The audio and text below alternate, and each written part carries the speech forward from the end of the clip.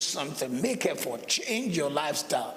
Do whatever our speakers challenge us to do today. But I guarantee you, you'll be at the top. One of them, yet to come. When you hear his testimony, it'll be mind-blowing. He's 34. 8 years ago, he had nothing. Today, his company is worth $500 million US dollars. That's insane, like they'll say. Get ready. God bless you.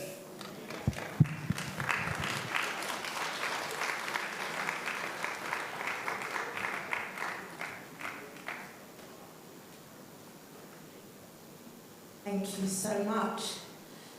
So before we announce our first speaker, I did mention we've got someone from the Wealth MasterClass here today. He bought his own ticket all the way from South Africa to be here at this event. He is an incredible student on the Wealth MasterClass. He is making waves in South Africa. So please join me in celebrating Mr. Sylvain Konlaji. Sylvain, I hope I pronounced your surname well.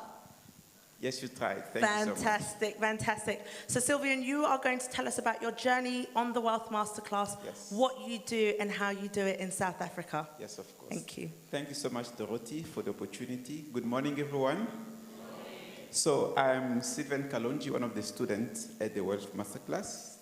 I was requested to give my testimonial in 10 minutes, so I'll stick to the time. That's why I wrote it down.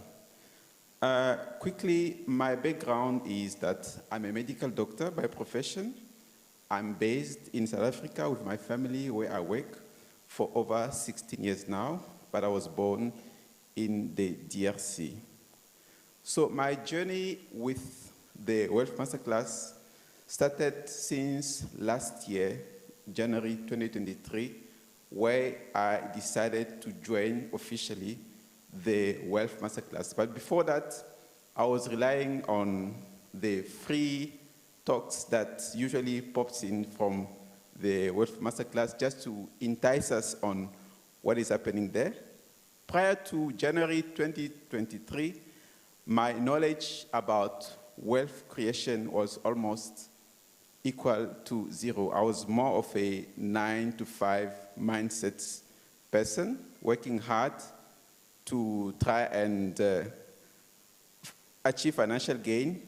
But before I joined, I would say around December or November 2022, I got in touch with the book called 30 Reasons for Company Ownership by Pastor Matthew. That's where I then learned that one of the vehicles we can use to create wealth is by creating a company, having a right structure, and then you start applying different ideas that come through. My biggest benefits of being a member, an active member of the Wealth Masterclass, is that my mindset has changed completely. I am now seeing opportunities when people are talking about chaos. I've learned to see that in this time, it is possible to make abundant wealth more than any other time before. I've developed a different positive perspective on wealth creation since I joined in January 2023. So next month, I'll be 2 years into the Wealth Masterclass. So the Wealth Masterclass also has helped me to develop a strong desire and appetite to create wealth. And we know in life, what you desire strongly is what will happen to you. From the time I've joined up until now, with the wonderful teachings that we receive from Pastor Matthew himself, I managed to set up a property company in South Africa. This is beside my 9-to-5 job as a doctor. I managed to create a property company and bought, me and my other friend, 4 buy-to-let property. As a starter, it's something exciting. And from there, we had a teaching about means of wealth creation, like what can one do to make this thing reality. So among other things that were shared, I took the idea of creating an e-learning platform as well as a medical software platform. So from last year, to be more precise, beside the property things, with the teachings, I've created an e-learning platform that helps doctors, nurses, and any other professional in the field of endoscopy. Okay, for those who do not know, endoscopy is what you guys call the keyhole surgery, like when you want to operate using the robotic. It's something that is new in the first world country, and there are not a lot of formal training, even from a university perspective. So last year, we started by doing tutorials online for free, and we managed to organize under our platform some workshop, whereby 2 weeks before the date of the workshop, we had to close because people were just coming in, and this was a paid workshop. These ideas, I learned them from the Wealth MasterClass. So now, as the year is going, like the next year, we're going to organize the same platform in such a way that people now can give a monthly subscription so that they learn from us, and by so doing, we have organized ourselves in a point that whoever comes into our teachings get what you call a continuous development point. Because in South Africa, where I work, if you don't show yourself as somebody who keep on upgrading, they can deregister you from the board. So we are bringing a solution to the healthcare workers, not just doctors, nurses, and everyone, to be updated with the recent knowledge in this particular field, and also not to be deregistered. So we are solving that problem, but then they will be also subscribing to our platform. We have also created, with my other group of friends, a medical software. There was a big lesson with Pastor Matthew last year where he highlighted different things that we can do. So I took these two ideas and ran with them. The medical software is helping doctors to be completely paperless. Like the moment you see a patient, you don't need files, you write in the software, and when you finish, especially for private patients, and you want to claim your payment from the medical insurance, we provide also such solution. So we are bringing value to different practices, either doctors or nurses or physiotherapists, any allied professional who want to operate in the private sector and be able to also claim the payment from the patient's insurance by giving them a tool that can help them to do their work smoothly. I must confess that before I came to the Wealth MasterClass, all these ideas were not in my brain. All I knew was to wake up in the morning and go to work and come back and so on and so forth.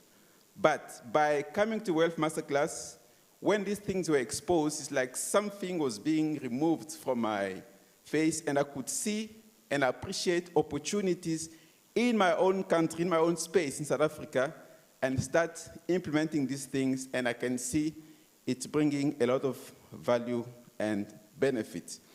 I've also learned so many other things, like how to scale up your business, how to use other people's money, other people's skills, other people's credibilities, and also how do you move from a certain level of properties to another by doing refinancing and all sorts of things.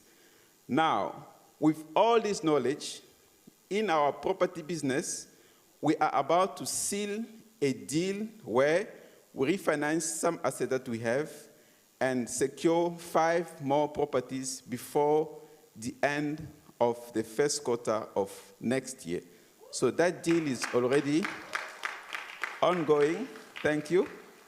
And some of these things, ignorance really was not good. Because you find that it's so simple, just need the right information, you put your structures in place, and you apply, and you see results. So the teaching in the Wealth Masterclass are so practical that even university don't have such kind of program whereby it helps you to move upward financially. I am also a lecturer at the university, so I'm not putting down university education. I'm just saying we need this kind of practical teaching to help us achieve various financial goals. Now, with our software, with our e-learning platform, we call it the school. We are starting subscriptions from January. So people who want to be into our platform, we already have material for the whole year with collaboration of other practitioners. People will be subscribing to our platform. Of course, we'll market it a lot. We'll do what we can to make sure that it's known. They will be required, people will be subscribing, will be required to pay a minimum of equivalent of, I would say, £10 per month. But our target is to get at least 10,000 people to subscribe. Now, just make a calculation. £10 times 10,000 per month is not something bad as passive income.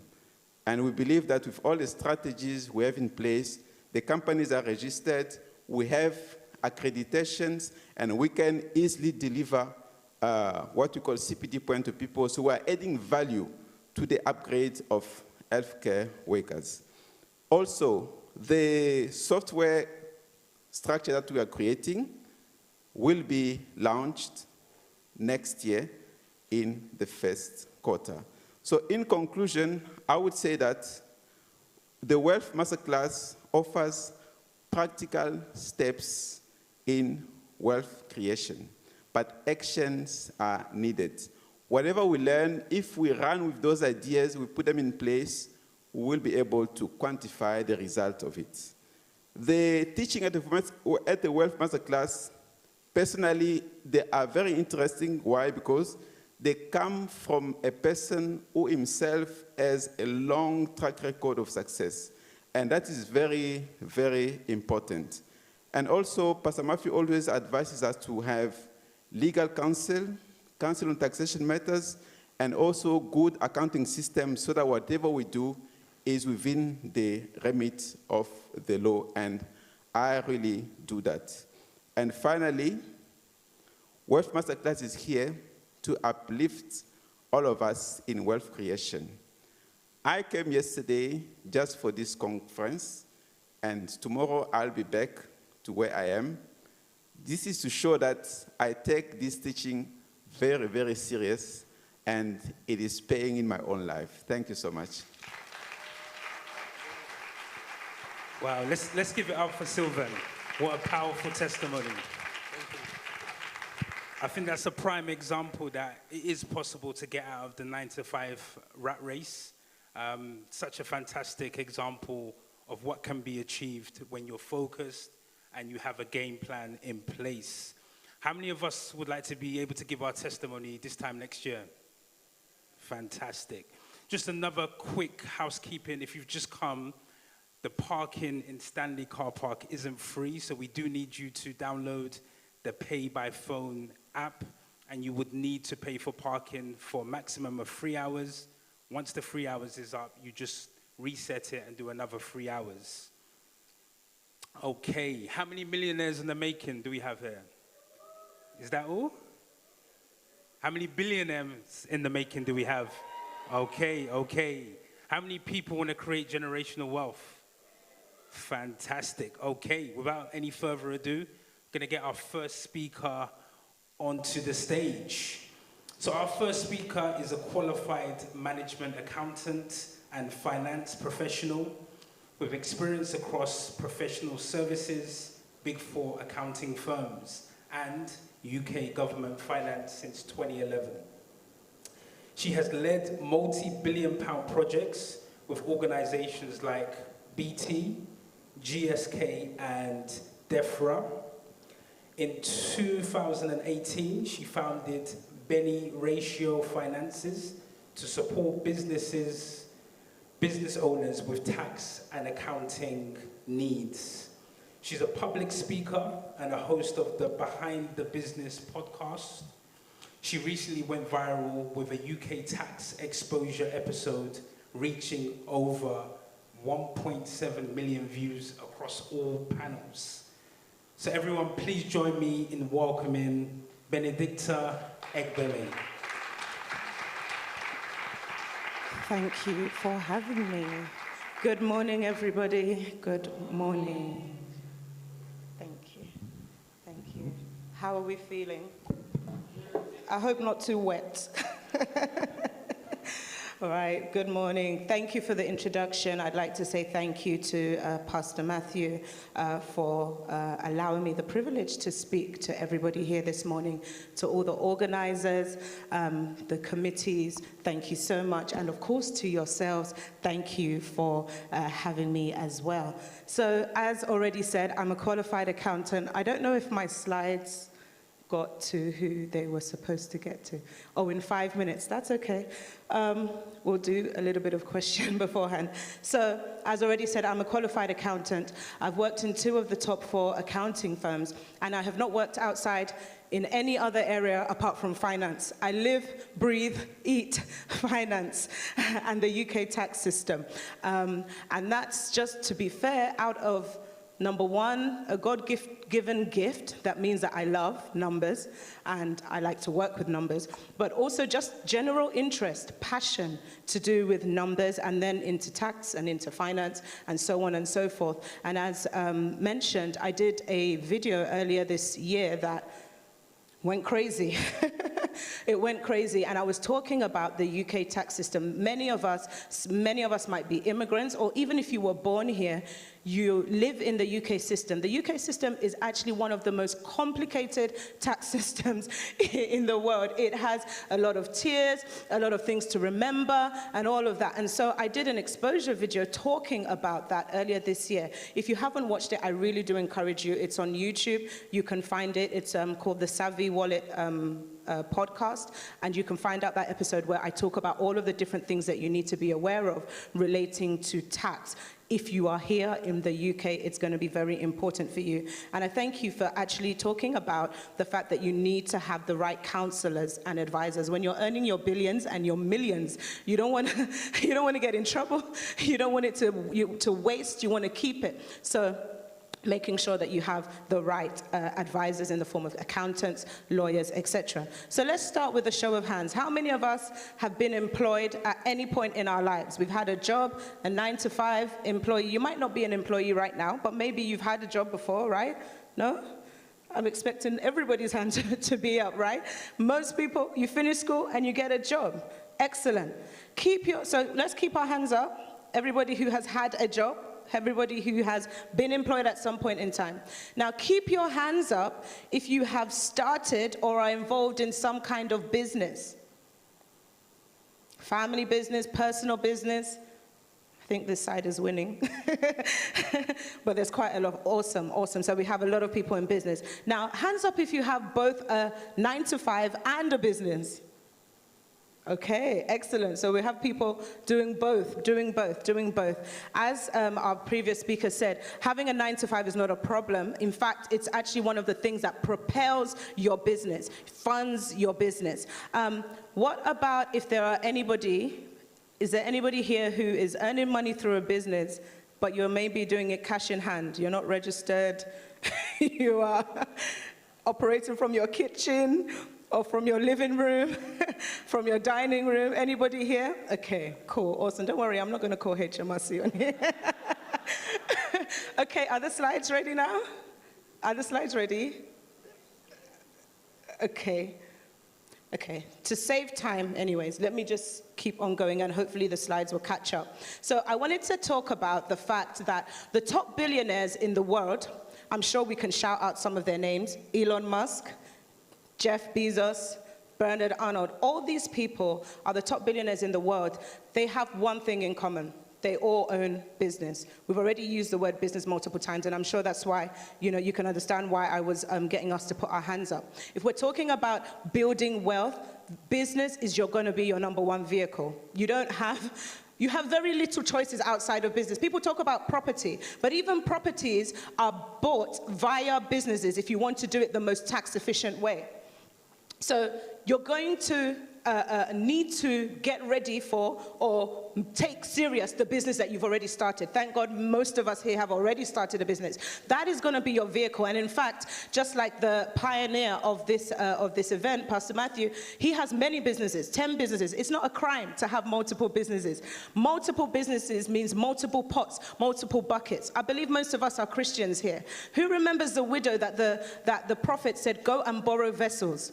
Go and borrow vessels. Your businesses are your vessels. If you want more oil, then you need more buckets, more vessels. So the more businesses you have, the more opportunity you have to be able to gain wealth and to keep wealth and to grow wealth. Okay, the slides are probably not going to come.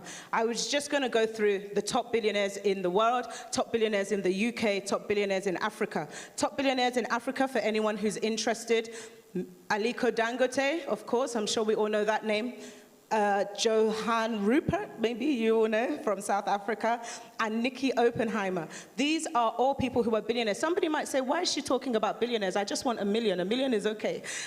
But we've heard the phrase that says, if you reach for the moon, at least you will land in the stars, right? So if we reach for billions, at least we know the millions are secure. Amen. And so we have global wealth distribution by source. Again, just for anybody who's interested, before I get into the meat of today, 10% of the world's billionaires are billionaires via their job. Only 10%. And you're looking at CEOs like the CEO of Apple, the CEO of Microsoft, the CEO of JP Morgan. What do they have in common? They're still businesses anyway. Somebody founded those businesses for the employee, for the person to become a CEO, to then even earn £1 billion salary.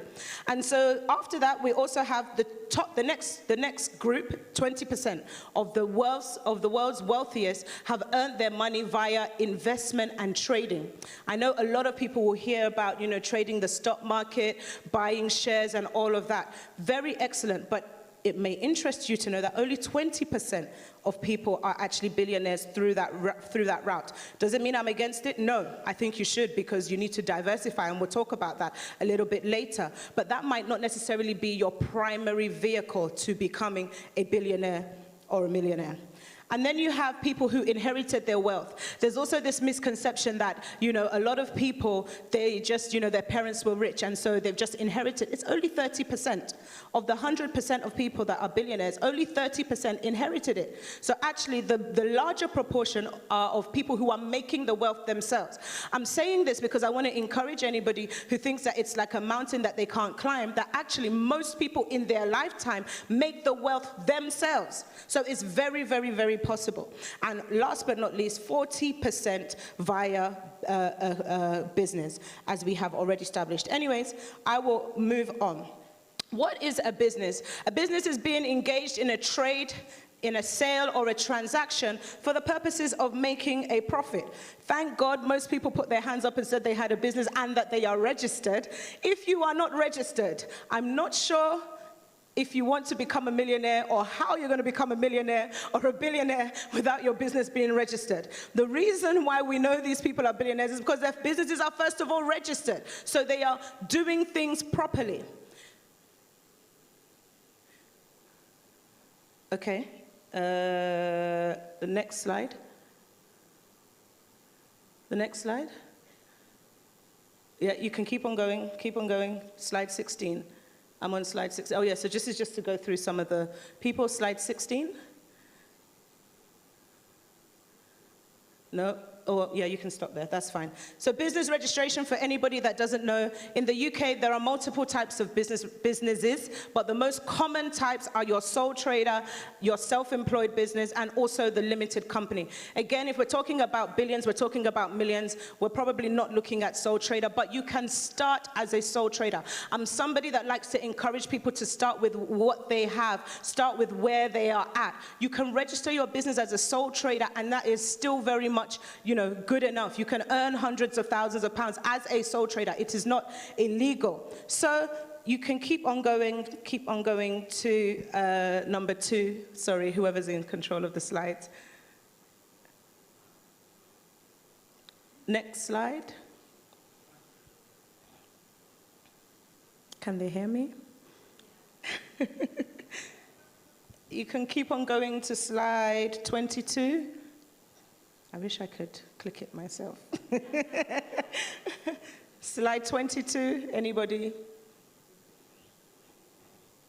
Okay, I will just talk to it. Hopefully it will catch up again. So, of course, number one, foundational. I think we're all on the same page about that. Register your business in simple English. Number two, business finance. Managing your business finance. I'm actually just trying to lay a foundation. All the tech gurus and the multimillionaires will come up after me, but I'm just trying to lay the basic foundation with regards to business. So Business Finance 101. There are so many things that you should and shouldn't do about business. So many rules, so many regulations, but I just wanted to highlight the top three. Number one, very basic. I'm an accountant. I deal with multiple businesses all day, every day, and I see continuous bad habits that will not make for effective millionaireship or billionaireship, if that's a word to say. Mixing your business and your personal finance. The moment you register your business, and why you should register your business, is so that you can actually open up a business account. If you're not registered and all the money is coming in cash in hand, are you going to keep £1 billion in your house? I'm not sure if the house will be big enough to contain it. You need a bank, right? And so the registration of the business allows you to open up a bank account. I have many customers who use their personal account to manage their business, and before too long, their account is closed. Why? Because the way that the business transactions go in and out are irregular when you compare it with a 9-to-5 person. A 9-to-5 person gets paid once or twice in a month, and then they have their household bills. If you're operating a business and you have multiple sales, you know, where somebody else has maybe 50 transactions a month, your business has like 100, 200, 300. The bank in the UK, it's flagging, something is wrong in this place. Something is wrong in this place. I've had people whose businesses have, whose accounts have been closed because they were trying to use their business account to manage their personal account to manage their business. So that's number one.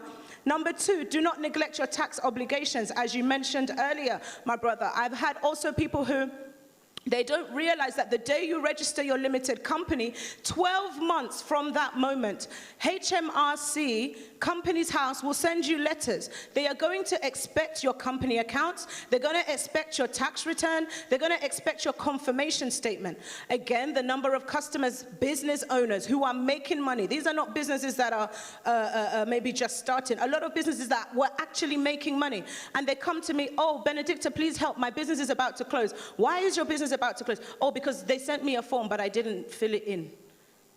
Just because of a form. And people don't realize that the kind of economy and the kind of country that we're in, the fact that you did not fill in a form is enough for them to close your business. So take your tax obligations, your contractual obligations, whatever they are. If you don't know what they are, speak to a professional, speak to an accountant, find out what they are and take them seriously. One of my customers came to me when her bank was already closed. When her bank was already closed. And so her money was trapped. I know somebody who had over £100,000 from his business. He didn't realize that because of the delay of doing his accounts, his business was about to be closed. Thankfully, we were able to intercept, but his business was about to be closed. That's somebody who has a family, who has children, who is, you know, using that business to prop up their life. How on earth are you going to survive if your 100,000 has disappeared into thin air? I'm not saying you can't reclaim it, but it's going to take a process. In the meantime, what are you going to do? So please do not neglect your tax obligations. And number three, invest back into your business. It goes without saying. I think a lot of us have a mindset of, oh, I've labored on this business, and the moment you start to see profit, you want to take it, you want to eat it, you want to. If you take the first fruit of every tree, every time a tree, you've planted a seed in the ground, it's just about growing, and now one apple has come. You keep on taking it, you will never see the fruits of the big tree that has, the potential of a massive harvest. So don't be somebody that does not invest back into the business. Yes, you are investing and going into business because of what you want to get out of it, but that should be in the long run. When the business has stood up and is strong enough to be able to support and keep on supporting you, your family, and whoever else it is. So when it comes to business as well, after your registration, after doing the basics of financial management, number 2, let's talk about receiving income. Because I know a lot of people, everything I'm saying, by the way, is based on literal real-life examples. For everything I say, I can tell you a customer, I can tell you their name, I can tell you their business. Receiving payments, receiving income. Do you make it easy for your clients to pay you? If for those of us in business, a question to answer. Do you make it easy for your clients to pay you? Yes or no? Yes? How do you do that? Can your customer get away without paying you? Anybody? No? Because you put the right thing. I had a customer who, again, very successful, high earner, and I think this is part of the challenge. When you start to earn quite a bit of money compared to the fact that maybe you used to have 0, and now your bank account is a bit more fat and flourishing, 70K, 80K, 90K. I had a customer that came to me who, although he had that amount of money and although he was turning that amount, when we added up how much was being owed to him, it was like almost £20,000 of invoices that had been sent out, but people had not paid. What do you do in that circumstance? What contracts, what do you have in place to ensure that people are paying you and that your customers can't get away without paying you? It's very important. And not just that, what do you do when they haven't paid you? Because of course you can put systems in place and some people unfortunately can still breach them. What do you do? And this is where your contracts, your legal, your legal advisors, what you have in place, what you do when people have not paid you. One of the things I want to talk about is payment solutions. I'm sure we're all familiar. We've all done this. We've all used this. Simple payment systems. Of course, it's going to make it easy. None of this sending your bank account via screenshot on WhatsApp or text message and saying, pay me for the service. No. There should be an invoice for every single transaction. Like I say, I'm saying this all from my experience as an accountant. There should be an invoice. There should be a paper trail. In the UK, there's something called anti-money laundering. As an accountant, it's my responsibility to ensure that every business I'm dealing with is not doing anything illegal. And one of the ways to ensure that they're not doing anything illegal is by the paperwork. I had to reject a customer. She was into property. I believe she was doing rent to rent. And she was, not only was she doing rent to rent for herself, but people were giving her money. And then she was giving it to another company who were then doing, who were then getting the properties and then bringing the money back. So I said to her, okay, where's the contract for this money? Because by this time, I'm seeing 10,000, 20,000, 50,000, 100,000. When I added it up for that year, about 500,000 had gone into this woman's account and out. But I can't see any asset. I can't see any paperwork. I can't see anything. Technically, I'm supposed to report that. So this is something that you need to think about. If you can't explain it, if there's no paperwork to show how and why the money came in, and also why you were spending the money, it can be flagged. And this is how you see people getting in trouble. I think we often think about this when it comes to charities, but we don't realize that the same actually applies to business as well. So something to think about. Make sure that the next, you can go to the next slide. You want to be providing your clients with a variety of ways to pay. Is it only one method? Do you allow them to pay you in installments? Do you have such services? Also, when you're sending them a bill, is it easy for them to pay straight away? Most often, as a customer myself, I've gone to buy something, and by the time it looks complicated, and I realize I can go somewhere else and just click pay straight away. If you look on social media, Instagram, Facebook, and all of that, you don't even need to leave the app to spend money these days. How easy is it for the customer for you to take money out of your customer's pocket, not in a bad way, to still deliver them a service? If anything that makes it complicated is going to mean that you're actually leaving money on the table and that customers will go somewhere else. Also, we're talking about billionaires. All those people that I named, trust me, they have money in multiple currencies. Are you thinking beyond your local span, or are you only thinking about the UK? Do you have a bank account that allows you to receive euros, pounds, dollars, yen, whatever way it comes? So far as it's money, I'm here for it. Anybody like that? We should be thinking like that. If somebody reaches out to you from another country, will you be able to serve them? Yeah, so these payment systems are just examples. And like I say, I'm sure we've all interacted with them at some point or another. Ensure that your business has payment systems. Number 3, automation. If you want to talk about becoming a billionaire, it's not going to be because you are doing everything manually. Automation is essential. I know we have tech people that will come and speak to us later. I'm not a tech expert, but at least the little that I know is that you shouldn't be doing repetitive tasks again and again by yourself. There is probably an app for that. There is probably a software for that. You find a lot of business owners, especially in the early days, are burnt out because they are doing absolutely everything themselves. The reason why automation is important is because what you're doing is you're laying the foundation for you to be able to scale and for you to be able to grow. Can you imagine if there was one person sitting, or 2 people, even if there were many people, sitting in Amazon, literally trying to manually process every single card payment, literally trying to manually process every order, manually checking? No, they wouldn't be able to be the billion-pound company that they are. And so automation, putting in the right systems, will allow you to be able to serve more customers quickly. When my video went viral earlier this year, we had literally almost like a month where we would go into our mailbox and we would see, hundreds of emails. And my calendar was being booked up automatically. Thank God I had the automation in place, because I couldn't imagine what would have happened if all those people were trying to call me to book an appointment in my diary. It was booked up to the point that it was booked up for like 3-4 months in advance. But I was able to get away with that and able to serve those people because I had the automation, the calendar, the payments, the proposals. Every time I spoke to them, we were able to send them proposals like that, like that, like that. So we were able to serve people quickly. When your time of harvest comes, will you be able to serve all of those customers, business owners? Many of us are praying for million-pound businesses, billion-pound businesses, but our systems are only set up to be able to cater for maybe 5-10 customers. I think you mentioned it about you had lots of people coming for your event, but there was some interesting things there, and I'm sure you've gone to improve. It is so important. It is so important. Your automations, your systems. You can keep on going.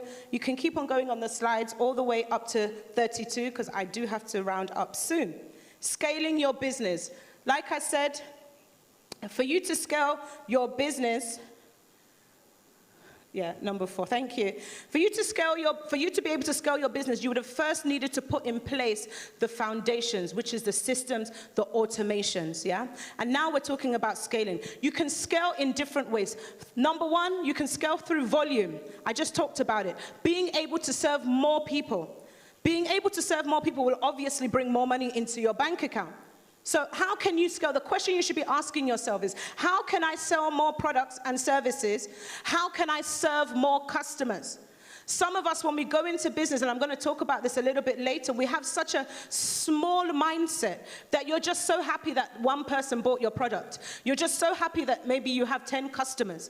That's not enough. It will never be enough. We're talking about billions. We're talking about millions.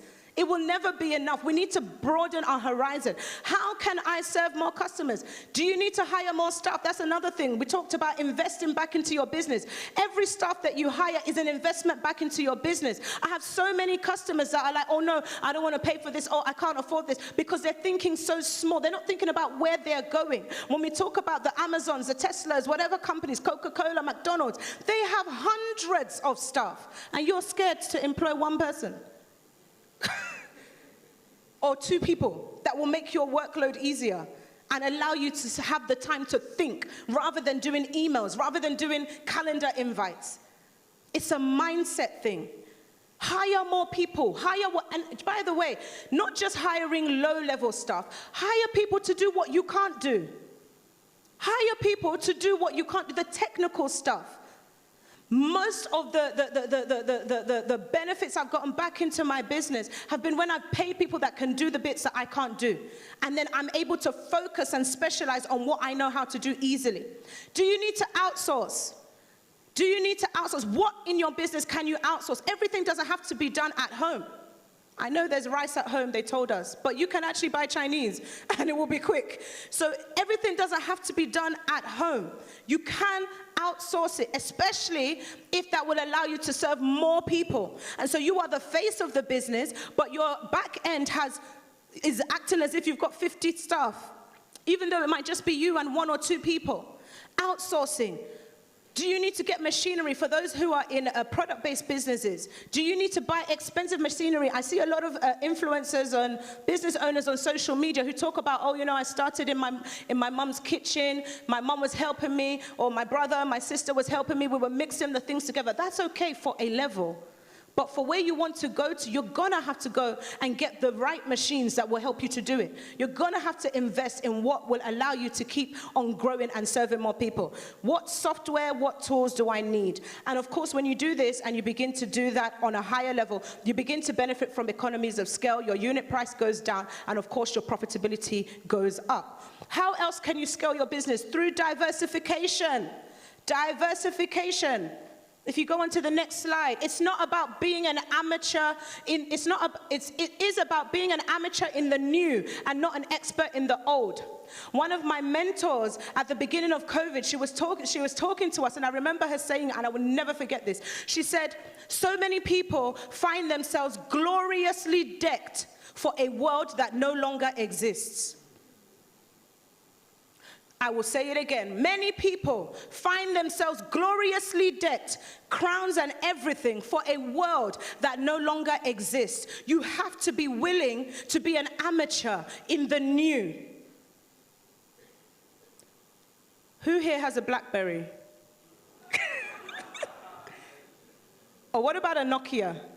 Nokia 3310. Who has that phone here? No? What phone do you have? Samsung. And Samsung has been keeping Apple on their toes for years. We need to give Samsung their props. Samsung has been keeping Apple on their toes for years. Even Samsung, they saw that, the iPhone bring out a new phone every year. They bring out a new phone every year. You have to be willing to be an amateur in the new. I can't begin to even count the number of phases that my business has gone through since I started in 2018. What's that, 6 years, 6, 7 years? And we continue to grow. But every time we change face, a new harvest comes in. Every time we do something new, more people hear about us. Every time we do something new, our bank accounts increase. With your business, it's not going to be the same forever. You need to be willing to learn about new things and be able to take in that harvest through diversification. So how can you scale through diversification? You can have complementary diversification on the next slide, or you can have unrelated diversification. I put the image of Tesco there because we're all here in the UK. Tesco does this very well. Tesco has a bank. Tesco has a mobile phone SIM card. What is groceries and SIM card? How do they match? How are they connected? They're not. When you reach a certain level of profitability, you need to start looking for new ways to continue to invest in your business, keep your money, but also bringing a new stream of income. We talk about, as individuals, having multiple streams of income. Your business should have multiple streams of income. It shouldn't just be one thing. You guys know I'm an accountant. I primarily get paid by doing people's accounts and tax returns. But I'm standing here before you, and I have been paid multiple times to just give a speech. That's another stream of income. I have online courses. I do other types of admin. You have to be willing to think about how you can diversify your business. It's not, oh, I'm just selling this one thing. What complementary good? Colgate, they sell toothpaste, right? But Colgate also sells toothbrushes, because when you buy our toothpaste, you're going to need a toothbrush to use the toothpaste. What are your customers continuously asking you for that you keep on saying, oh, no, we don't do that, sorry. Oh, no, we don't do that, sorry. Oh, no, we don't do that. How long will you continue saying, oh, no, we don't do that, sorry? Maybe you need to go and find out. Maybe it's a report card of what you need to be able to do so that you can harvest that money. You can keep on going to the next slides. Like I said, you have complementary and you have unrelated diversification. You can also scale forwards and backwards. So for example, if you find that you are having to always buy a particular ingredient, maybe you can go and have your own farm for that ingredient, for example. Or you find that you're having to always pay logistics companies. Maybe you can have your own fleet of cars and you can go into deliveries, for example. I'm just throwing these ideas out there. You can go to the next slide, and I will be rounding up very shortly. Very shortly. You can keep on going to, are you leaving money on the table? This is just an example. We all know about Apple. They sell AirPods, they sell iPhone, they sell iMac, MacBook. These are complementary goods. If you're going to have an iPhone, of course, you can use the earphones. You're going to need earphones anyway, and so on. You can keep on going. We'll skip those just because of time. And so my question is, are you leaving money on the table? Are you leaving money on the table? As I begin to round up, I want to talk about the billionaire's money mindset. And I'm going to use a scripture because the Bible is the most authentic book that transcends all of time. And it's always relevant. As a man thinks, according to Proverbs 23:7a, so he is in his heart. You can go back 1 or 2 slides, please. Yeah, as a man thinks, so he is. So I want to talk about mindset. It's your mindset that will draw, that will pull to you the billions, the millions, and that which you desire. You can go to the next slide. I want to bust some myths here. When it comes to business, people are always thinking about doing something new, something innovative, and I'm for that. I am so for it. I believe in it. It's the right thing to do. But I want to also let you know that when it comes to business, sometimes it's just about doing the existing thing better than somebody else. Next slide, please. How many different brands of bread are in the supermarket? How many different hair products are in the hair shop? How many different, nail companies? How many different fast food restaurants? Sometimes, because some people, they get blocked because they're like, I'm not really good with tech. Oh, I don't really know this. I don't really know that. No, what about something that is existing and you changing it slightly, doing it a little bit better? Maybe that's where your harvest is. Maybe that's where your billions are. Who remembers Blockbuster? Where are they now? Next slide, please. You can also, especially, I don't want to talk about age, but especially for the more mature people in our midst, you think, I don't have time, because to be fair, business takes time. It takes hard work, it takes investment. For our older people, you don't have to start a new business. You can actually buy an existing business. Who's heard about franchising? Why can't you own a McDonald's? Why can't you own a KFC? It's proven, tried, and tested. And all of a sudden, you're in business, and the monies that HSBC, the money that KFC or McDonald's or Subway or whatever, Costa would have earned, now as the owner of that franchise, you are earning that money. And so you are just as successful as them. You're not paying for advertising. They spend all the money in the center. But you are reaping the harvest in your local high street. Where is there a gap around? Maybe you've moved to a new area and you're like, why is there no Tesco here? Why is there no this, some of the, the high street names? You can go into business via that method. So like I said, I'm just trying to open our mindset. Last but not least, the billionaire's money mindset. Number one, of course, I can talk about this all day and there's so much to say. But number one, I want to encourage us to think and operate from a place of an abundance, And many of us are doing business from poverty mindset. When you think from a poverty mindset, you will attract poverty-minded customers and you will be frustrated, I'll be honest. You will be frustrated. When you operate from an abundance mindset, what happens is that you attract people towards you that also have an equal mindset. The kind of customers that will not question the price that you are putting on the table because they understand the value that you are offering, and so they're willing to pay for it. Not the kinds of customers that will keep on asking you for a discount and want the whole world. When you operate from an abundance mindset, you begin to understand that it's not every single piece of money that you need to take. It's not every customer that you need to say yes to.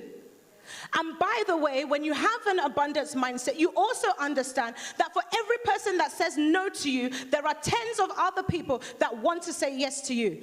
And the very reason why another person said no to you is the very reason why they want you. It's a mindset. It's a mindset. I already talked about Proverbs 23, 7, 8. As a man thinks, so he is. As a man thinks, so he is. If you continue to operate from a poverty mindset, you will stay in that zone. But when you begin to elevate your mindset, you begin to attract amazing, big opportunities. Again, I'm just going to rush because of time. I've literally got probably 1 or 2 minutes. Number 2, expand your vision. Expand your vision. If vision was not important, God would not have told Abraham to go out and look at the lands. He said, look, as far as your eyes can see, that's what I want to give you.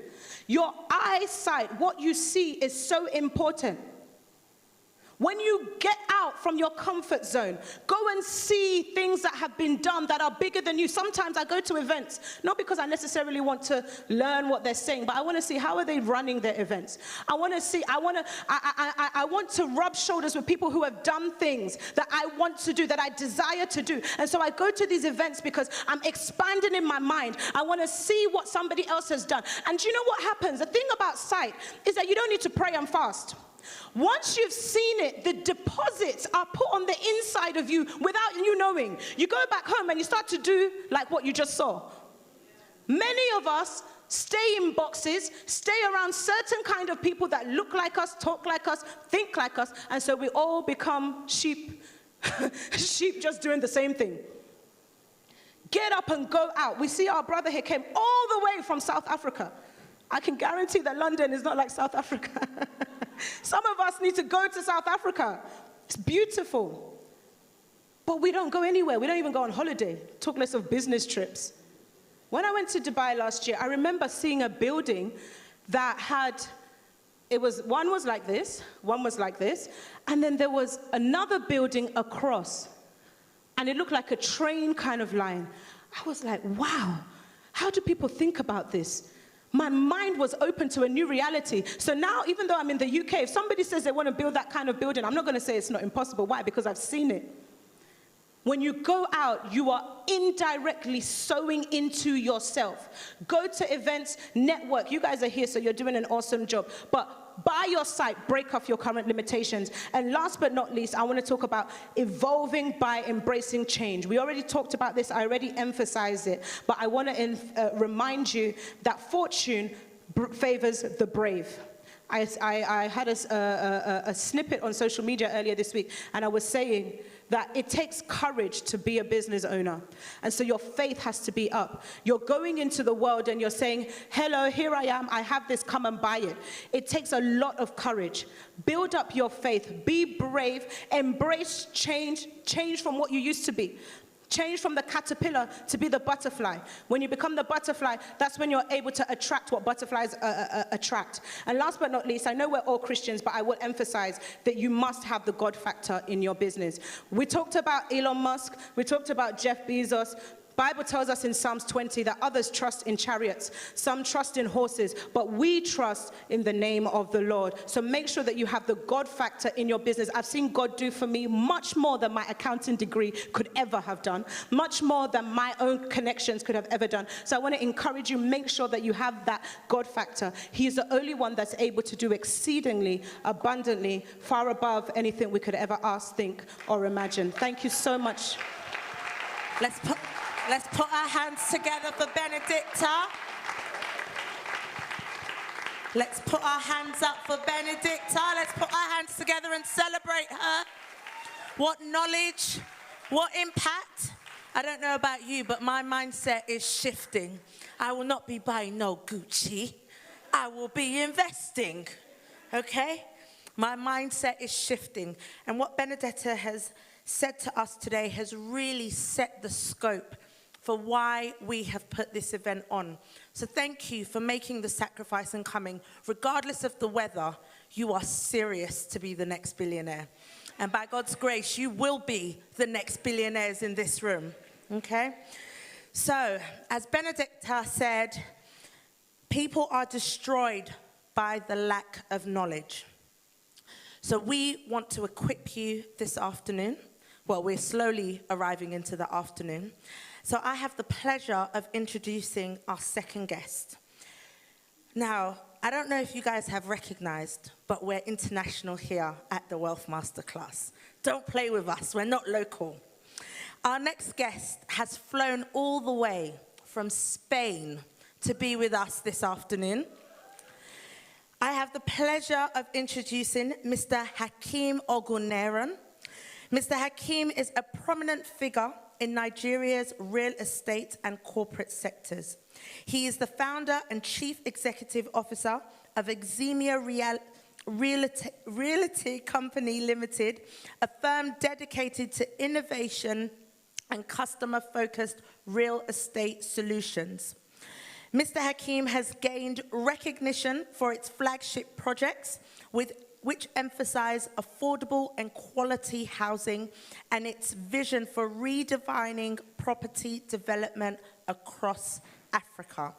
Please, please stand up and help me welcome Mr. Hakeem Oguneran this morning.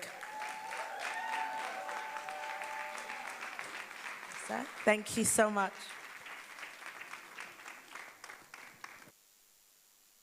Thank you very much.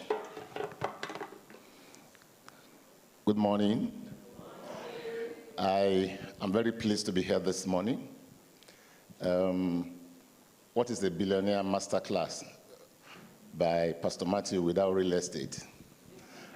I'm sure you understand what I mean. So, Pastor has asked me to look at 3 issues this morning. Is my presentation on? Please put it on, please. And let me have the outline. So it's outline, please. So he asked me to look at global perspectives on real estate, which is very important now because after COVID, real estate was struggling. In the past 2 years, investors are beginning to dilate real estate, to look at real estate relative to other assets. So it's important, if you're going to play in this segment, you must understand the trends, you must know the issues, you must understand where to play. And to understand that is very simple. Just look at what is happening globally, look at what the opportunities are, and so on and so forth. So I look at the future of real estate globally. I'll look at a few reports because data is very important. Let's look at data. What is data saying? You can see where UK is even sitting in the ecosystem. You can see where other parts of the world are sitting. That is one major thing that Pastor asked me to do. Secondly, he asked me to look at real estate investment trusts. Now, let me tell you the significance of that. One of the problems of real estate as an investment is that it is very illiquid. It's an illiquid asset. A lot of the times, it takes time for you to turn real estate into money. So part of what has been done to make real estate as liquid as possible is to create an asset class called REITs, Real Estate Investment Trust. So if you want to invest in near liquid assets for real estate, look at REITs. Or if you have assets and you want to unlock value in those assets, you look at REITs. So I'm going to take us through REITs, as he has asked me to, just for us to understand how the asset class works. Unfortunately, UK is a very late entrant into the REITs market. UK entered that market in 2012, so there are only 48 REITs in the UK. But in the US there are 1,100 REITs, so you can just compare. But it's important for us to understand how REITs work. Whether you want to unlock value in your portfolio of assets through REITs, or whether you want to invest in some of the REITs around here. And then, Pastor has asked me to look at land banking, which is alternative real estate investment. What is land banking? Why should you undertake land banking? What are the steps that you need to take if you must enjoy the fruits of the land that you have banked? What are those things that you must do? 3 things he's asked me to do, and then I'll be on my way. So next slide, please. The first point I want to stress is that the biggest store of value globally as an asset class is real estate. And there have been a lot of reports. So in my presentation, I've taken a look at the report by McKinsey, late 2022, and the report by Surveys last year. Both reports confirm that the biggest store of value globally is real estate. 67% of global wealth is stored in real estate. Now, people will ask, why is this so? Why is this so? Why is real estate such a critical asset? Why is it so important? Why is everybody talking about real estate? What is the thing about the real estate itself? I'll tell you this morning. 3 reasons.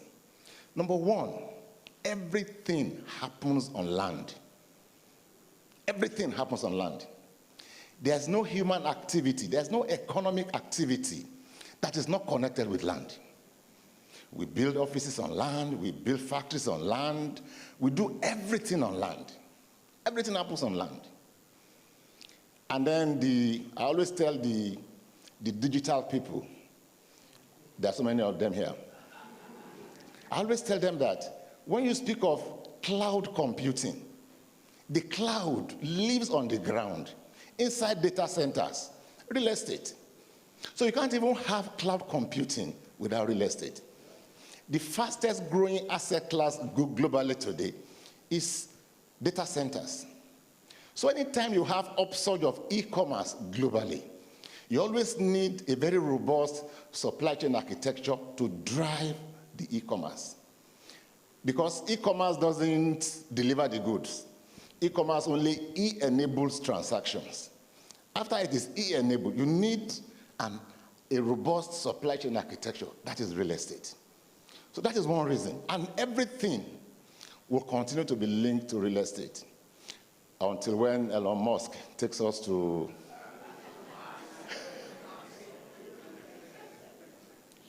That's a major reason. The second major reason is that today, the greatest enabler of global mobility is real estate. So all these golden visas, check the golden visa program of any country. 50% are tied to real estate. In fact, in some countries today, global mobility is golden visas, and what do you have? It's tied only to real estate. And unfortunately for the world, the moment the Asians got on this golden visa issue, you saw what has happened to real estate. 3 years ago in Canada, the government had to intervene because the price of houses went beyond the reach of everybody. Why? Because the Chinese came. So real estate is at the foundation of global mobility. Now, you have an asset class that is connected with every economic activity. You have an asset class that drives global mobility. Why won't it be so important? And thirdly, somebody I know very well always says that real estate is the only real investment. So for those 3 reasons, I believe that is why real estate is such a... Let's look at this next slide. Next slide. So McKinsey says that... No, please just go back a bit. McKinsey says that 2/3 of global net worth is stored in real estate, only about 20% in other assets. It remains the biggest store of wealth. Total value, 379 trillion. And by the way, I know there are Bitcoiners here. And because of what has happened in the past 3-4 days, they want to start raising their shoulders. So let me tell you that even though Bitcoin has crossed it's now $103,000, the total value of global Bitcoin is still less than 1% of the value of real estate. So I decided to just look for it, so it's not even in contention at all. Real estate, to develop real estate today is more than the value of global equity and global bonds together. It's more than 4 times the value of global GDP. That should tell you the relative importance of real estate and the reason why you need to pay attention to real estate. I know in real estate we say you don't wait to buy real estate. You buy real estate and wait.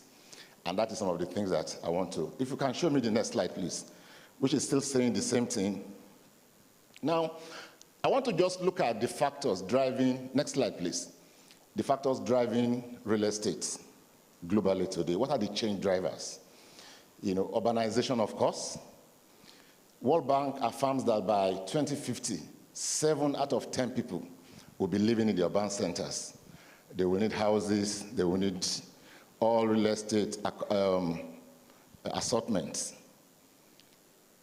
But it's also important for us in real estate to understand that there's new competition for real estate. There are new asset classes emerging. They are nimbler, they are simpler, they are easily scalable. So cryptocurrencies, Bitcoin, as I just mentioned, these are potential. Why is that critical? Capital is always rational. You can predict where capital will go. Capital will go where return is high, risk is minimal, processes are simple, and that is what technology is driving. So there's a lot of technology driving change in real estate. Today, prop tech, blockchain is driving the segment, sustainability, ESG, and all those factors. New ways of living, post-COVID, we cannot go back to the way we were doing before. We have new ways of working, new ways of doing things. So there's a lot of growth in asset classes like co-living and so on and so forth. Next slide. Next slide. Next 2 slides, actually. Next slide. So I try to just look at all the World Economic Forum, what they are saying about the future of real estate, But I want to just spend some time on this, on the next 2 slides. Now, globally, there are specific real estate segments. And what is happening in those segments should be of interest to us, wherever you want to invest. Offices, living segment, retail segment, hotel segment, and logistics segment. The reason why I'm saying that is that all of us in real estate, we suffer from herd mentality. We just sleep, like my people say, and we put our head in the same place. We believe that you want to do real estate, just buy land, build offices, build estates. But there are new asset classes. In Nigeria, for example, I tell them that in the next 5 to 10 years, one of the biggest asset class that will sell is care homes. Do you know why? We have all sent our children abroad. We've sent our children abroad, and it's getting to a time now that I was just negotiating with my last daughter, 23 years old, to come home for Christmas this morning. Real negotiation, just to come for Christmas. So there will be opportunity for care homes. We've seen a lot of reverse medical tourism now in Lagos and Abuja. So in December now, a lot of people from diaspora, they come for dentist appointment, optical, I understand the waiting period in some places is too long, so they need shortlet appointments, so we all need to begin to think along that line. Next slide, please. I showed the next slide to show, in case you want to see how the various countries are doing, the Global Health Real Estate Monitor. The next slide shows top 10 countries by real estate value. The next slide. The next slide is very important. Now, this slide shows the regional distribution of real estate by population and by value. I want you to look at Africa is purple. Okay, it's not showing very well. So you can see Africa, you can see our population, and you can see the percentage of real estate that we control. That tells you something. So my next slide, I've tried to tell us the potentials for real estate in Africa. The estimated market size in 2024 is 16.6 trillion. Residential segment alone is 13 trillion US dollars. And I have the breakdown. Why is this important for us? I've shown the key drivers. I think significant opportunities. There's a slide that shows the housing deficit in Africa. Please go on. Let's go on. This slide shows the drivers. Next slide. The deficit, the deficit in Africa. Next slide. And 2 days, Africa, AIF is going on now in Morocco.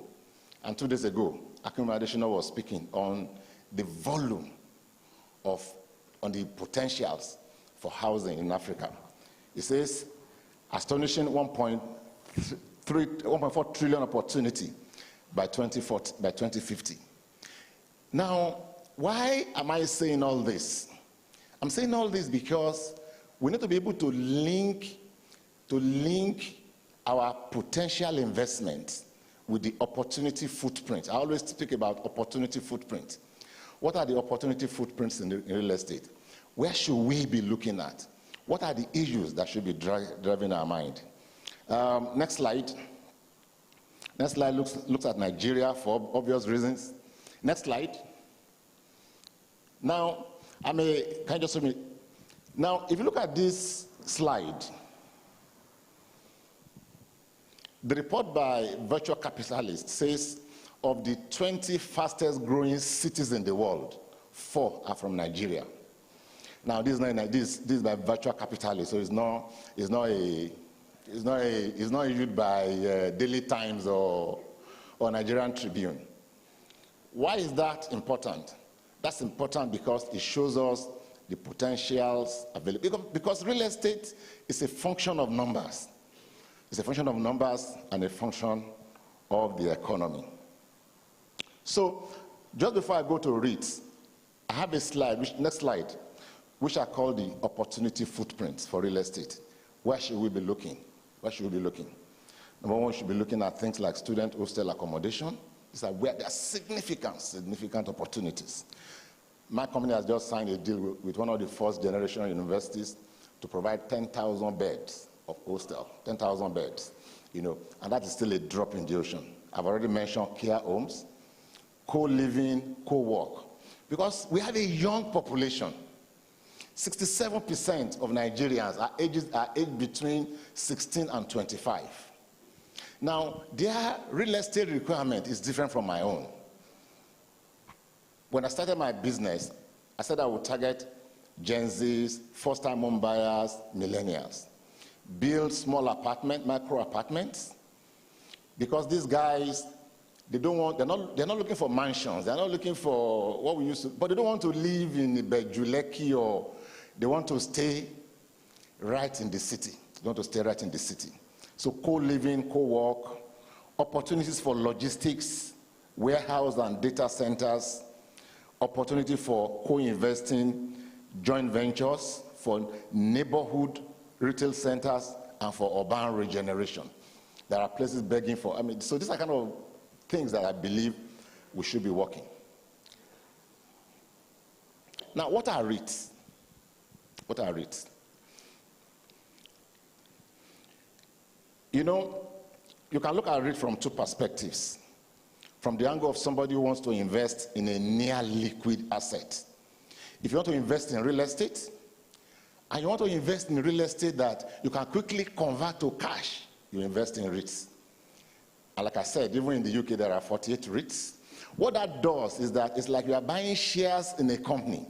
However, the greatest advantage of a REIT is that, in the case of a limited liability company, it is the board of directors that will determine how much should be paid as dividend. But in the case of a REIT, the amount that should be paid has been fixed by law. In the UK, it is 90%. In Nigeria, it's also 90%. It means that if you invest in a REIT, and you know that this REIT is going to collect 100 million pounds rent at the end of the year, you can begin to calculate how much. So REIT gives you that certainty. That certainty, Now, it's a vehicle that is created. So like I said, it works both ways.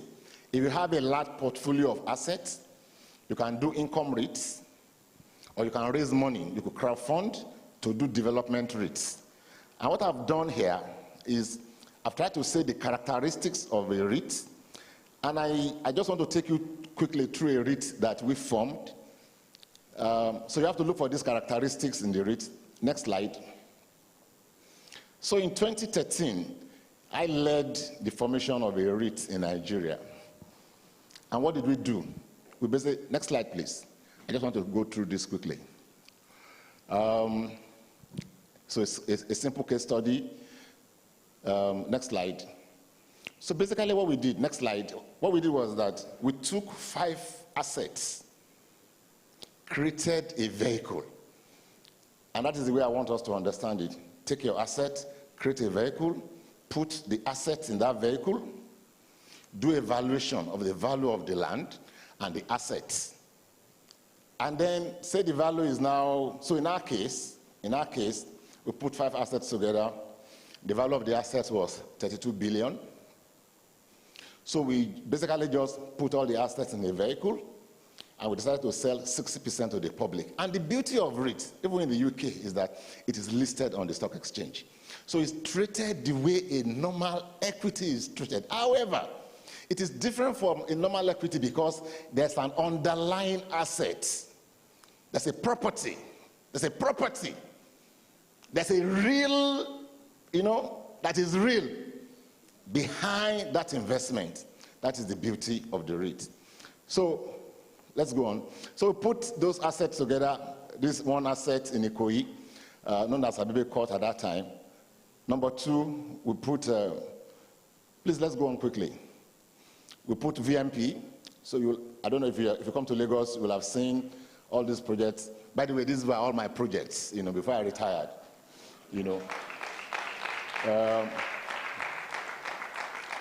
So we put all the assets together in a vehicle, and we did a valuation. It was 30 billion. And out of that, we created 3 billion units. So basically just divide the 30 billion by 3 billion, and we sold at 10 naira. Now what did that do for us? So we sold 60%. It gave us the opportunity to unlock value. One of the things that people do very well in real estate, we know how to create assets. We know how to manage assets. We don't know how to multiply assets. You have to create assets, manage the assets. Multiplying the assets is a time when you get to a level that you can unlock value. And with a REIT, you don't have to sell everything. If you have attachment to the asset as the promoter, sell 60%, sell 70%. It means that when distributions are made, you still collect your own 30%. It is very simple and straightforward. But we need to begin to look beyond the rudiments of real estate. I believe that's the message that Pastor wants me to pass to this audience today. Let's begin to look beyond the rudiments of real estate. Let's start to do real estate that is return driven. I always say there are 3 ROEs in real estate. There's ROE, return on equity, which is what all of us should be doing.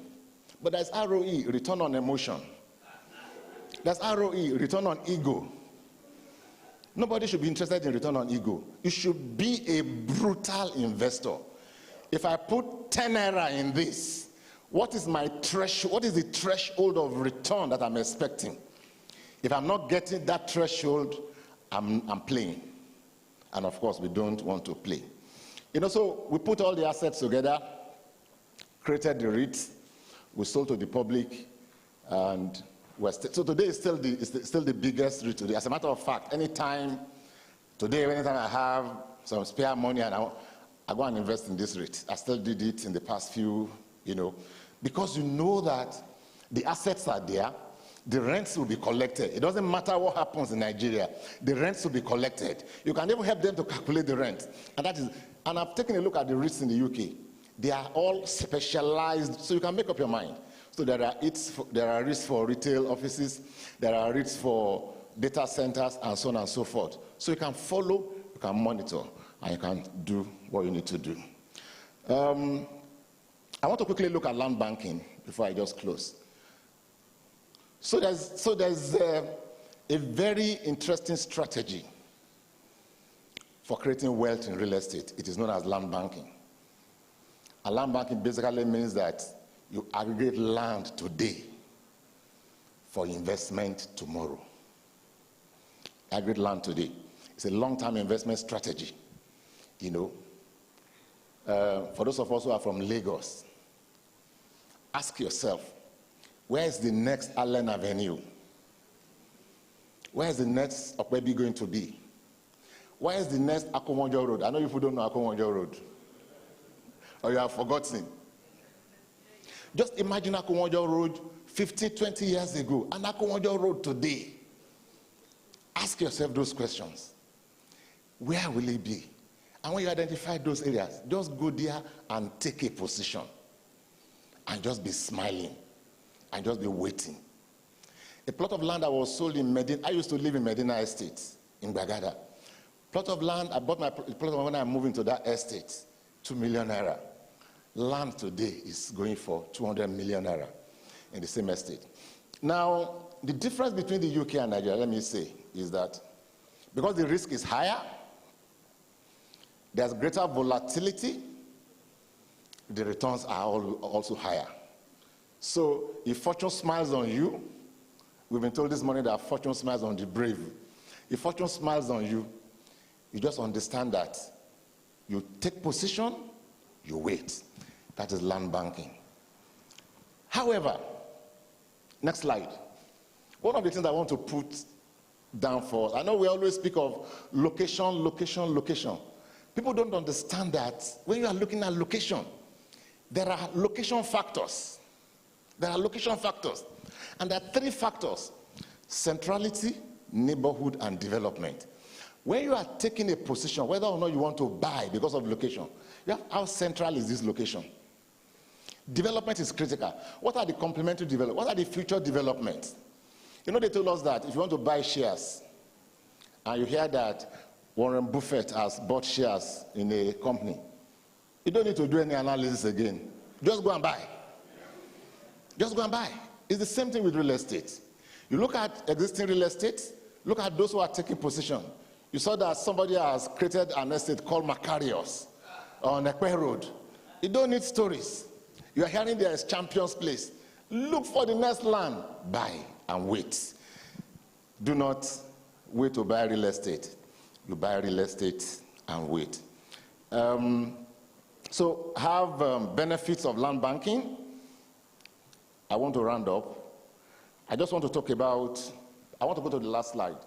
Benefits of land banking. You will see the benefits since you have the slides. Next slide. The steps that you need to take. What are the imperatives? This is very important. Before you discover that you have bought Lord Denny, okay, let me wear my lawyer's hat. You have bought mere shell of a property. You know, make sure that your due diligence is top-notch. Compliance with zoning, important. You know, people used to break zoning laws with impunity in those days. But today, the chicken has come home to roost. Do your in-depth market analysis. Understand the location factors. And understand the legal, financial, and tax implications. That asset, as it is sitting on your, is it sitting as stock? Or is it sitting as another form of asset? That is very important for asset purposes. Finally,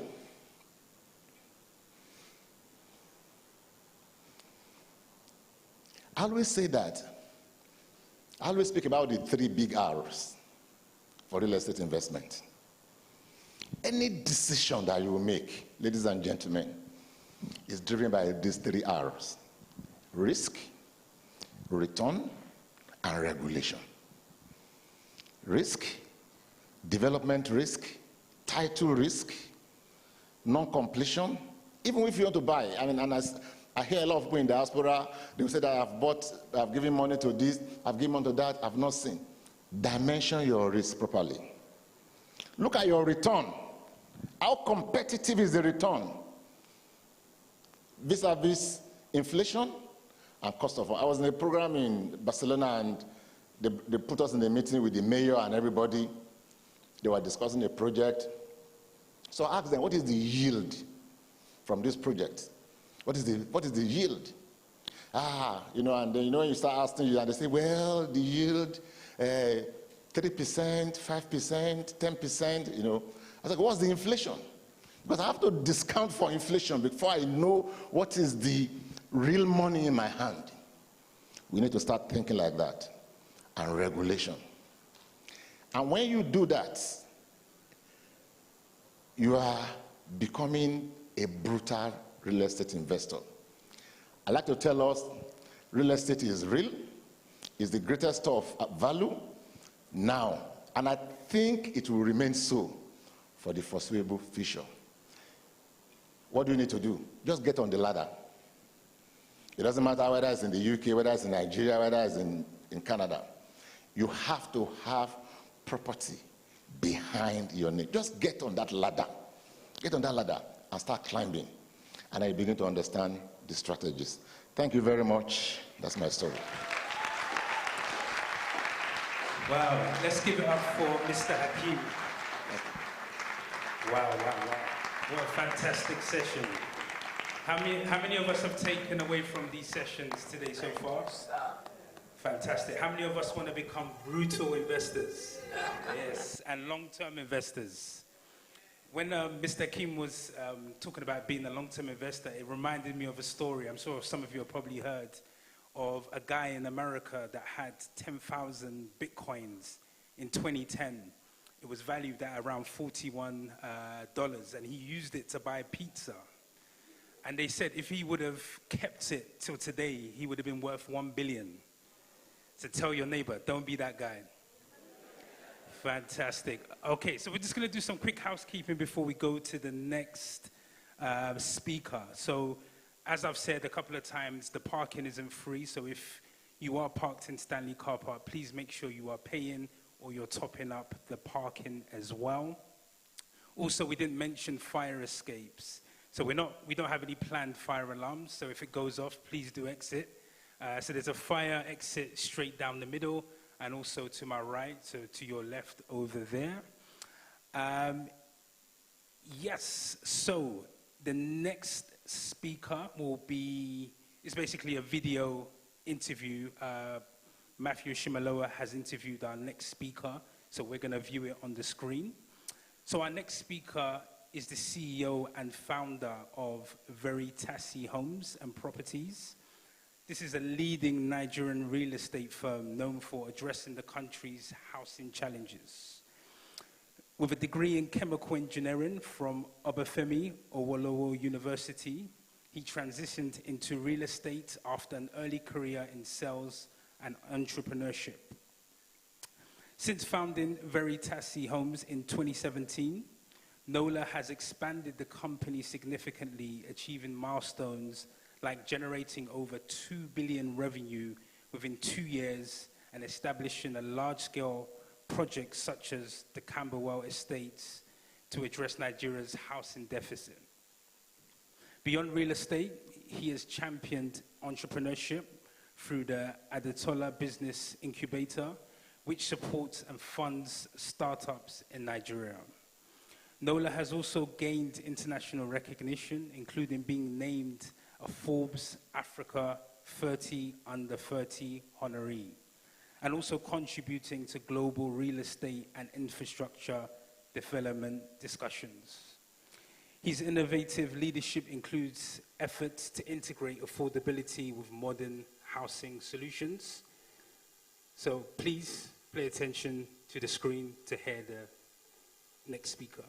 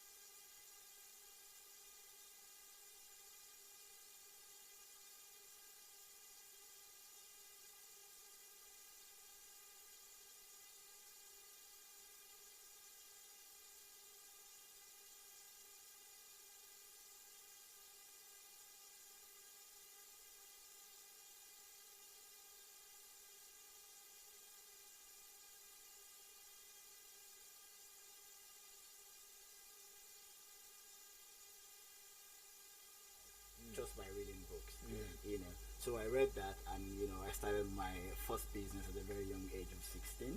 Wow. Yeah, and then What were you selling? okay, so I, I started first of all. Then I just finished, secondary school. I would solve Y question and then jam past question or practice. Wow. And then we will sell that. Wow. Solution for people to pass their exam, and then I moved from there. I started selling food in a place called Futa. That's where the University of Nigeria. Okay. And then also used Were you shipping it there or carrying it there yourself? How? so I had someone that was cooking the food. I was just marketing and packaging. Okay. Just to Oh, talk wow. about the organization as well. So I started that early, and then as far back as that, I'll go to Dubai as well, bringing female clothes. When you were a teenager, Yeah. you go to Dubai. Dubai. I've been going to Dubai since year 2008. So Oh, wow. I'll bring in clothes. Back then when I was in Ife, I had like 2 stores, bringing, clothes wholesale, and then I had like distributors. And then, so I did various things. I also sold cars, I sold cars. I'll go to all of these dealers, negotiate with them, get customers, link them, get my commission, different things. And then, I was in the shoe business, I had my shoe factory when I met. This is so funny. This is so funny. I mean, I knew where I was going. All of those businesses I didn't plan to do them a long time. It was just a stepping stone for the next one. And then it was also because you saw a need. Yeah. Students were not doing well with their, what we call GCSE in England. And so you wrote solutions, answers to questions. Yes. Oh my And goodness. despite the fact that I was also You were struggling. but just to tell you that sometimes even your problem can be the solution that will make you a millionaire. Just to find solution to any kind of problem. Finding solutions. Yeah. So, and then I had the shoe factory. I was selling to a lot of real estate people shoes. Wow. And then I remember I sold, someone that had a very big leg then that couldn't find his shoe size across. Very, multi-millionaire. I solved the problem. So he introduced me to a lot of top people.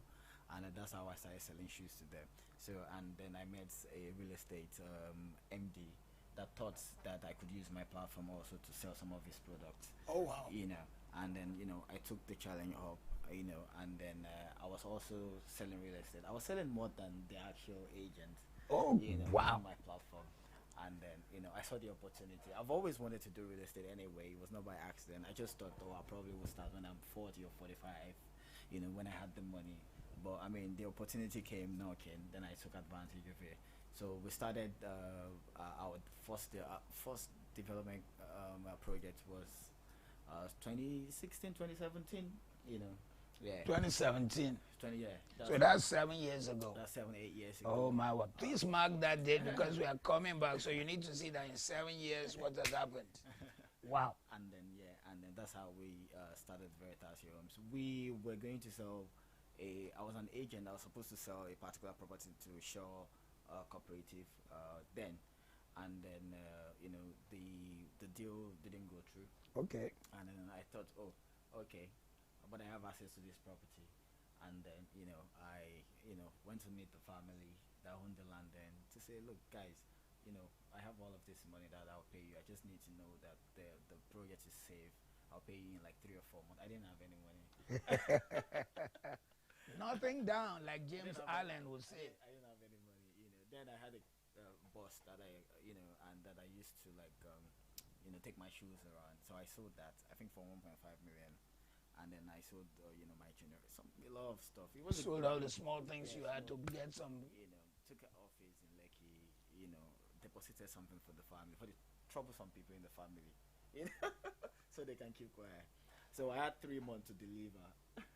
To deliver their money. The money, Wow. And then, there was so much pressure. So what we did was, I went out. I was the CEO, I was the accountant, I was the HR, I was the chief marketing. You were everything. I was everything. Some few people that believed in my story came. We went everywhere with flyers, a hotel, everywhere. We're very aggressive. And then, I would say I didn't used to believe in luck, but I would say, I was a bit lucky. I was able to raise the money. But of course, I was lucky because I put in the work. Yes, when luck and hard work meets, something happens. Yeah. So and that's the story, and that's how we started. And we moved from that one to bigger projects, to even bigger projects. We went from Ibejileki to right now. Our latest project is in Banana Island and Eco Atlantic, and that's the one we just launched December 1st, and we're doing very good as a company. Now, let me ask you the next question. The next question, of course, I can see that there were challenges, but what was the tenacity required for you to face those challenges from the small days to the big days? What were the challenges in the small days? What were the challenges in this big space? And what is the tenacity required of you to start from nothing and reach where you are? Oh, it's to be honest, it's insane amount of work. Pardon me to use that statement.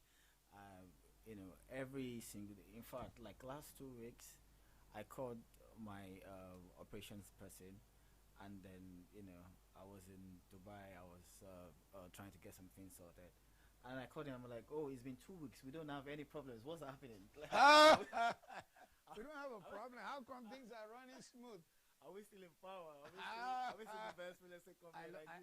I love that. I just love that. I love that one. I love that. And then he said, "Boss, yeah, we're still in power. It's just about, So, to be honest, I think that this amount of I don't like to call them problems. I call them challenges or obstacles come, especially when you're climbing very fast, and it's very necessary. Part of the game is knowing how to summon them and how to use them. All of these problems, seeing opportunities in them, and turning them to even more businesses.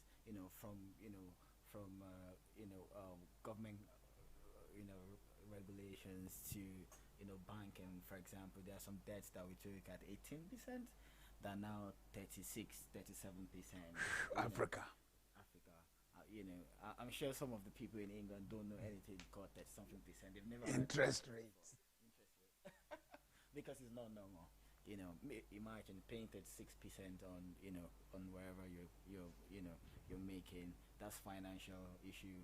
Imagine some budgets. For example, our last year budget, 2023, we did it at 600. That's our projection. That's our USD to Naira assumption.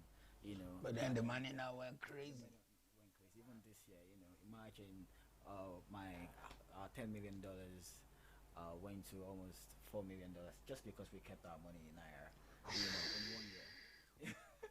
You lost 60%. 60% of it, and then that's one of the challenges. So the financial problem from this financial space, from media, from government regulations, trying not to too many obstacles and hiccups and stuff. So you just have to have that doggedness to keep going. And the tenacity required. It's just not just from you, from your team as well. And then most importantly, you have to always pray that God gives you the energy to do it. Last week I told my people, I'm like, what, this year I've done a lot. I'm mentally almost exhausted. I need to take a break. And they were like, "Boss, just work for another 2 weeks and we'll leave you." I know. And then that happened. So since 8 years ago, I've been running this. It's been challenging, but the tenacity keeps me going. Okay, for the people who are at the Millionaires Blueprint, they may want to know how do you step out of the regular box. Everybody has an idea of how to do real estate, how to do this. Give us some things that you did that showed that at your age, I don't want to announce your age. If you want, I can say it. Please go ahead. I'm 34. You're I was 34. Last 2 weeks. I used to even think you were 36. Oh my jeez, man. And he's I don't want to announce to the single girls that you are still a bachelor. As if they are not watching. He's 34. And we're going to tell you his worth at the end of this teach, at the end of this summit. Now, I want you to talk about out of the box thinking. Many of the challenges of many people who want to create wealth is that they want to create wealth, but they stay inside the box of regular thinking, the way things are done. Give us some 2, 3 out of the box things you did that people are thinking, even your staff were worried.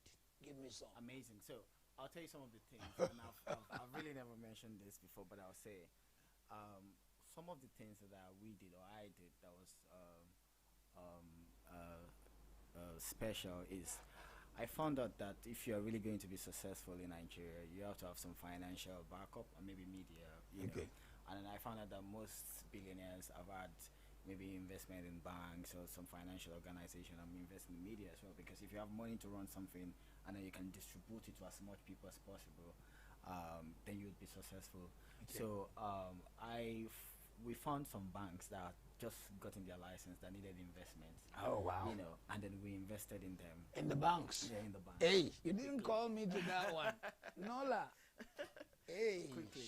And then, you know, I just wanted to, so today I'm proud to say we're one of the, biggest shareholder in one of the very big bank in Nigeria, you know. And then, you know, one of the reasons and one of the things that we said when we were about investing was, you know, all of our projects will be supported, you know, and then, you know, and everybody agreed. So it was not about the dividend, you know, from the shareholding of the bank. It's about them just being about available. You know, available, supporting That's our project, really issuing LCs, BGs when it's out of the necessary, box. and all of these things Wow. that, you know, that we do. And then secondly, again, is we concentrated on we know our strategy. We do not want to win on all fronts. The ones that we've concentrated on, we concentrate on it, and we have some trade-offs, you know, which is our strategy. So our strategy is, you know, let's win in the finance. We're one of the first few real estate companies that's gone to the capital market, you know, raise money, use this money to do real estate project, return, redeem, and the investors really believe in us, and we can jump on any project, no matter how big it is right about now, because we have the support of, you know, the investment bankers and the corporate bankers and all. So finance is our big strategy. Wow. Yeah, and then that's one of the things that we've done right, you know. All these things you're saying sound like a man who's saying he's done it over 25 years, and yet all this was in 7 years. Yeah. The next question I have is that there's something called disrupting the market. Tell me how Veritasi disrupted the real estate space in the country of Nigeria or maybe beyond. How did you disrupt? What did you do that disrupted and people were saying, who is Veritasi? Where are they coming from? Who is this Nola guy? What did you do? Give us 2 or 3 disruption things you did and the strategies you used. Okay, so to be very honest, in the real estate space, you know, I always talk about Nigeria as I've said to people too many times, I've tried to make money in 4 or 5 different countries, and it's been easiest in Nigeria. Yeah. You know, despite the fact that a lot of challenges. However, You can say that again. Yeah, a whole lot of challenges. But you know, there's so much low-hanging fruits.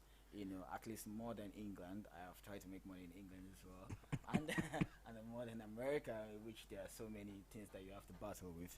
You know, however, you know, the disruption again is disruptive strategy. Usually, it is always something out of the box, not innovation. It's just something, little things that you've done a bit, you know, differently. So we normal real estate or agent real estate development firm would have, you know, the sales team, you know, train and try to, you know, we first of all we partnered with you know, the network. That time when we started was when the network marketing real estate was started, you know, rating, and then, you know, we invested in them. You know, investment in forms of, you know, education. We would take them to Lagos Business School, educate them, you know, and then they feel like they owe us, you know. So they'll push our products, they'll market our product. Like the popular saying, young entrepreneurs, you know, focus on products, and then, you know, the experienced entrepreneurs focus on rich marketing, the amount of places that it can get to, you know. So we obviously focus on both, but yeah, we invested in network marketing. That's the first thing that got Veritas. So the mileage that would have taken us 15 years, 20 years to reach, we got there quicker than. And then secondly is we invested so much in our staff, in our human capital, Okay. which I don't think a lot of companies focus on. We send our people to some of the best business schools. We invested in them. We focus on the young people. They're very vibrant, and then we give a lot of stock options. And then because we give a lot of stock options, almost everyone thinks they're part owners of the business. These are your staff? Yeah, Okay. the ones that have done some years, Oh, wow. get stock options. Oh, wow. So all of them, if you get to the Veritas place, people will tell me that your staff talk like they are The owners. of the company. Yes, I say yeah, but they're part owners. Because everyone has stock options. All because right. at the end of the year, they're part of the dividend. They share part of the dividend. Everyone is, so every single unit that does not do what he's supposed to do suffers, because at the end of the day, you don't get nothing if your department fucks up. Or so they, we give stock options. Everybody feels like they are part because they are actually part. And then thirdly, again, like I said, we leverage the media. All right. The media we leverage. We do not pay a lot of money for Advertising. for advertising. We just do barter. I know a lot of people don't know that you can do that. Because the media people as well. Property is what everybody wants in the world. Everybody dreams of property. When people don't congratulate you because you've bought 10 units of Bitcoin or 100 units of Bitcoin. But if you get a plot of land or a house, Yeah, there's house warming, no Bitcoin warming. no Bitcoin warming. Oh, wow. That's a nice one. So everyone wants to be part owner or full owner of so we spoke and formed a very good partnership with because a lot of people they see Veritas everywhere. They say, oh, you must be spending a lot of money on media and this. I'm like, yeah, we spend, but not a lot of money. We just spend our assets, what we can get, what we produce. And we think that's disruptive enough. So yeah. There are a lot of them, but I think these three, suffix for now. Mention 2 or 3 of your projects and which ones you delivered and what their size is. I want people to get the magnitude of your projects, how big they are, how many of them you've delivered. Amazing. We did Campbell Court 1 and 2, almost 300 units. Which court? Campbell Court. Okay, Camberwell Court. Yes, Yeah, okay. Yeah. All right. In Shangote area of Lagos. Okay, I'm an 1 and 2. investor in that one. Almost 300 units. Nola is still kicking me for investing early because Yeah, that's delivered. Then we did Advantage 1 and 2 in Ikate, almost 100 units. That's delivered. 100 units Yeah. in One- Ikate. Yeah, 1 and 2. Yeah. When you say 100 units, are you talking 2-bedroom apartments? Yeah, so 100 units, we have 2-bedroom, 3-bedroom. Are they terrace or apartments? In courts 1 and 2, we have terraces and fully detached and semi-detached. 100 units. That's 300 units. 300 The one in units. Ikate is 100 units. That makes 400 units. 400 How about the Camberwell is how many? Yeah, the almost 70 plus 37, like almost 150 units as well. Holy smoke, 150 units in Camberwell. Yeah. So we're now getting close to Yeah, 600 we've units. delivered the last time I did we've delivered almost 600 units of our houses, and we're currently building another 600 units that will be delivered across next 2 years. And then plots of land, we've sold quite thousands plots of land. Over 1,000. More than 2,000 plots of land that we've sold. Yeah, across our Ituno series. And all this in 7 years. Yeah, all this in 7 years. And the market demand is still there. It's still there. People want to buy food, they want to buy fashion, clothes, and they want to buy real estate. Those 3 things. They wanna buy- No wonder you sold food, you sold clothes, now you're selling the one with the highest value. Mm. So you're doing something in some other highbrow places. Tell us about Banana Island. For those who are in United Kingdom, Banana Island is probably one of the most expensive real estate spots on earth. Actually, the land value is almost the same value as Oxford Street or Manhattan. And now you're doing development in Banana Island. Tell us something about that. Yeah, the biggest project or we're doing so far, we've done so far is Banana Island. We launched December 1st. We've started the construction just before we launched officially. Um, 37 units of maisonette, 4-bedroom maisonette. How much will a maisonette cost in Banana Island? So we have depending on the sizes, we have from $600,000 to $1.2 million. Did you hear that? $600,000, not in England, but in Africa. For how many bedrooms? We have 3, we have 4. Sure. How much will the 4-bedroom cost? 4-bedroom is $1.1 million, the highest. And you are doing 37 units. Yeah. So amazing projects. We brought like the best, one of the best contractors in the world from Lebanon to do the project with us, and then obviously we designed it in France, and then we launched it. This is the first luxury. As of today, like I told you, we launched December 1. We've sold 4 units of it. Okay, because it's new. Yeah, we've sold 4 units of So it. you sold off plan. You haven't even. Off plan. So right about now we're in the foundation level. Okay. And then because people believe in the brand, what Okay. we have built, our track record, Okay. and that's the reason why they're keen. So wonderful projects. I mean, people can reach out to our office to buy from that. Wow. So what is the total sum? What is the total value of Veritas? What is the total value of Veritas? The last time we did our valuation from, I don't want to mention their name, one of the top 4, they valued us at 568 million USD. Oh, wow. Yeah, 7 years? Yes. $500 million? Yeah, 568 million USD. Holy jeez. And then, and that's, Veritas, to say a few things about Veritas, we're being reported by Financial Times as the one of 50 fastest growing companies in Africa. We got that in 2022 and 2023, and then we've been mentioned in Forbes, CNN's interviewed us, BBC. With all of this has happened, to us in just 7 years. Yes.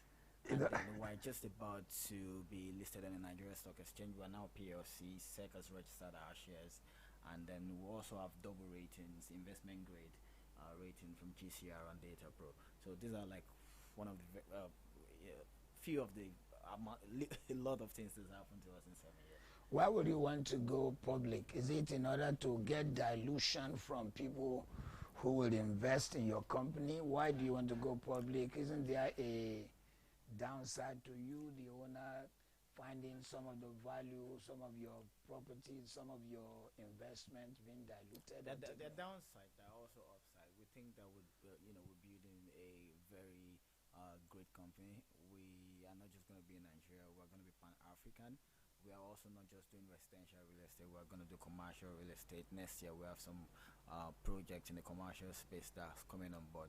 And we think that with all of this goodness and all of these wonderful things that we're creating, there should be people not just also buying properties from us, but being part of the owners of the company, getting in the value that we're going to create. And also we're floating just less than 20% of our shares. And then again, because when we seek investment, sometimes we need the pension funds people will come and they will have to send them audited and all of this. Well, why not? You can check it online. They're there, the records are there. So maybe this interview will probably not be there because people will just go online and check everything that they need to check on the public now.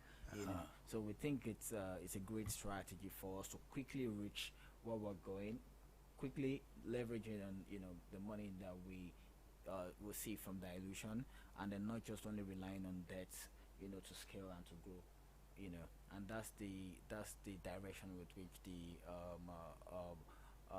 company is going. Noteworthy of mentioning is that we have one of the most solid corporate governance, not just in real estate space, in any industry in Nigeria. Chairman of our board is Olumide Onokwaya, the former MD of Mobile West Africa, and then solid people like the former MD of FedEx, and very solid people on our board. So we're going in the right direction, we think. 3 more questions and we'll let you go. We had to pull you out of a meeting to be able to do this since you'll not be able to be live on ground in the United Kingdom. Out of the 3 questions, the first one will be, there's a young man, he's here today in the Millionaire Blueprint Summit. He also wants to start from nothing. Give him like 5 inescapable steps. You know, when you are climbing a ladder, when we were young, sometimes you want to show that you are strong. You want to jump some of the steps. What are the 5 most powerful steps you cannot jump on the ladder to wealth creation?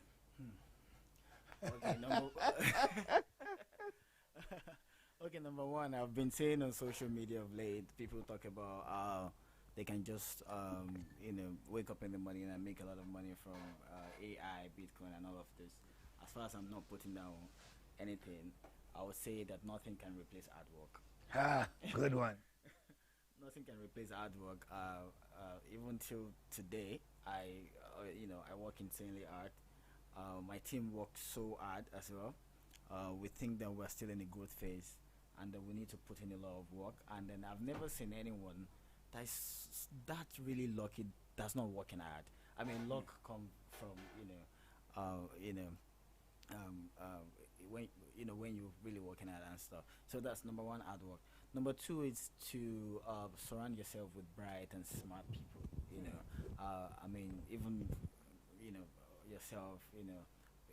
One day I was reading your story. I think one of the reasons why I don't think anyone has maintained success for that long.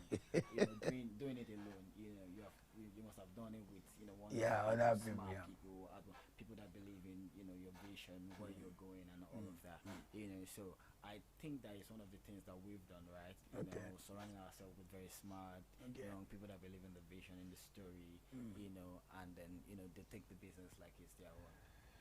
Number 3 is never let the company outgrow you. Wow. A lot of people, the company, outgrow them. They don't develop themselves. They don't read. They don't go to school. They don't seek knowledge. They just seek money and money. I came here today. Look at the amount of books around me. I used to think I have a lot of books. At least half of what I have, I still have more in England. Right. So you keep learning, you keep progressing, you keep seeking out for more knowledge, and you have mentors, that that've done what you want to do, and that would guide you, number 4 is learn finance. I mean, I don't think there's. I've met people that are rich that are uneducated. I've met people that, when I say rich, means that they've stayed, not people that are rich for 1 year or 2 years. No, people that have kept wealth. Kept wealth. They understand their numbers. They someone has told me that he doesn't sleep at night without knowing where all the monies are going, how much is in the bank, where the money coming from, right? And this person is someone that's just my uncle was the owner of Onward Paper Mills, and I've been privileged to see with him a lot of time. Obagun. Okay. Yeah. So it's didn't go to any secondary school. The only school that's gone is primary school, but I've never seen anyone financially more brilliant than him. Yeah. He knows his numbers. He's very disciplined. And then and stuff. And number 5, the last one is you have to know God. You have to pray. Sure. Like I say, no matter how brilliant, how successful, how brilliant, how strong you think you are, you have to have the support of the someone that that's ahead of all of us. Okay. Yeah. So I think I mentioned 5 or even more than that. I said 3 questions. I still have another 3. Amazing. So we'll finish with those 3. Okay. How have you maintained integrity with all these things? Because there's always challenge in Africa. People pressurizing, people wanting you to compromise, people wanting to even use you to launder money, those kind of issues. Yeah. How have you maintained the integrity? Yeah, so one strategy that I mean, to be very honest, it's not that easy. People come to you with a lot of deals, do this. I remember when we were 2 or 3, very early in the days, even when we were struggling to raise our first money, I mean, I had some people, come to me to try to use, to launder a huge sum of money, I was tempted. Anyone would be tempted with that amount of money. Nice conversion. But to be honest, I looked at it. I saw, because I've always seen where we're going. I've always, I can till today, right now, I can see it. It's very clear. There's no ambiguity about it. All right. And I saw that, and I do not want any obstacle, anything to delay or to disrupt or to stop us from getting there. So I think it's just first of all, know the vision. Outline or map your strategy to get there. Okay. When you have that, I think any temptation, wherever would, the vision, the how do I call it? The picture of where you're going will stop you or will kill all of those distractions that might come your way. Fantastic. And that's it. Fantastic. Second to the last question, what drives you? What is every day when you wake up, what is the motivation, personal motivation of Nola Adetola? Amazing. So one day, some people, I can't remember, I think from Guardian, they came to my house for an interview and they saw a lot of my pictures in different places in my house, and and they were like, oh, why do you have a lot of your picture everywhere? And I'm like, yeah, it inspired me. I'm about to give up and I look everywhere and I see my picture and I'm like, yeah, because of you, because of this guy, don't give up. I remember where I started from, unprivileged, and then how I got out of there, and the amount of aid, I saw what you did last week. Congratulations, that was massive. I still showed someone this morning. I showed someone this morning. And and this is the kind of things that maybe I'm not doing it up to that level yet. But you are doing something. I'm doing something. The amount of children people that have paid their WAEC, their JAM, from the amount of people that have paid their school fees, the amount of people that have paid their hospital bills, of the fact that I'm able to drag my family, my immediate and my extended family out of poverty, out of all of that. That inspires me, that motivates me. And for the fact that we're doing this for Nigeria, for Africa, I'm an ambassador of Nigeria anywhere I go in the world. People talk about, fraudsters talk about bad things about Nigeria, and I go there and people look at it, you're from Nigeria? I'm like, yeah. And then, when I was in Harvard, I was the only black person in the class, and I stand up every time I brag about it. I'm from Nigeria, and everyone look at me like, oh, the only thing that we heard about Nigeria is they're fraudsters. And I'm like, okay, am I a fraudster? I'm not. So also that inspires me, that I'm able to do that. I'm able to sell Nigeria, in the global stage, and that's few of the things that inspire me. Wow. Okay, Veritas, in 7 years I've done these great things. Today, this is 2024. I want you to paint the picture of 2034. That is 10 years time. Amazing. If I'm not retired. By that time you'll be 44. Yeah. Retired at 44, having a great time by the beaches in Acapulco. Playing tennis and doing wonderful I'll things. teach you golf. Yeah. I can't wait. So by then, in 10 years, because they always say that, what have you done if you have not raised leaders? If people have not, created even wonderful companies because you mentored them, because they've gone, you've trained them. Wow. So right about now, I'm building it's sister company to Veritas. It's called ARN Foods. We're building a wonderful food system from farming to processing to exporting. I'm building the largest rice mill in the area of Lagos, and then also a very big food processing hub, around the mid-belt in Nigeria. ARN Foods. We want to be able to solve problems across foods, across real estate, and maybe some other things that would do.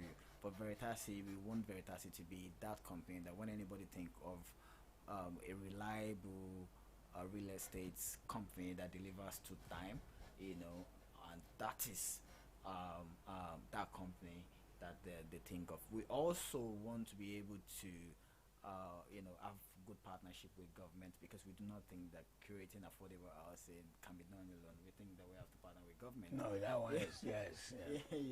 And then, and solve since we cannot solve all of the problems, the part that we can solve in Nigeria, we want to be in South Africa, Kenya, Morocco, and a few other countries that we've outlined, be like a Pan-African company. We also want to do a few things in commercial real estate, own malls and hotels and a few good things, and not just doing this alone, doing this while raising people, while raising leaders, and then and helping people as well.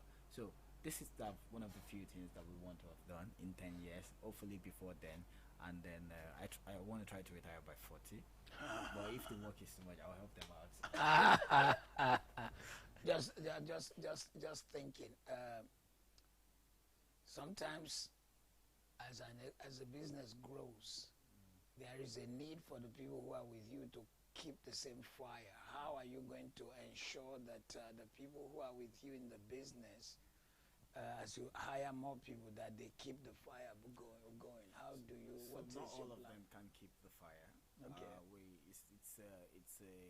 We realize that, and it's very hard to know that none of them can keep the fire. The curves of employees are very different. Some are like this, they keep growing at steady pace forever. Some grow very fast and they become like this, they just level up. And some go and they start declining. You have to discover that it's one of the work of a leader to know the ones that would be able to keep the fire, the one that's born out, and you can send them on training. Some of them can take 1-2 years off if you still think that they can come back, and but you should always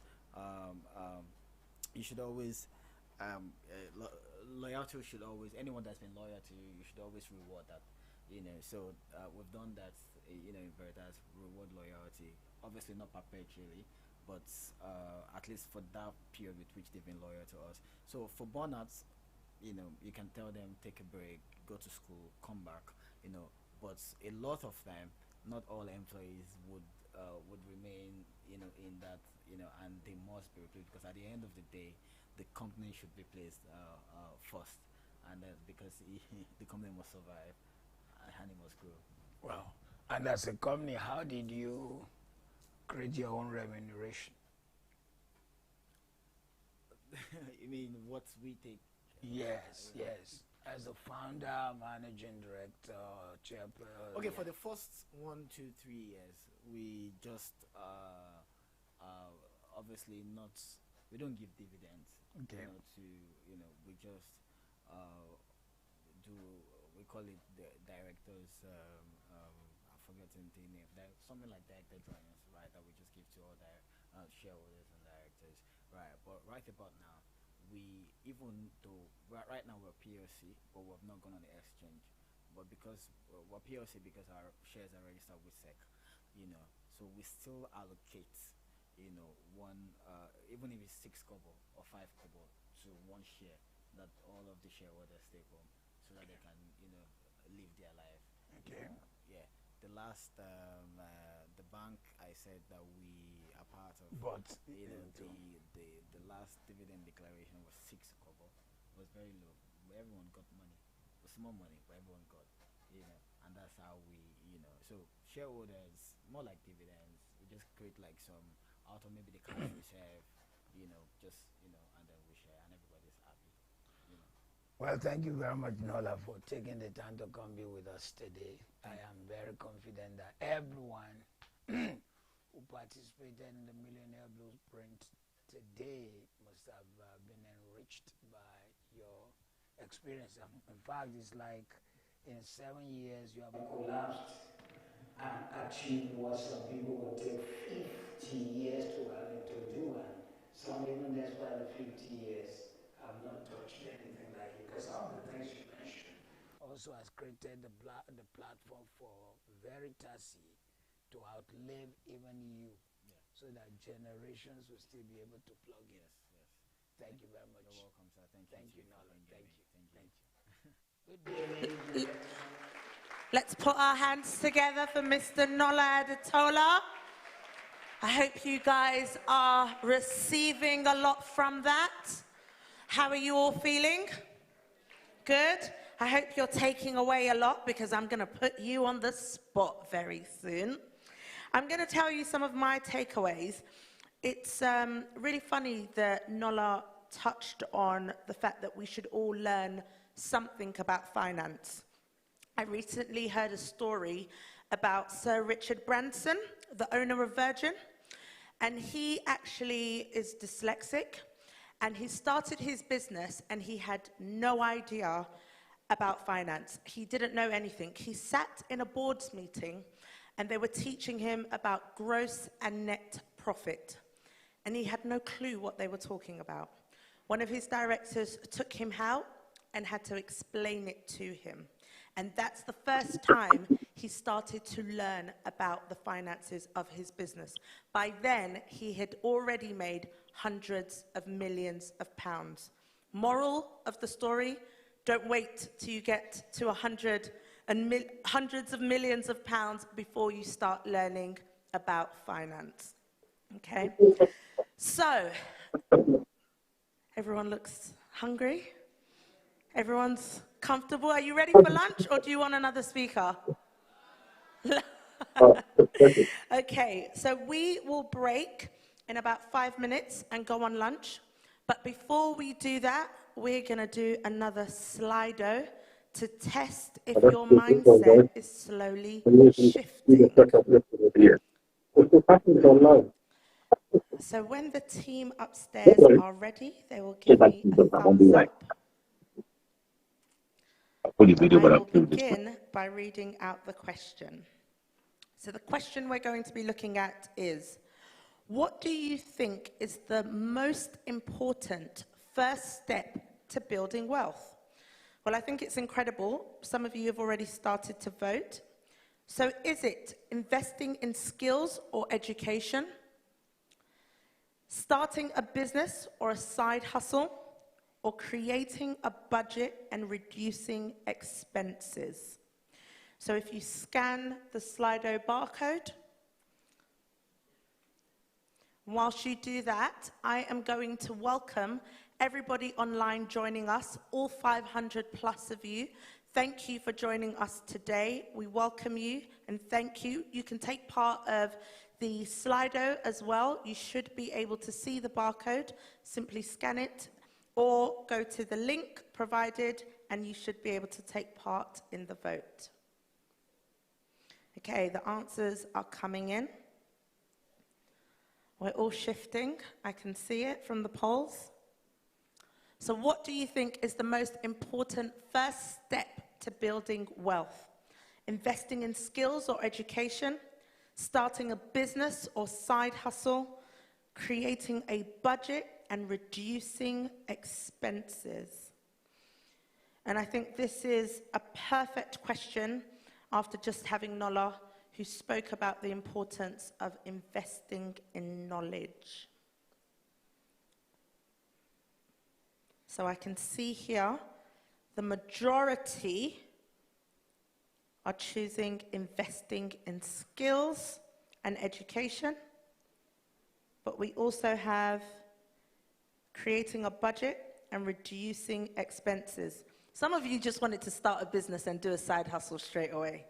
I can see you're changing your answers live. I can see it. I also wanted to say it's so great to see so many young people here today. Could you please celebrate yourselves? Fantastic. Now, I have my handsome co-host who is going to go, he hates me for that, who is going to come over to a few of you. We would love to hear how you heard about the event and what you're taking away so far.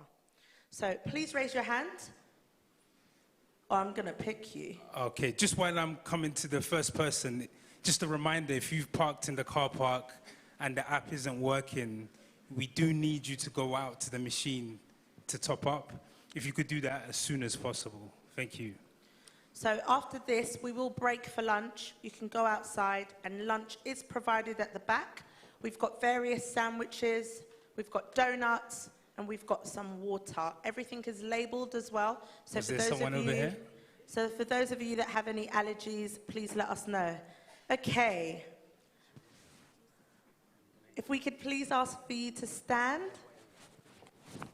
Okay, we've got Joseph from KICC Kent. Okay, welcome. Hi, My biggest takeaway today was be an amateur in the new, not an expert in the old, which basically means no matter what, you can't stop learning because no matter what you know, you're going to have to keep learning. Amazing, amazing. Well done. Fantastic, Well done. fantastic. Is there anybody else? Okay, we've got a gentleman over here. Thank you, sir.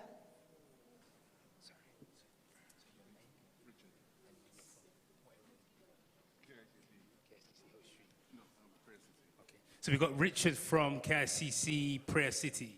Welcome, Richard. Thank you very much. For me, the biggest takeaway I got from here, I mean, other good things like the young gentleman just said, the young boy at the back, but for me, the biggest thing, and even the gentleman from Veritas made mention of it, there is just no substitute for hard work. Yes. And, you know, because I work hard, I'm a software developer by profession, and, you know, it's mentally tasking and everything. And God knows that I really wanted to try and have a side hustle of my own, Yes. Especially as a software developer, which is, in my humble opinion, is a very good skill. But being able to compartmentalize that time from coming back from work, you're exhausted, you're going to sit down in front of the laptop again and start writing more code. It's a difficult thing to do. But at the end of the day, you know, it does bring rewards. So I think for me, the biggest takeaway, and Pastor Matthew has always been exemplary, is there's no substitute for hard work. Thank you. Fantastic, fantastic. Thank you very much. So I think we'll be done with the questions now. Everyone is ready. I am going to number the bay in which you're seated on. When I call out your bay, please get up and grab your lunch.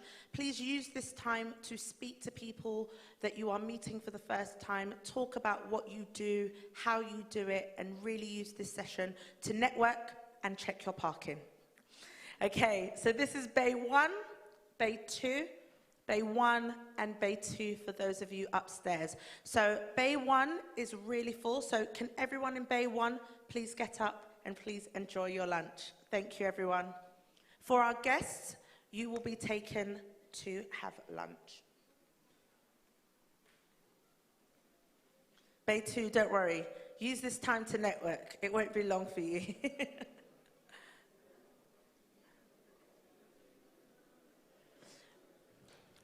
Please do feel free, Bay 2. You can grab your water because it is on the left-hand side. So please grab some water and then you can head over and grab some lunch afterwards.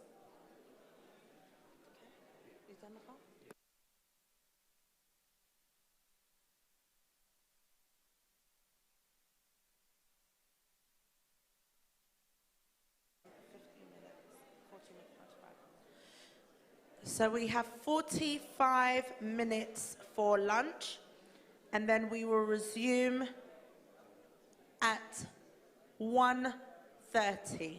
So see you back here at 1:30.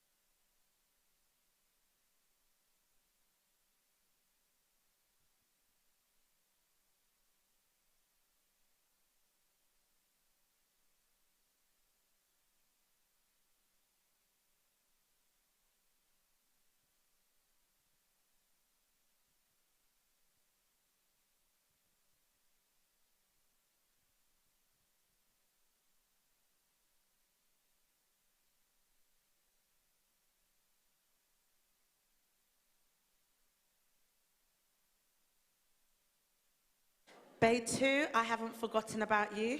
Please get up and go and grab your lunch. Enjoy. Thank you for waiting so patiently.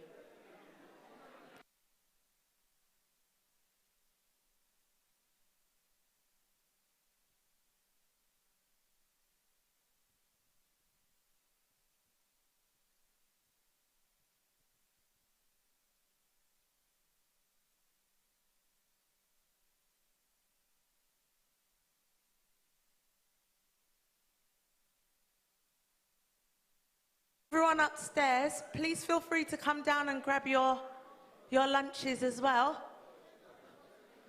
Come and enjoy.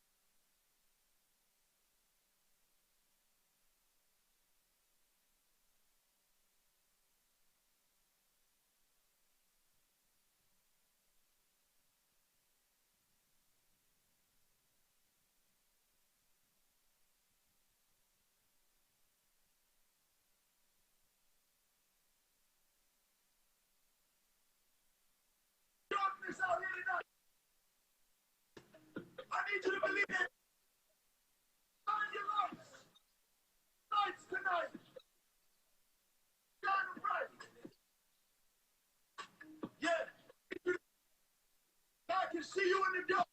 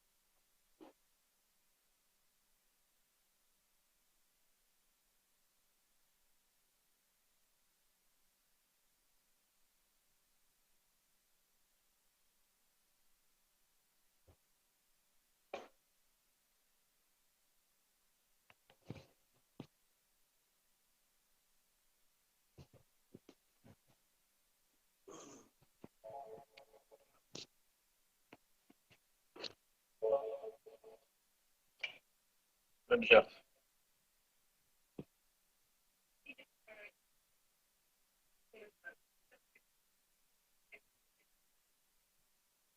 Hello, Michelle. Can you hear me? 1, 2, 1, 2, 1, 2. Hello, 1, 2, 1, 2. Can you hear me?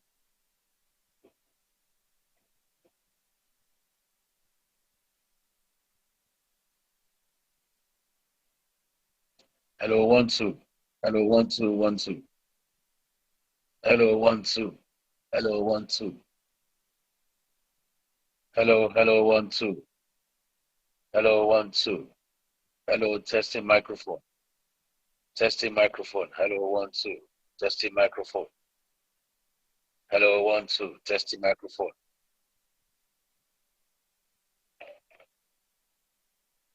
Hello, hello, 1, 2. Hello, 1, 2. Testing microphone. Hello, 1, 2. Hello, 1, 2. Hello, 1, 2. Hello, 1, 2. Hello, 1, 2.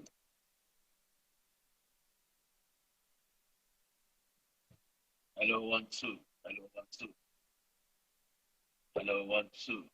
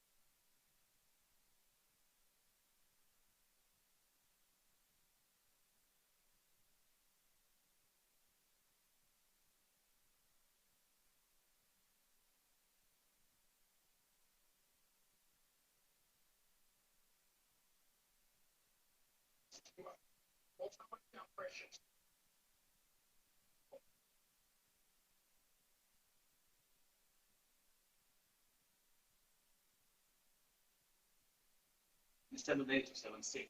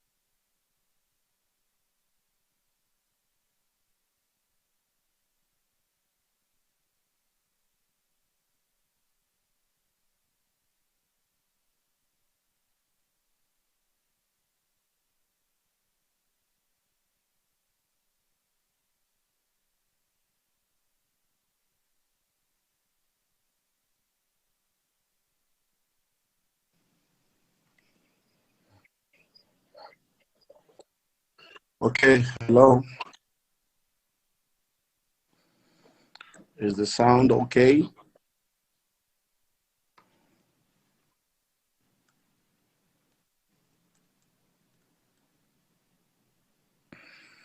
I love you, Lord, for your mercy.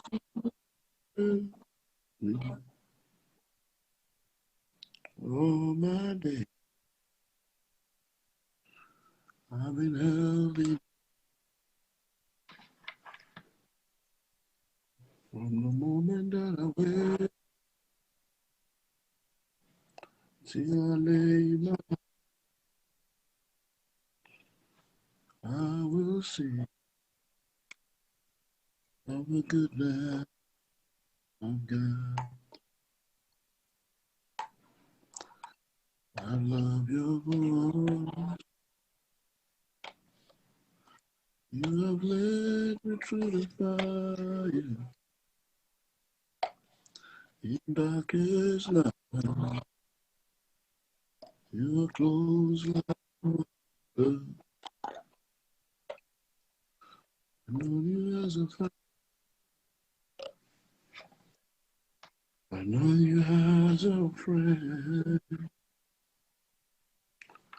I have lived in the goodness of God.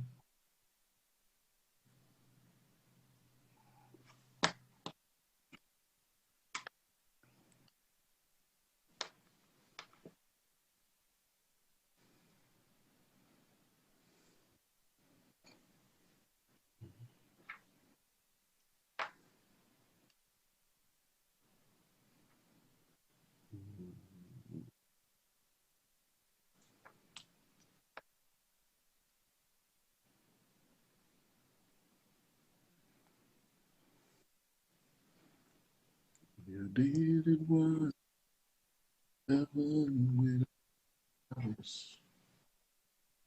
Jesus, you brought heaven. My sin was great, love was greater. What can separate us? What a beautiful day. What a beautiful day.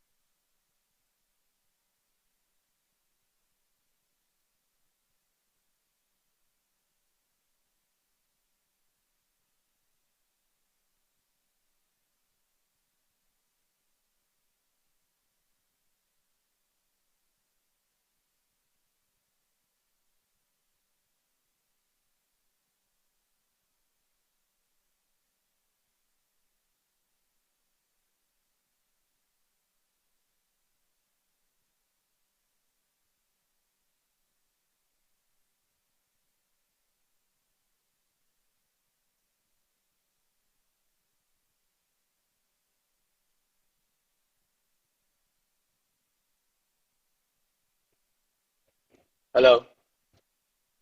Okay, this is First Peter 2, 1 to 10. New Living Translation. So get rid of all evil behavior. Be done with all deceit, hypocrisy, jealousy, and all unkind speech. Like newborn babies, you must crave pure spiritual milk so that you will grow into a full experience of salvation. Cry out for this nourishment now that you have had a taste of Lord's kindness. You are coming to Christ, who is the living cornerstone of God's temple. He was rejected by people, but he was chosen by God for great honor.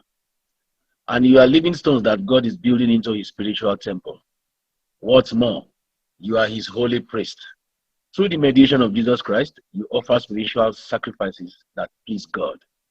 As the scripture says, I am placing a cornerstone in Jerusalem, chosen for great honor, and anyone who trusts in him will never be disgraced. Yes, you who trust him recognize the honor God has given him. But for those who reject him, the stone that the builder rejected has now become the cornerstone. And he is the stone that makes people stumble, the rock that makes them fall. They stumble because they do not obey God's word, and so they meet the fate that was planned for them. But, hello? Hello, Michelle. Yeah. Okay, good. So what did I do? Mute my audio then also? And then leave the video? Okay, bye.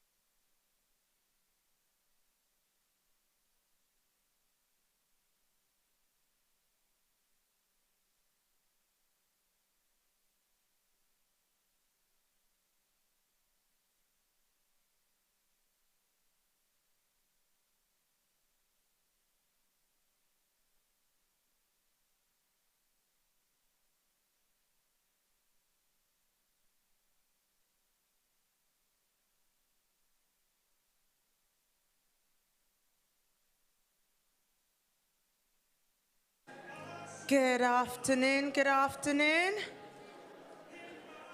I trust you are all enjoying your break and networking. I've seen so many of you network, so I'm going to give everyone about 2 minutes. No, not even 2 minutes, 1 minute. For you to please take your seats.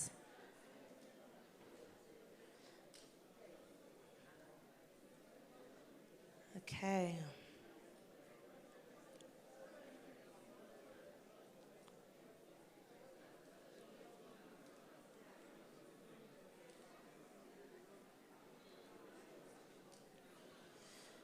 For those of you who have just joined us,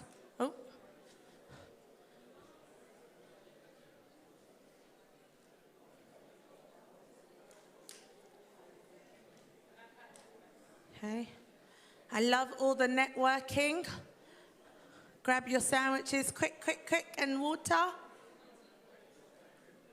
We are ready to start the afternoon segment.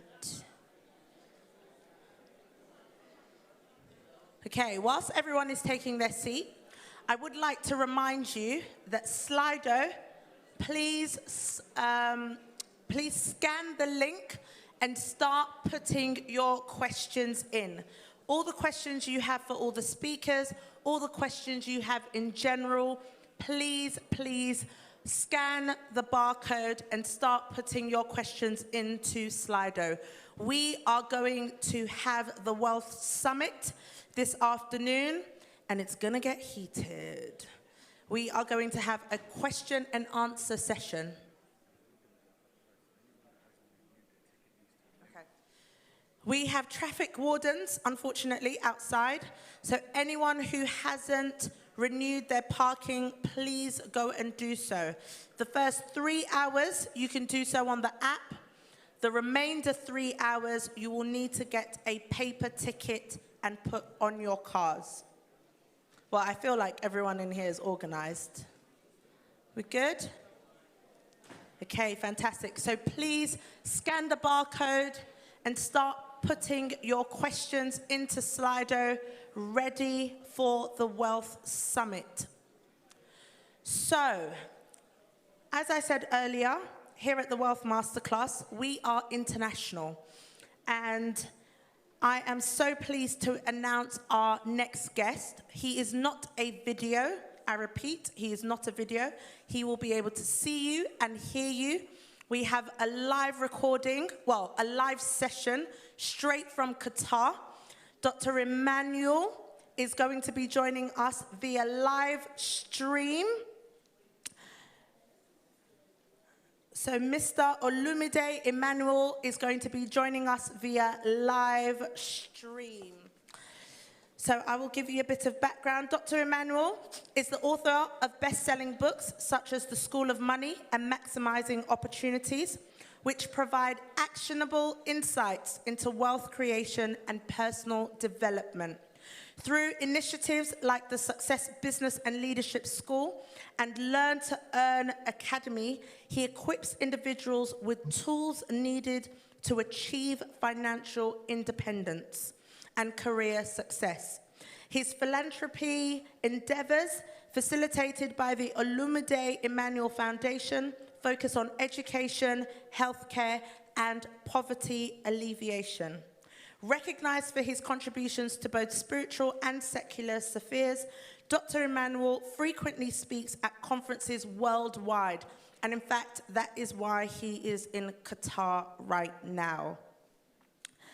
Dr. Emmanuel focuses on sharing strategies for leadership, financial literacy, and entrepreneurial excellence. His mentorship has transformed lives, helping countless individuals unlock their potential and thrive in competitive industries. So please lock in. As I said, Mr. Emmanuel will be able to see you and hear you, and the next voice you will hear is that of Dr. Emmanuel. So let's please welcome him and celebrate him with a round of applause.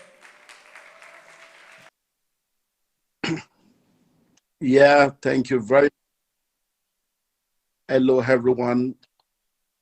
I want to believe you are having an amazing time today. I want to thank my pastor, my father, mentor, for the opportunity to join you in this session today. And I believe very strongly that our time together will be transformational and impactful. So I want to talk to us about the Millionaire's blueprint, showing us the blueprint that will help us to move from where we are to where we ought to be on our journey to wealth creation. Now, when it comes to wealth creation, there are different steps every individual needs to take that will help them to arrive at the wealthy place. And once you are able to identify the steps and then take the step, you will get to the wealthy place. It's only a matter of time. Now, the first step on the path to becoming a millionaire is what we call financial intelligence. Financial intelligence. In the world of wealth creation, if you know better, you will do better. What you know determines how far you go. So anyone that wants to become wealthy and create wealth must begin with financial intelligence. Now, one of the reasons why a lot of people are not where they are supposed to be financially is because they lack financial intelligence. They lack financial education.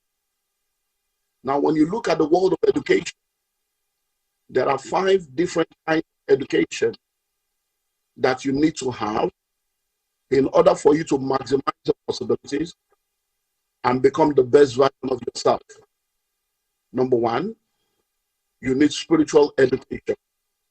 Now, spiritual education will help you to understand who you are, will help you to understand what is available to you so that you can walk in dominion and be all that God wants you to be.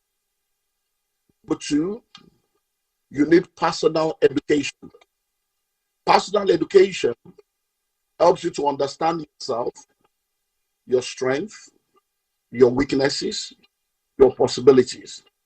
Personal education helps you to understand those things that are the strengths that will help you in life and those things that are the weaknesses that can stop you in life. Now, once you have spiritual education, you have ticked the first box. Once you have personal education, you have ticked the second box. Number 3, you need academic education. Now, you see, academic education does 4 things in your life. Number 1, it helps you to be able to read. Number 2, it helps you to be able to write. Number 3, it helps you to be able to calculate. That is arithmetics and mathematics. Number 4, it helps you to be able to think analytically. So once you have spiritual education, box 1 is ticked. Once you have personal education, box 2 is ticked. Once you have academic education, box 3 is ticked. Then you need professional education, or what we call marketplace education. Most of the time when you go look for a job, they will tell you, we need someone with 5 years experience. We need someone with 7 years requisite experience. Now that phrase or word experience is that professional education. It's the marketplace education. It means that we need someone that understands how the marketplace works. Now, once you have that, you tick the 4th box. But guess what?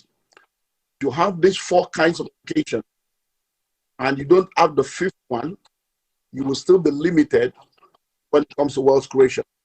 So the 5th kind of education you need is financial education. And that's the one that is missing in the life of many people that hinder them from being able to create wealth. Academic education does not equal to financial freedom. If academic education produces financial freedom, all the professors will be billionaires. All the MBA holders were millionaires. All the graduates in the world were millionaires. But today, we have a lot of people that have master's degree in business administration, yet they cannot run any business success. Why? Because theory and practical are different things. You can have technical skills, but without business skills, you will not be able to succeed. So there are people in the world today that have spiritual education. They are spiritual giants, but they are financial dwarfs. Because poverty is not a respecter of persons. I have seen poor bishops and rich deacons. So it's not by title without entitlement. So you can have spiritual education, you can have personal education, you can have academic education, you can have professional education, and still not be a millionaire. But one kind of education you need is financial education for you to become financially literate. Financial education helps you to be able to understand money. So for you to become financially literate, you need to have hunger for knowledge. You need to have a desire to learn and to understand how money works and how the game of money is played. Many times, when you meet with people and they want to become rich or wealthy, they will always ask, what can I do to become a millionaire? What can I do to become rich? What can I do to become wealthy? But that's not the right question. The right question should be, who must I become? Because you have to become rich to attract riches. You have to become wealthy to attract wealth. You have to become a millionaire to attract the millions. So it is first within, then without. Your external reality can only respond to your internal condition. That is why we have lots of people that have played the lottery, won millions of pounds, yet they became poor. Why? They were poor people that came in contact with money. But because they were not wealthy, they lost the money. We have people that have made so much money in a lifetime, but they were not able to keep the money because they have not become the kind of person that can handle that kind of money. Listen and listen well. Any money that you don't have the wisdom to make, you will not have the wisdom to manage. So financial education, financial intelligence is the first step on the journey to becoming a millionaire. And it comes through knowledge.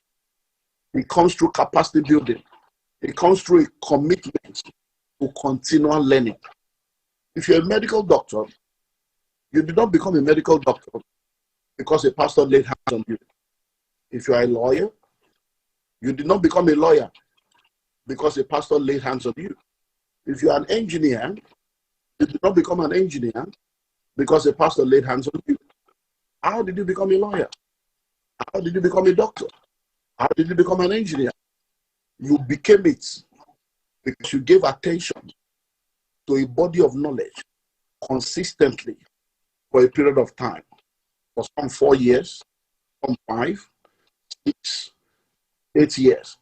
When you entered into university, you were not a doctor. But by sitting down and focusing on learning and receiving that body of knowledge, 7 years later, you came out as a different person. Even when you graduated, your finances had not changed. You had become a doctor. And you knew that by virtue of what you have become, you are now equipped to attract what doctors can attract. If you want to become a millionaire, you have to become it first in order to attract it. And that's where knowledge comes in. If you are not informed, you will be deformed. If you are not inspired, you will expire. If you are not updated, you will be outdated. What you know is what determines how far you go, because information is the key to transformation. So don't ever come into that place in your life where you think you know it all. Life is a school. We are learning forever. The day you stop learning, you start dying. So you have to learn, unlearn, and relearn continually. And as you continue to learn, as you know better, you do better. Because the more you learn, the more you earn. If you listen to me right now, let me give you an advice. How old are you? Go and get the number of books commensurate to your age in the area of finances. Take time off and begin to read them. And begin to listen to tapes, audios, programs, modules, master classes around finances. Over a period of time, a new version of you will emerge. If you are 35 years old, you need 35 books on finances. If you are 16 years old, you need 16 books on finances. One book for every year of your existence.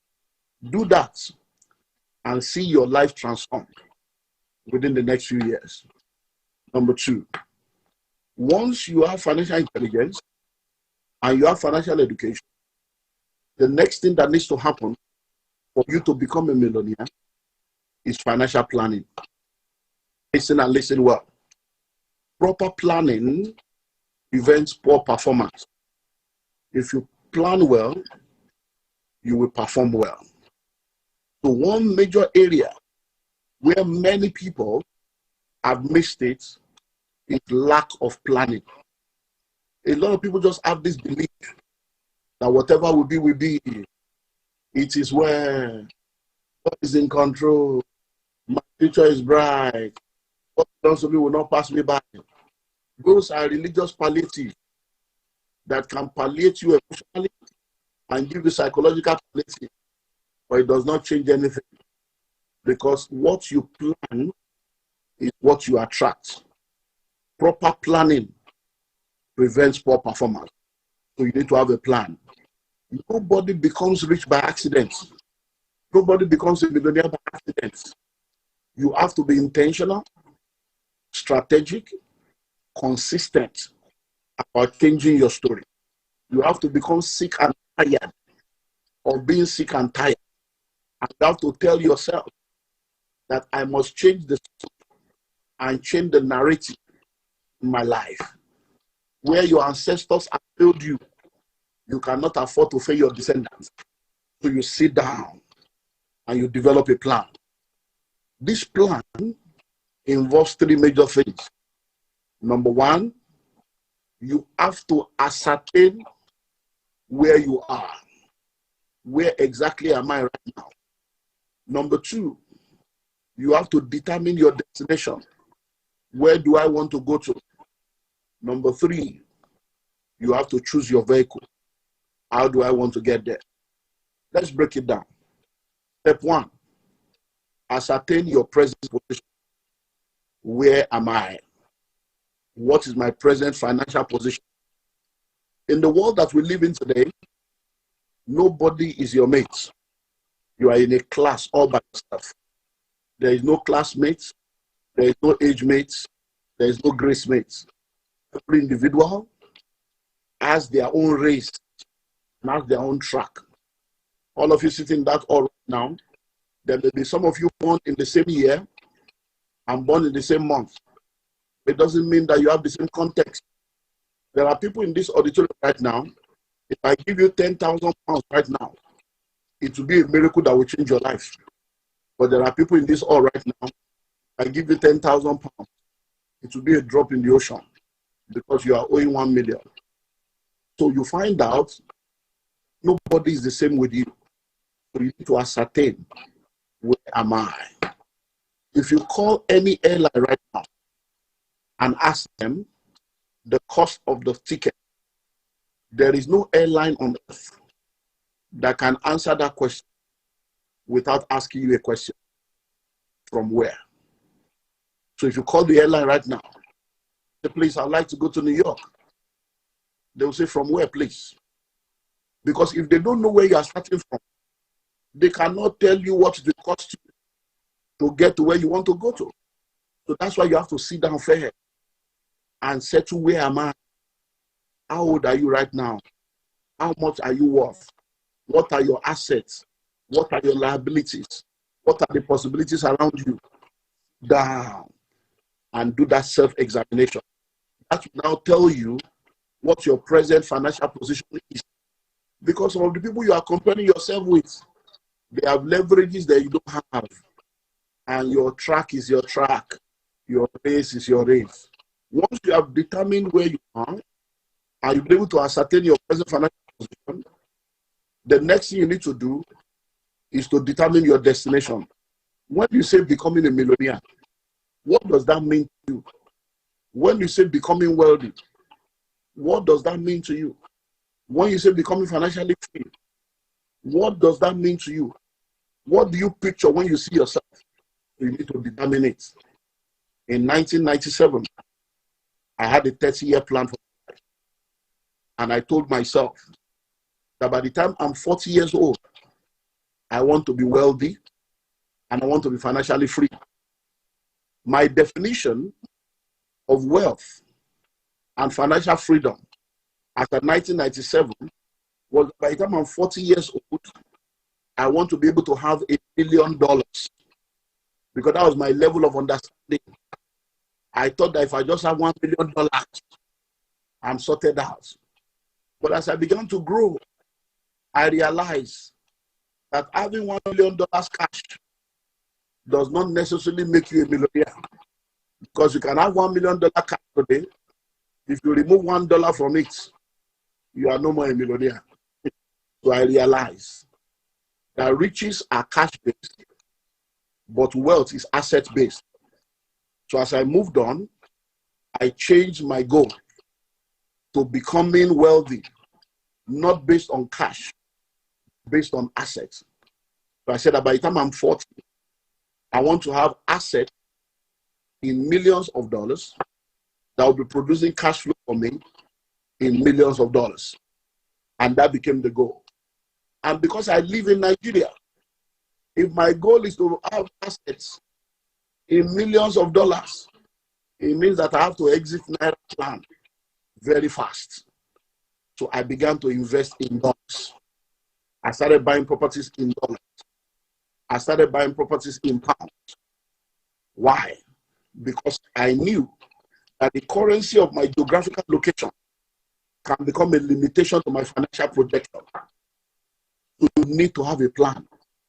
So when you say you want to be a millionaire, what does that mean to you? Because being a millionaire to one person may be something else to somebody else. Somebody can be a portfolio millionaire. You have $1 million in crypto, or you have $1 million in Forex. And when Elon Musk wake up on the wrong side of the bed, you discover that you are no more rich. By the time the crypto crash and kryptonize your life, and the forest crash and Forex, and you end up in the forest, you realize that it doesn't work like that. So that may be your own portfolio millionaire. You may say, oh, I want to have $1 million in cash. And then the bank falls off. Or you hear that some executives are taking the money, they have cooked the book, and the profit they are declared is not really a profit. And then you are down to zero. But real wealth is asset-based, cash flow producing. So number one, ascertain your location, know your present financial position.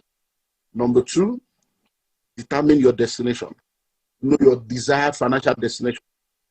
The distance between your present financial position and your desired financial destination is what we call your wealth gap.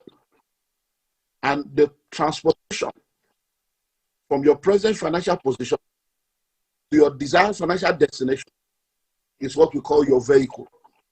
So that brings us to point 3 in financial planning. Choose your vehicle. A vehicle is a means of transportation from point A to point B. In the world of wealth creation, the vehicle is a means of transportation from your present financial position to your desired financial destination. And there are different kinds of vehicles that people use in order to be able to create wealth. But you need to now identify which of the vehicle will help you to become rich, to become wealthy, and to be able to achieve that your financial goal.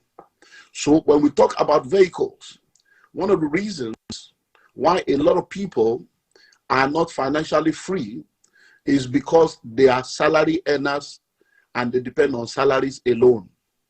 Now, I give you an example. If you want to move from London to Manchester, you can go from London to Manchester by flying. You can go from London to Manchester by using the train. You can go from London to Manchester by driving. And you can go from London to Manchester by walking. But you find out that if you bring out your Google map right now and you type an address in Manchester, Google will tell you how long it will take you to get there by air, how long it will take you to get there if you take the train, how long it will take you to get there if you drive, how long it will take you to get there if you use the bicycle, and how long it will take you to get there if you decide to trek or walk. So you find out that the person that is walking will get there, but it will take a very long time. So when it comes to the vehicle of wealth creation, there are vehicles that will help you to move from point A to point B faster. And salary is not one of them. If you decide to depend on salary alone, you are like someone trekking to the realm of millions or trekking to the worldly place. You may get there. All things being equal, maybe by the time you are 70 and you retire, and we put everything you have gathered for 70 years together, you might finally end up there. But there are 4 major vehicles that are very, very important that will help you to move fast and get to that realm of millions. Number 1, entrepreneurship. Start your own business. Start your own business. Entrepreneurship. What is entrepreneurship?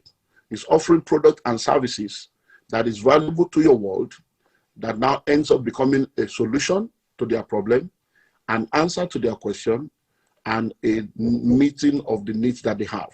So once you become an entrepreneur, you are able to have a faster chance of becoming a millionaire. Because when you are a salary earner, you are taxed first for every money you make, and then whatever is left is what you are saddled with. But when you become an entrepreneur, you are able to go through a lot of leverages, because those who determine the policies are capitalists.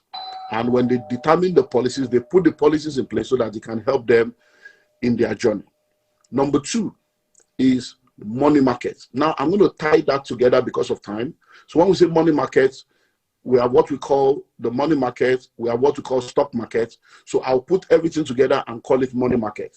So money markets, stock markets, so you have shares, stocks, mutual funds, treasury bills, bonds, all REITs, all kinds of money instruments of investment that you can explore. When you explore all this, it also helps you to be able to build what we call portfolio wealth. And then when you make money from that, you can transfer that into other asset class. Number 3 is real estate. In the world that we live in today, real estate is the only real investment. And for those in the UK, one of the easiest way for you to build wealth is to go into real estate, because averagely, if you have the right kind of real estate in the UK, averagely every 10 years, most property double in price. So if you buy the property for about 100 or 150,000 or 200,000 or 300,000 pounds, in 10 years' time, all things being equal, depending on the location and a lot of other factors, that property will double. So you can explore real estate as your third vehicle, which is the main vehicle that I recommend for people, because it's what has helped me to get to where I am. And finally, it's intellectual property. Coming out with your own product, coming out with something that you can offer your world that can now become a major leverage to you. So, in order for you to become a millionaire, number 1 is financial intelligence, financial education. Number 2 is financial planning. And finally, number 3 is financial discipline. Everything we have said right now is very, very easy to say. It's very sweet and smooth. But theory and practical are 2 different things. So financial discipline is where we separate between the men and the boys. Financial discipline is where we know whether you are ready to stick to the plan. So financial discipline is what will help you to be able to become that which you have desired to become. Because when you understand financial discipline, you will delay gratification. When you understand financial discipline, you will not allow yourself to be distracted by anything that will distract you from the goal that you have set for yourself. So you have to be disciplined to stick to your plan. You have to be disciplined to avoid distractions. You have to be disciplined to continue to apply the principles of wealth creation that will help you. Now, when we talk about the principles of wealth creation, let me run through some of them for you, and you document them. Because of time, I've just less than 5 minutes more. You document these principles, and then you continue to apply them because they are important. So in the principles and the laws of wealth creation, the first law of wealth creation is the law of financial intelligence, which is the same financial intelligence we're talking about. The second law of wealth creation is the law of delayed gratification. So you have to delay gratification. You cannot eat everything that you have right now. If you eat tomorrow's food today, you will be hungry tomorrow. If you wear tomorrow's clothes today, you'll be naked tomorrow. If you live tomorrow's life today, you have no life to live tomorrow. So you have to delay gratification. Because every money you are making now, you need to be able to use it to build wealth. Number 3 is the law of savings. You have to save. This is where financial discipline comes in. If you spend every money that you make, you are not operating in wisdom. So you need to save money. Save money so that you can be able to have something to invest. The money that you save today will save you tomorrow. Money is tripartite. Money is a spirit. Money has a soul. Money lives in a body. Money has a past. Money has a present. Money has a future. So every time you make money, a portion of that money belongs to your past to take care of the bills that you have already incurred. A portion of that money belongs to your present to take care of your ongoing obligation. A portion of that money belongs to your future. It's called savings and investment. There is nothing called future. The future is a concept. The future is an ideology. Today is yesterday's future. Today is the tomorrow you spoke about yesterday. So if you don't save money, you are not creating that future, and you get into the future and discover that there is no future. So you need to save. It's called the law of savings. The third law is the fourth law is the law of asset acquisition. So that as you are saving money, you are now acquiring assets. You are acquiring assets. And those assets that you are acquiring will now begin to grow and produce cash flow for you. Then we have the law of investments. You now have money that you begin to invest, and those investments will also begin to produce cash flow for you. Then we have the law of multiple streams of income, so that you have different income streams working for you, so that instead of you working hard for money, money is working hard for you. Then we have the law of cash flow, because cash is king, but cash flow is the kingmaker. Cash flow is the lifeblood of any individual. And then we have the law of covenant compliance. Why? You are either in the secret cult or you are in the secret place. Everybody is using something. Just be sure that the one that you are using is the right one. Because if you are not using something, somebody is using something against you. So the law of covenant compliance is that which helps to secure your wealth and helps you to be able to transfer the wealth from one generation to the other. Because except the law builds, the labor in vain that builds. So simply put, you can become a millionaire if you do what needs to be done. And all you need to do are the things that have been documented. And I pray in the name that is above every name, that the hand of God will rest upon you. The wisdom of God will lead you to know what to do with the information that you have received. The grace of God will help you to take the right step and do the right thing. And the favor of God will help you to produce results. I come against every hindrance and every obstacle to you becoming all that you need to become. I pray that the Lord will surround you with the right people and help you to be able to make the right decision. That you'll be in the right place at the right time. Do the right thing at the right time. And sometime in the nearest future, I will meet you somewhere at the airport, somewhere in the land, somewhere in the road, and you will tell me I'm a testimony of this encounter. God bless you all. Thank you very much for listening to me. And once again, I want to say thank you, Papa. Thank you to my pastor, my father, my mentor for this opportunity. God bless you all. Amen. Let's show some more appreciation for Mr. Olumide Emmanuel. Thank you so much, sir.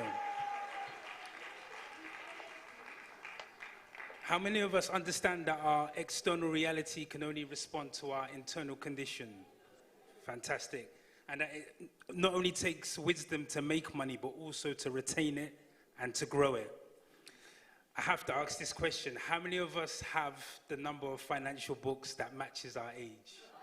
How many of us? Okay, there's a few. How many of us have half our age? Okay. Okay, so we know what we need to do after the seminar. So who's ready for our next speaker? You guys don't sound like you're ready. Who's ready for our next speaker? Okay. So our next speaker is a renowned pastor and entrepreneur, my personal mentor. Is widely recognized for his focus on wealth creation and financial empowerment. Alongside his pastoral duties as the senior pastor of KICC, he has built a reputation as a wealth coach and mentor. His entrepreneurial ventures include leading seminars, webinars, and programs such as the Wealth MasterClass, aimed at teaching individuals principles of financial independence and generational wealth building. Through these programs, he aims to create over 10,000 millionaires and empowers countless others to achieve financial freedom. Our next speaker has authored numerous books on wealth creation, entrepreneurship, and personal success, drawing from his extensive experience in ministry and business. He offers coaching sessions both in group and private settings, where he provides insights on topics like real estate investment, asset protection, and leveraging emerging markets. His work integrates practical financial strategies with spiritual guidance to help maximize our potential. So please join me in welcoming Matthew Eshimilo to the stage.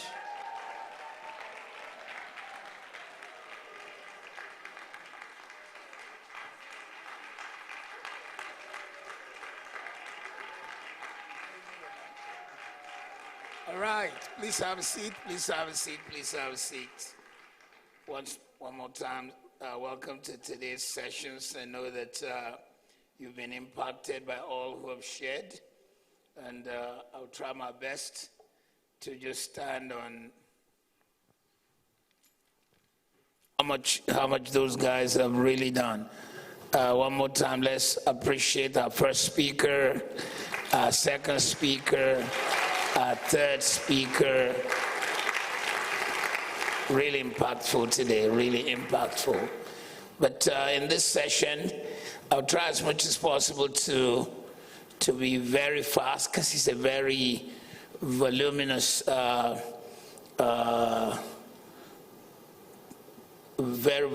subject I want to cover. Is 9 R's of revolutionary wealth creation, the 9 R's. I'm going to take you through this journey. I'm going to try as much as possible to be very, very fast, to take you through the 9 R's. Creating wealth without effort will require that you know the journey from where you are to where you want to be. Many think it's tough. Many say the money doesn't grow on trees. However, it depends on which tree you're climbing. The answer lies on you moving from a tedious process of wealth creation to knowing the right process. You see, wealth creation is like having two things. First one is a bottle, a container. Second one is a pipeline. While the bottle in your hand has a limit, the number of the amount of water it can hold, a pipeline can have millions and millions of liters of water go through it. So you're either carrying a container around or you become a pipeline. And I want you to know you can be a pipeline, and so much wealth can go through you. The pipeline will bring the water whether you're sleeping or working, while the container will only hold. 95% of people on earth are just carrying containers. They're carrying buckets all over the place. Come Monday morning, the whole of the streets of London will be jammed with people who wake up in the morning. You've known my song. Wake up in the morning and rush to work, come back home and have some food, watch television and go to bed. Tuesday, they'll do the same thing again. Wake up in the morning and rush to work, come back home and have some food, watch television, and go to bed. So 95% of people on earth are bucket carriers. And please, my session may make you say a bit of ouch, but that's the reason you're here. So you can say ouch, and you can move forward. And I do hope that you do move forward. Too many people are bucket carriers. Let me just put it point blank. If you just depend on one source of income, you are a bucket carrier.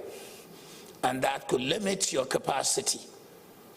So you need to be a person who is a passive money maker beyond the active. You need to be able to go beyond the buckets. So there are 9 R's that show where people are when it comes to finance. Some of us are in the first R. And this first R has to do with rates.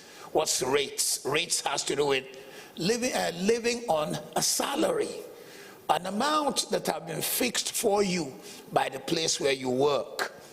And let me tell you, in 2024, it's difficult to plan and save effectively based on rates. There'll be pressure on you from work, and it will affect your work-life balance because you've got to go to work. They wouldn't pay you if you don't go to work. So people who live on rates are going to find it very challenging. And if you live on rates, therefore, while that's the only thing you have, you need to be familiar with the salary trend in your industry. Build your case with those who you work with. Tell the truth about where you are and factor in all the perks and the benefits you can get from them. Get everything in writing. Stay positive. Challenge where you work. Tell them you need a better rate. But they can never pay you beyond the bar they've already fixed.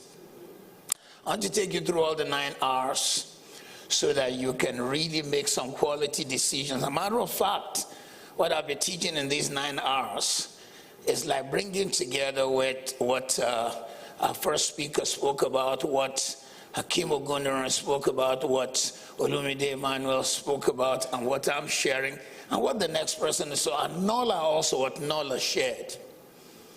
The second R is not just rates, the amount you are paid, but remuneration. That is a total package, what you earn, your total package. And if you do not work, you're in trouble, so there's no remuneration. In other words, remuneration is tied to you showing up at work. If you don't show up, you don't get paid. Whereas if you listen to Hakeem Ogundoran, or if you listen to Nola or the last speaker, you'll find that you can create a system that's beyond waking up in the morning to go to work somewhere. Something can be put in motion that continues to work for you even when you are not at work. Am I making sense? I said, am I making sense? So you see, good salary is determined by location, experience level, education, and the industry in which you are. But if that's all you have, if all you have is remuneration, then make the best of it for the moment. Make your employers know why you deserve that remuneration. I had to sit with somebody during the week. He has sent me a long text to say why he may need to resign his employment with us, and I need his services. So I said, okay, come sit down, tell me why I should change your remuneration. And so he begins to make his argument. One, the cost of transportation, because we changed our offices. We used to have an office separate from where the estate we're building is. And so I now said, no, I want everyone on site so we don't pay rent elsewhere. And also when people who bought land or properties from us come, I don't want them to first go to our office somewhere and the site is somewhere else. It cuts down on our costing. It also makes people responsible. But it increased his own transport. It increased his own challenge. And so he had to make an argument as to why I should either increase his salary or he's moving on. And he's a person who is very experienced, and he's making his argument in the middle of when we're approaching a bank sourcing for some money, and he's the one who knows how to put this argument together. I don't know how to. So the guy is smart, man, you know what I'm saying? He said, I'm resigning, and he's the chief financial officer. I don't know how to put those kind of arguments together. I can talk the talk, but I don't know how to do the figures. So you need to know how to argue your remuneration. You need to understand the constraints of where you work also. You need to consider the whole deal. If this is all you have, remember again, we started with R number 1, which is what? Rates. R number 2, which is remuneration. I have a whole teaching for ladies. And I don't know if you've ever listened to me do that, or if you come on the Wealth MasterClass, you need to go look for it on our site. I did a whole intense teaching for women. With all due respect, women are the least when it comes to knowing how to argue for a bigger salary, a better salary. Women are the least when they always process salary with the right side of the brain. The right side of the brain is emotion, the left is logic. Women will say, well, at least I'll have time to take care of my children. At least I'll be able to close on time. Hey, that should not be your first consideration. Your first consideration is what I'm bringing to the table. Is somebody getting it? So remuneration should not just be based on, oh my God, look at the salary they told me. Yeah, it could be a fat salary and yet not be paying you well. May have not taken care of your transportation, may have not taken care of many other things like the guy I mentioned earlier. So rates, remuneration. But then number 3, if you want to create wealth, on your way to creating wealth and becoming a millionaire. How many would like to be a millionaire here? Let me see your hand. All right. How many are already millionaires here? Let me see your hand. Are you doing it by faith or you?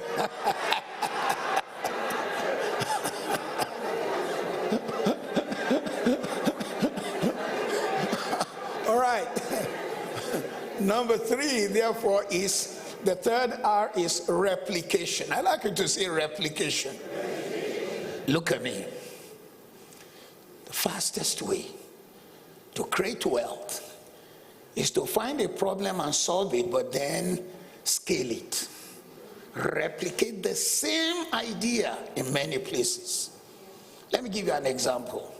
Here in the United Kingdom, having lived in the United Kingdom for 40 years, I can tell you I understand our community.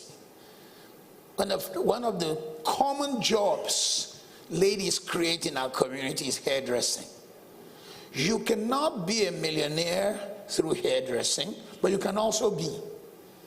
If you have one shop here in Walthamstow and your take home every day is £150, £200, you cannot be a millionaire.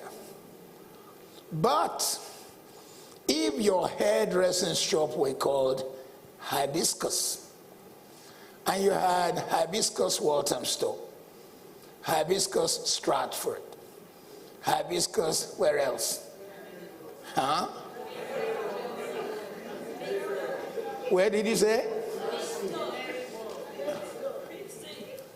Brixton, Hibiscus Brixton, Peckham, my favorite.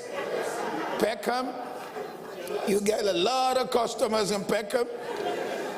Hibiscus Romford. How many do we have now? We're having about 8 or 10. Deptford. That's too close to, okay, no, Deptford is okay. Yeah, Hibiscus, Deptford. So Lewisham, people in Lewisham will come to you. People in Lee will come to you. People in Maidstone, okay, that's the new movement of the people, movement of the people. You know, people are moving to Essex and Kent. Basildon, so you have people in Essex. So now, Hibiscus now has about 15 shops. If the income of Hibiscus, bad income per day, is £150, times 15, what do we have? 2,250. Let us say you only work 6 days a week. 2,250 times 6 days a week is what? 13,500 a week. And we're talking 13,500 after the people have been paid. So what came to you as the owner of the shop is 13,500 a week times 52 weeks equals to what? £702,000 a year. You're on your way to become, because you scaled. But you see, if you do not scale, you remain on the same spot. So the creation and operation of a large number of similar outlets that deliver products or perform a service is what we call replication. That The reason many people do not create wealth, and I've not gone to real estate, we're still talking something else, is that they don't replicate. In fact, if you go to the common shop and stores run by people in our community, the owner is sitting there, they are in charge, they are watching so that somebody does not steal. You can't create wealth running things the same old way. I hope I'm making sense. So replication allows for better traffic. Replication allows multiplication beyond the norm. Replication allows better optimized service. If you notice earlier, I mentioned McDonald's. Big Mac is Big Mac anywhere you go. Whether it is London or New York, Big Mac is still Big Mac. But the only thing is they've replicated. So there are 25,000 McDonald's in the United States of America alone. 25,000. They don't sell anything different from the same beef between a piece of bread and some fries. But they have so mastered it that the replication makes them to be available almost everywhere. So anything you can replicate can make you a millionaire. It takes away stress. It creates a scaling. In fact, you scale through constraining yourself. You scale through concentration of your skill. You scale through supply chain. So it's interesting. I've had to talk to people who run a franchise. They have to buy their chips. They have to buy the meat in between, the bread from the same source. McDonald's controls everything. So the supply chain is the same. In other words, this makes them to be able to continue to create wealth. So you scale through demand and you scale through thinking big. So nothing stops you from finding a problem, solving the problem, but solving it in many places. I like you to say many places. If you only solve it in one place, you can only make the money in that one place. But if you have it in several places, you then find that people don't have to travel to have an experience of what they got from your shop. That's why if you enter any of the stores, it's like a replication of the one elsewhere. Tesco is Tesco anywhere you go, except for a few local specifics they will put in an area because there is a concentration of certain people. You might just enter Tesco in Leighton and find plantain, but you will not find it in Windsor because it wouldn't sell in Windsor. Am I making sense? Sorry, say replication. Replication is necessary for leveraging. I like you to say leverage. When you replicate, you have leverage on time. So it means the same thing is being sold, or the same produce, the same product, the same opportunity. Hibiscus hairdressers opened 9 a.m. in 15 places, so they have leverage on time. They've leveraged on good partnership. They've leveraged on vendors. They've leveraged on opportunities. And they've leveraged on mentors. I hope it's making sense. So if you cannot replicate, look at me again. If you cannot replicate a particular business, you need to look at it again because it might not create wealth. Almost every speaker I've talked about real estate. Even real estate, if you cannot replicate the same terrace building, if you get to act, in fact, most architects nowadays, if they design for you, they'll say, how many buildings are you getting out of my design? Because if you are going to build 100, he will charge you something for each one, because he also needs to replicate his copyright. Am I making sense?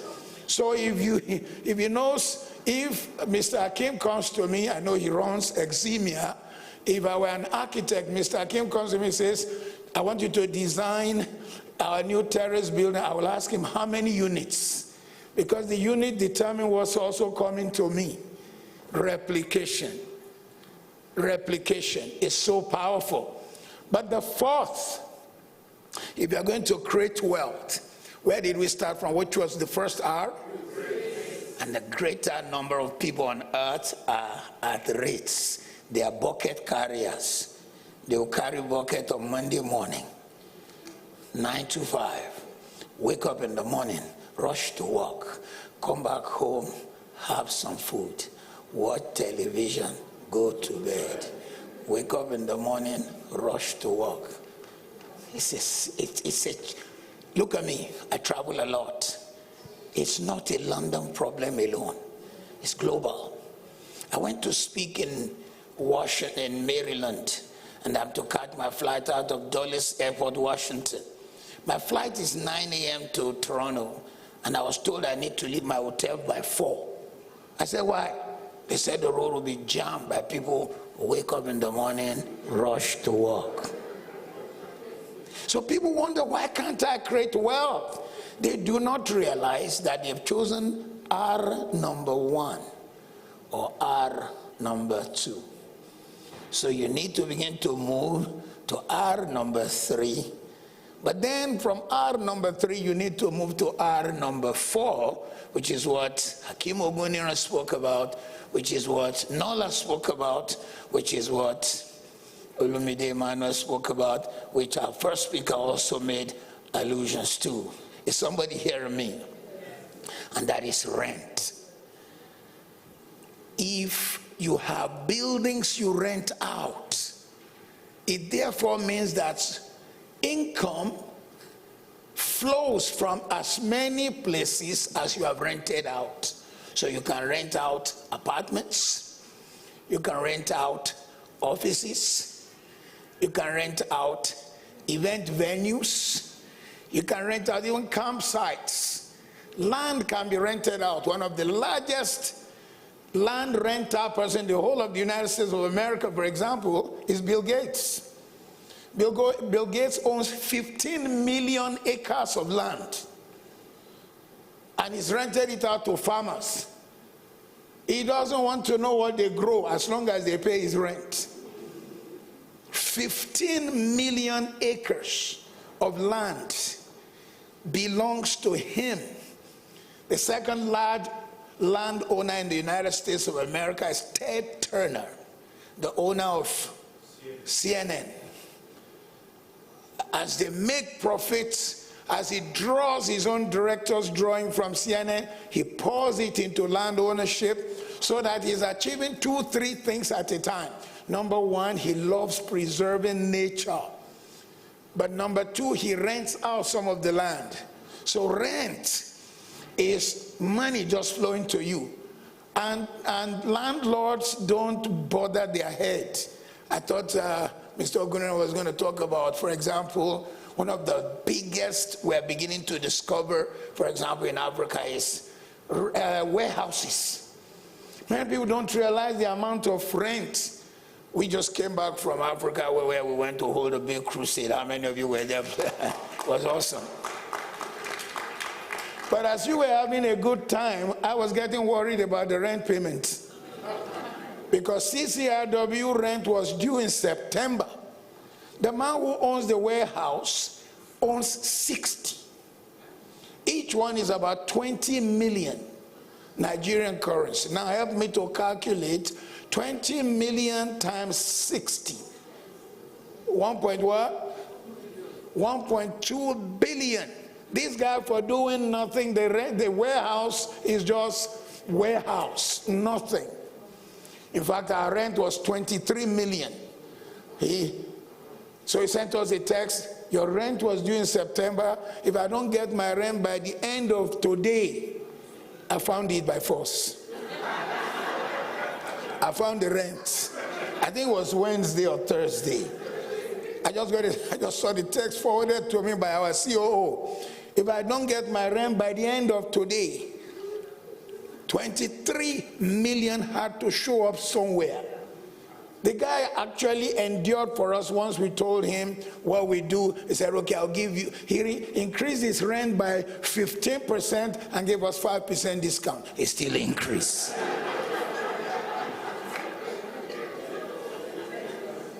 It still increased.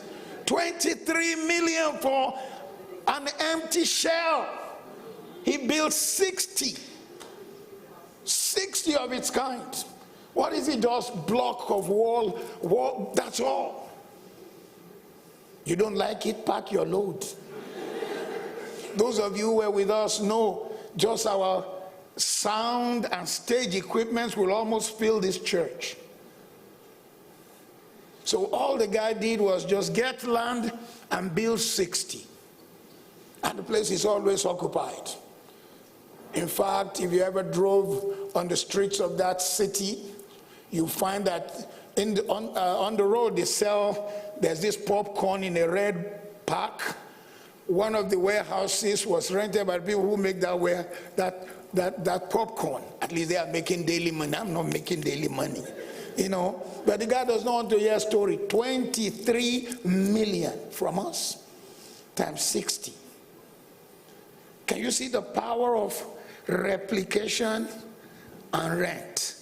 How many of you are getting something from today's teaching? Let me see. Because some of us, all we've done is we just wonder, what is wrong with me? And you've been fasting and fasting. Don't kill yourself.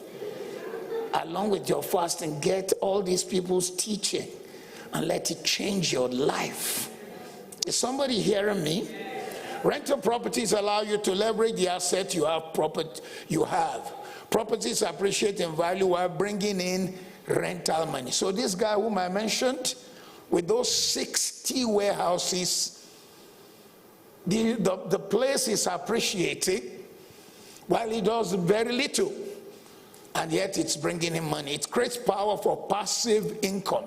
So it's passive income for this guy. Passive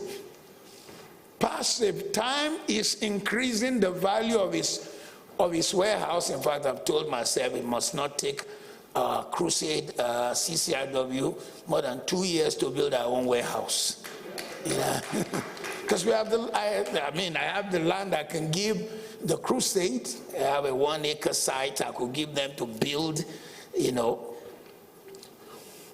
It gives you cash flow. That is, rent of property gives you cash flow. I like you to say cash flow. You are able to outsource to property managers also. I've never met the guy, and he's collecting my 23 million every year.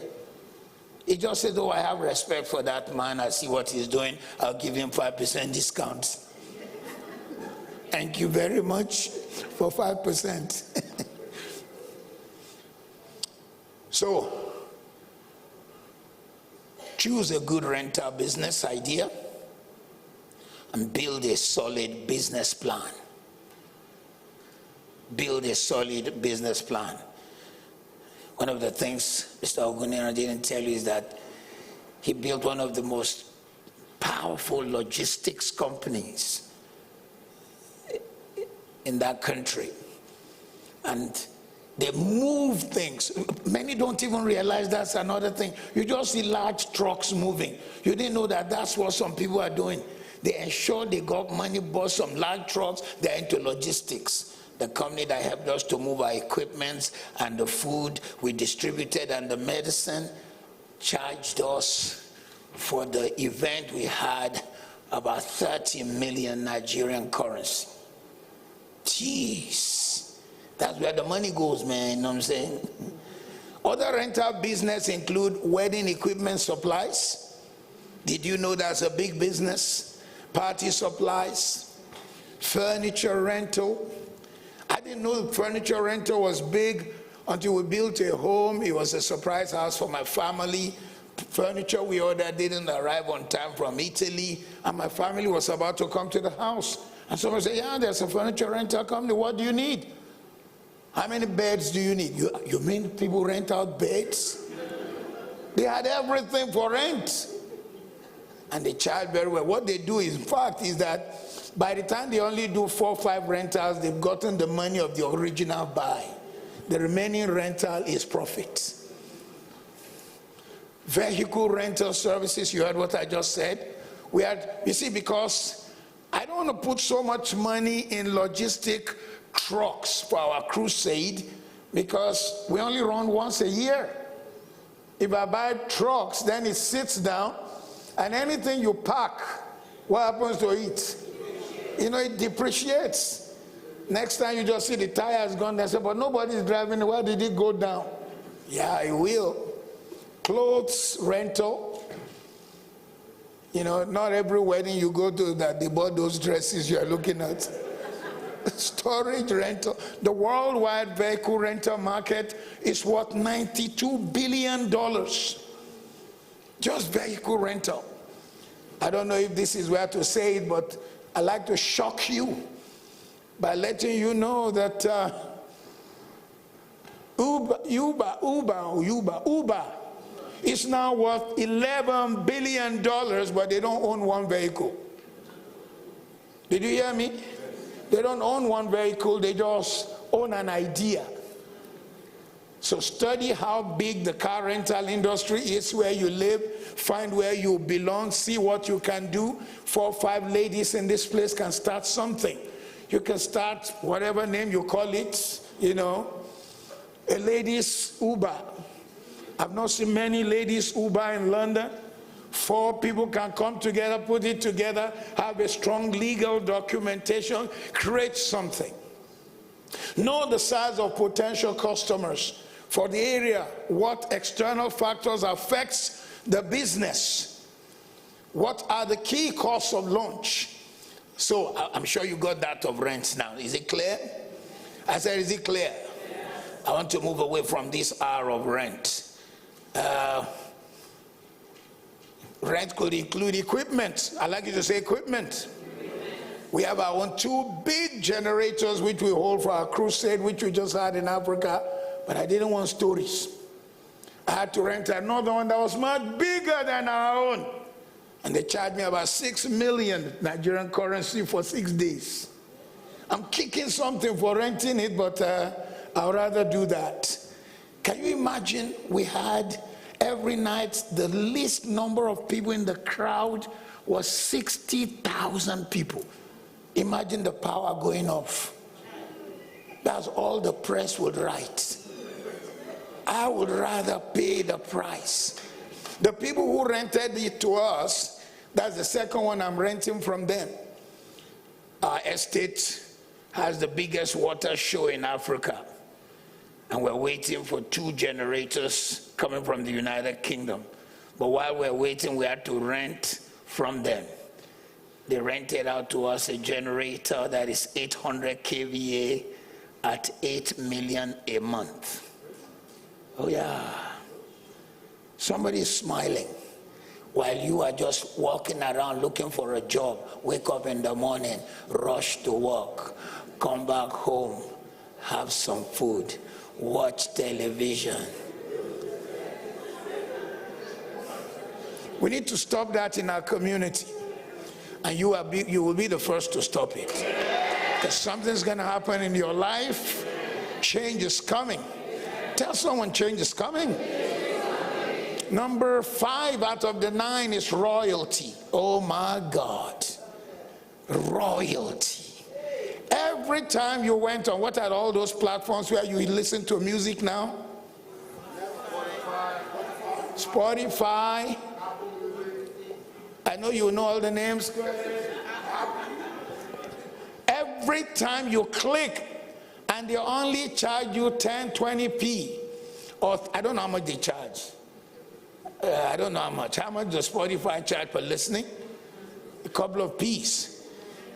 It has become the biggest source of wealth creation for musicians today. In the past, They have to produce the record, take it to record stations, take it for distribution. But listen, the Internet of Things have changed the world and the way it operates. That's why the largest music in places like the United States of America today is music from Africa. Some guy just goes, he makes noise, I'm not available. And the next thing, it makes him $1 million in a month. What did he say? I'm not available.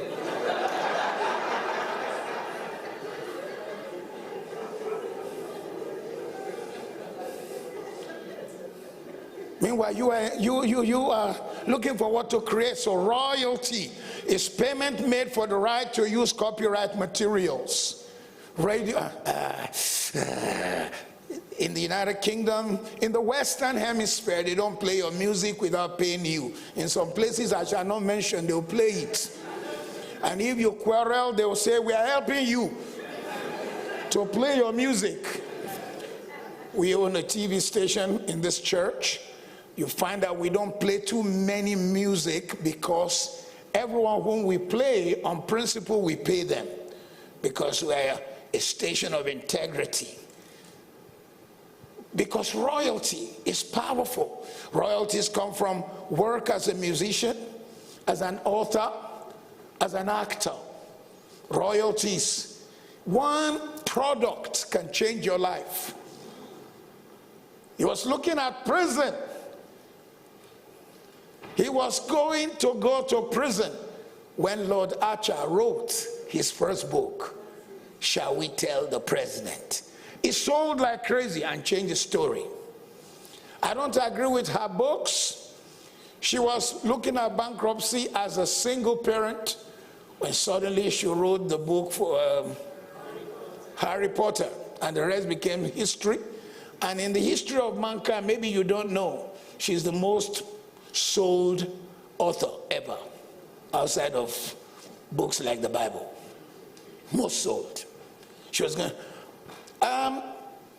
The book was rejected by 57 publishers before his wife picked it up and got it printed. The Power of Positive Thinking by Norman Vincent Peale has been translated to close to 100 languages. Royalty. As a musician, you can play live, sell merchandise, offer fan subscription, collect public performance royalties, collect all mechanical royalties, license your music, social video monetization, make money from YouTube, teach music, special music sponsorship. There are many of us who are here. We don't even realize the power of royalty. Creation of it, intellectual property, intelligence, YouTube skits, any creation. Apple has income of more than the GDP of several nations because of royalty. I like you to say royalty. Apple has income. So the sixth R, because I want to rush this, I know you haven't had a break in between. The sixth R out of the 9 R's is the R of rights. Rights is similar to royalty, but it is a little different. It helps brand recognition.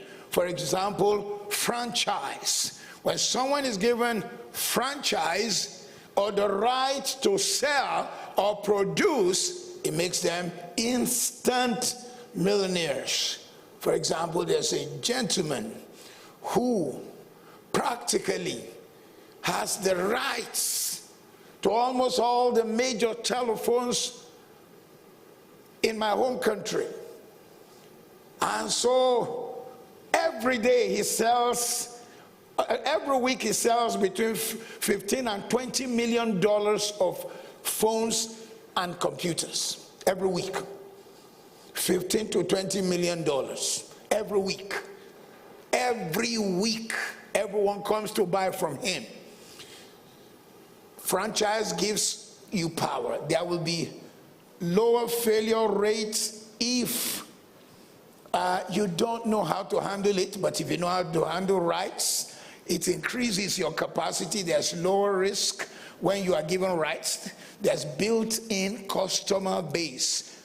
when you are given the rights, look at me, why would you have a hotel in Kampala bearing Sheraton?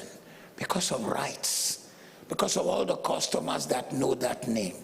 Why would you have, I remember being in Lusaka, Zambia, why would you have a hotel like Radisson Blue in Lusaka? Because of the name. Because once I see Radisson Blue, I know that the same standard, Radisson Blue London, Radisson Blue Lagos, Radisson Blue will be maintained. That's the power of rights. I like you to say rights. So you need, look at me, look at me, look at me. When you solve a problem and it is increasing in your hand, begin to one day create a system where you can franchise it. You didn't get me? So that people can come to you and say, oh my God, this thing you created, can I take it to Sweden? And you gave them rights and you said, we give you the rights to represent us, to sell the product, to make it happen. Number one, for the rights, you pay us $50,000 or $500,000, and you buy the core material for it from us every day. That's how many people operate. You see, when you see a hotel in another country, first of all, for the name, they pay $500,000. Just for the name. Just for the name to be in that city, they paid $500,000. Then for any material, I remember the young lady who used to be very close to me, she's gone to be with the Lord, died during COVID. She was the one to furnish Marriott's hotel in the city of Lagos, Nigeria. She said they would not change anything, even where she said, can't we just change this to reflect Africanness? They said, no, you want our name? You do what we want. You want the right to use our name, our franchise, you do it the way we want. But you know you too can reach that place where your name is something to be carried as a right. Your product has that kind of endorsement. So be your own boss. It will help you to raise capital. It will increase the speed of your growth. It will increase your profitability.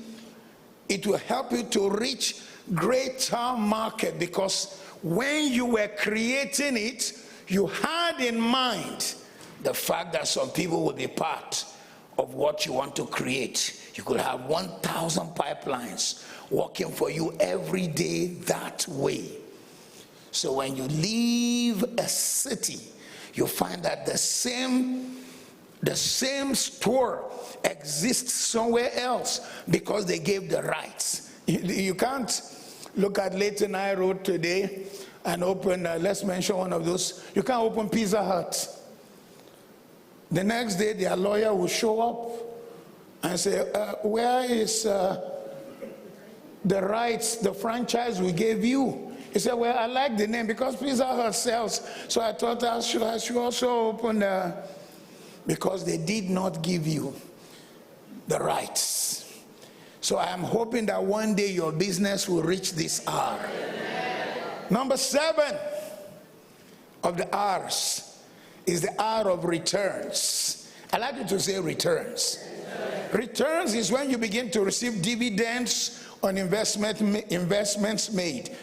Mr. Akim Ogunira told us about REITs, real estate investment trusts. We heard about buying shares from other people. So when you begin to receive returns, this is an informal income. It's not having to do with wake up in the morning, rush to work. It comes as a return from the various investments you made. Even dividends can be reinvested. And we've taught this whenever we teach at the Wealth MasterClass. We teach people to buy things like shares, not only shares to go through various brokers to buy into America's S&P 500 or Britain's FTSE 100. And when the profit begins to come, don't spend the money you reinvested. The first 10 years, you don't see the benefit, the dividend on the large scale, but after 10 years, suddenly it begins to increase. Returns on shares, returns on interests, returns on dividends, the appreciation that follows. This builds your savings. It protects your money better than many methods. Maybe you don't realize the 50 pounds in your pocket today actually is less in value than what it was 20 years ago. Inflation has washed the value. 40 years ago, what a pound will do, your pound will not do today. And I came to the United Kingdom February 1984, 40 years ago. A loaf of bread, no matter where you bought, whether it's Sainsbury's or anywhere, was 18p. I can see you say, wow. I don't even know how much a loaf is now. How much is a loaf of bread? 1 pound. Okay, 1 pound 20p. Mrs. Anderson, where are you buying your own bread for 2 pounds? All right, if we go by Mrs. Anderson's shop, the amount she's buying one bread now will buy 10 loaves. Did you get my point? Money is losing its value constantly because of inflation, global inflation, national inflation, the local setting in which you are. But the way to make your money grow while inflation is eating up the wealth of people is for you to learn the power of returns. Somebody say returns. Oh, please say it louder, returns. So returns maximizes the value of your money. This kind of investment gets taxed lesser because you have not drawn. You put money in shares, the profit came, but you did not take both the money that it made and the one you invested. You told them to roll it over again. The returns becomes higher. The eighth R is the R of reach. I like you to say reach. Many of us think local. We dream local. We operate local. That's why we wake up in the morning and rush to work, come back home and have some food, watch television, and go to bed. You need to begin to see yourself as a global citizen. Have you noticed, whether it is on Instagram, Google, Facebook, or TikTok, people come up on your space that are not living here. Some of them live in India, and you think, what's this guy advertising to me from India? But you like it or not, you did buy, didn't you? We were going to Africa for this major crusade. We're going to give out clothes. We're going to give out food. We're going to give out things. But we needed the kind of ink we'll put on people's finger to show that we've given you. Don't come back. We could not find that kind of ink in England. The one we found before election ink here in the UK can easily be washed, and those guys were smart. Last year, as we were putting it on their finger, they were coming back. I have not received at all. So we had to look for where you could get the ink that wouldn't wash easily. Lo and behold, the only place where we could get it was in India, because they have the largest democracy. And maybe they've had a problem of election forgery before. So they went and researched and made an ink that cannot be washed until 6 days or 10 days. So without leaving our home here, we spent over, I don't even know how much we spent. Okay, she's not, Dorothy is not here. But I think we spent over £1,000 to produce this ink we'll put on their finger that cannot be washed. So these people are sitting in their own home, minding their business, when we brought them £1,000. I don't even know how many rupees that is. That's what we're talking about, your reach. Someone say your reach. All right, so express self for a fee, that's a reach. Some of you are mathematical genius, but you've never packaged your mathematics and create 10, 15-minute classes which kids around the world can learn maths from you for a fee. You're rich. Broadcast for a fee, you're rich. Appearance for a fee, you're rich. Endorsement for a fee, you're rich. The industry of being able to speak in places in America alone is $1.9 billion. In the United States, 55% of speakers get $7,500 per speech. I hope our speakers today will do it for free. Thank you very much.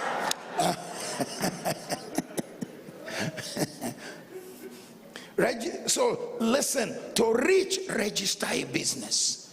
Some of you, you are fantastic. You've done training on counseling people. You say, but what do I do? Which problem have you found? The fastest way to make wealth is to find a problem and solve it. Tell your neighbor to find a problem. Find a problem and solve it. You are surrounded by money. There are problems in the United Kingdom. Loads of problems. Family problem, marital problem, counseling problem, juvenile problem. Don't let someone from another community be the one to come and solve it. Then they charge you. Get trained. If you need to train in speech, get lifecoachtraining.uk.com to train you. Begin to make presentation. Define an area of expertise. These are 1 hour of reach is bigger than 1 year of salary. Yeah. 1 hour of reach is bigger than 1 year of salary. You could make up your mind, you train yourself, you say, look, I've noticed we have these young male black kids in secondary school. Let's choose one local government. Don't tell them I chose them. Tower Hamlets. Or new one. Young black kids, male, troublesome in school, but just needing coaching and mentoring. You package a whole training program. You sold it to the local government. Maybe you didn't know some people are already doing it and collecting money. And most of them not in our community. While you are wake up in the morning and rush to work, come back home, have some food, watch television.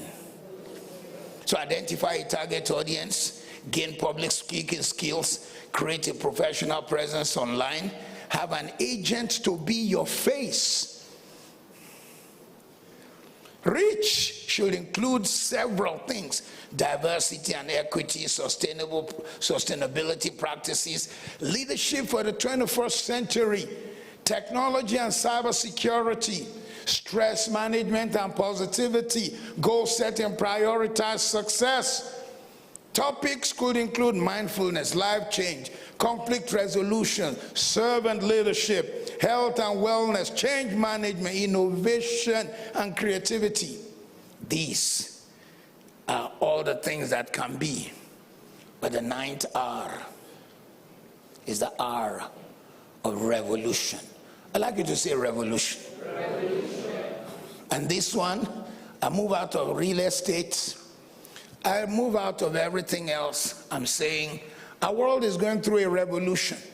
Come up with concepts, ideas that are revolutionary. Forcible overthrow of a social order in favor of a new system is what a revolution is.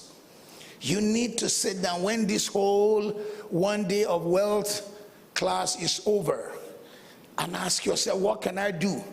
Disruption by technology is that which can be used to create a new market, providing greater efficiency, quality, benefits for the end user, disrupting the market. I'm sure you heard me when I asked the young man, I said, how have you disrupted the market?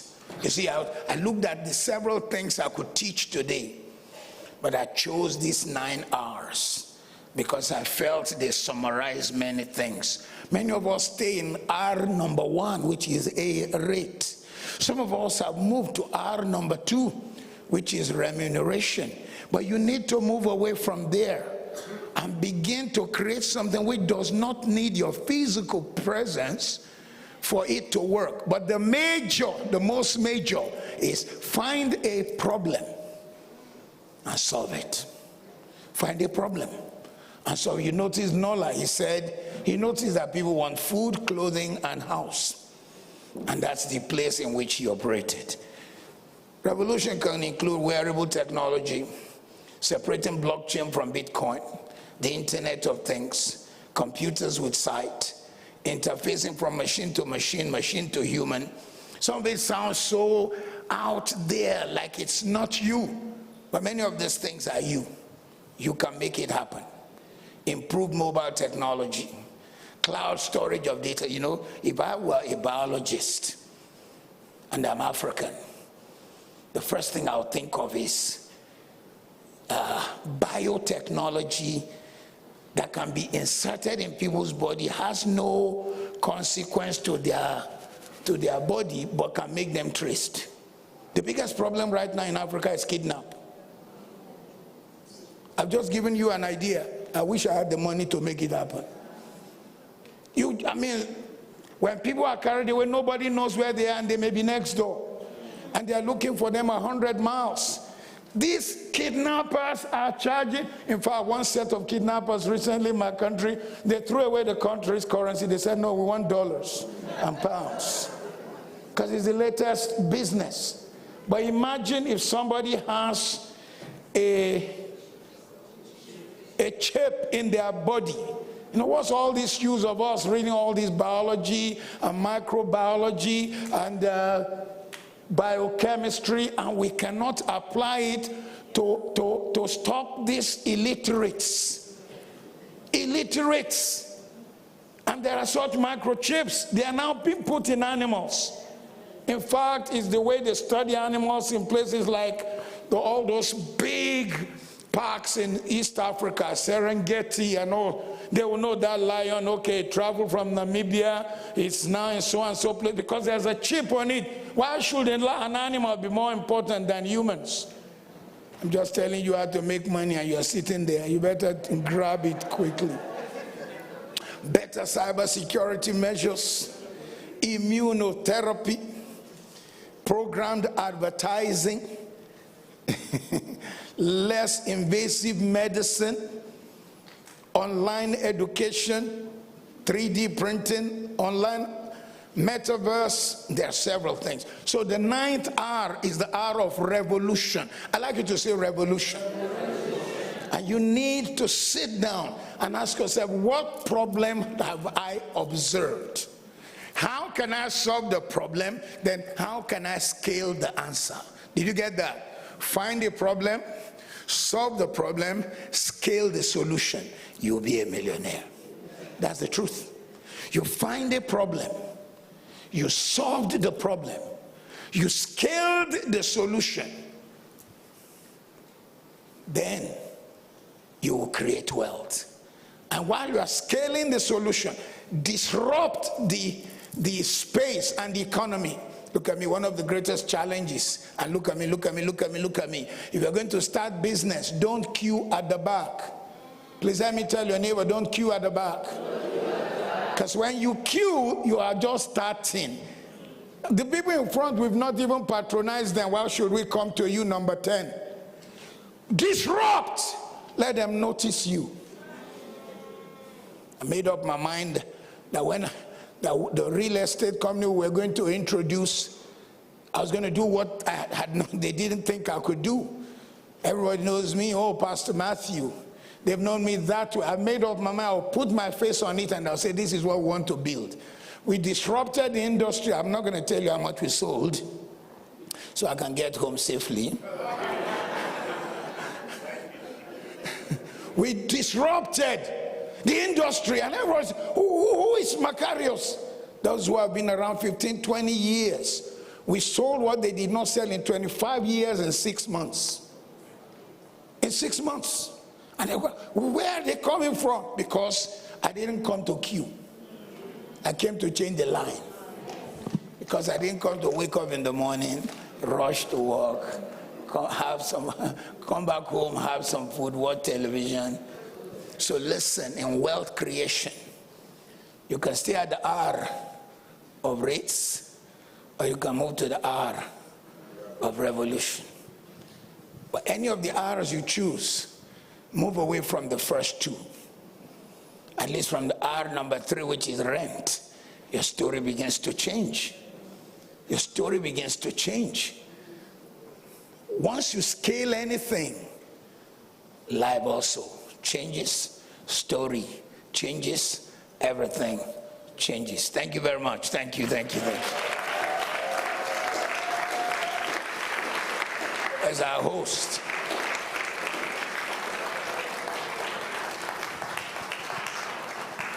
thank you, sir.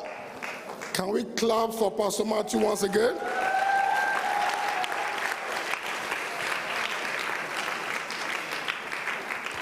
Have you all been blessed today? Are we getting value? I tell you, for someone who invests so much in education, this will have cost you nothing less than £1,000, £2,000 in the city of London. And we're getting it for free. I want to charge everyone to take advantage of this seminar.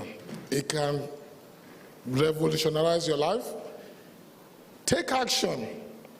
There's a reason why this was brought to you today. Because Pastor Matthew wants to change our community. Either we agree or we don't. He is the first person that transformed the story of people of color. Many of us today own properties in this land because of his teaching. Own your property, buy your council flat, and many people are millionaires today because of those teaching. So, don't be an onlooker, do something. It's flew people from all over the world to come and be part of this event today. Thank you, sir. Mr. Akim, thank you so much for sharing your wealth of knowledge. Benita, thank you so much. We appreciate you. And those who have joined us online as well. Pastor Lumide Emmanuel, Nola. See, wealth creation is a formula. Blueprint, formula, template. It can be anything to you. But at the end of the day, you have to find your own thing. We had Emmanuel talking about vehicle. How do you want to get there? You want to walk or you want to fly? So I want to tell you what we have for you today. And it's your choice. We just want to take you faster to where you need to be. If you are tired of where you are now, you need to take a decision. How many of us wants to become a millionaire? Genuinely. And I want to charge you that it's not going to happen in one day.